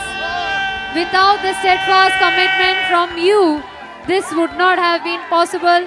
Sincerest thanks to our dear delegates, guests, jurors. Thank you all very much. Have a fine evening. I'm going to leave them to it. It's their moment. But let's remember to enjoy together. DJ Ribbon Richard will be playing for you this night. Enjoy. Have a phenomenal evening. One more time at Kozhikode. Have a superb evening. Thank you.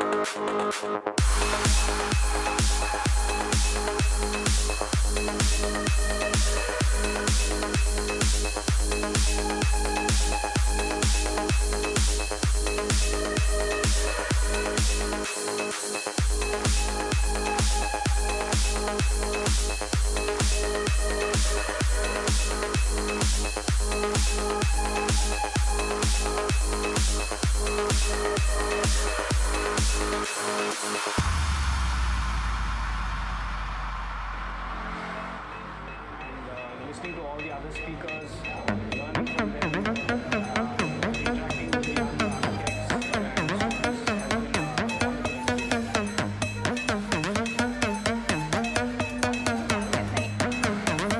Check.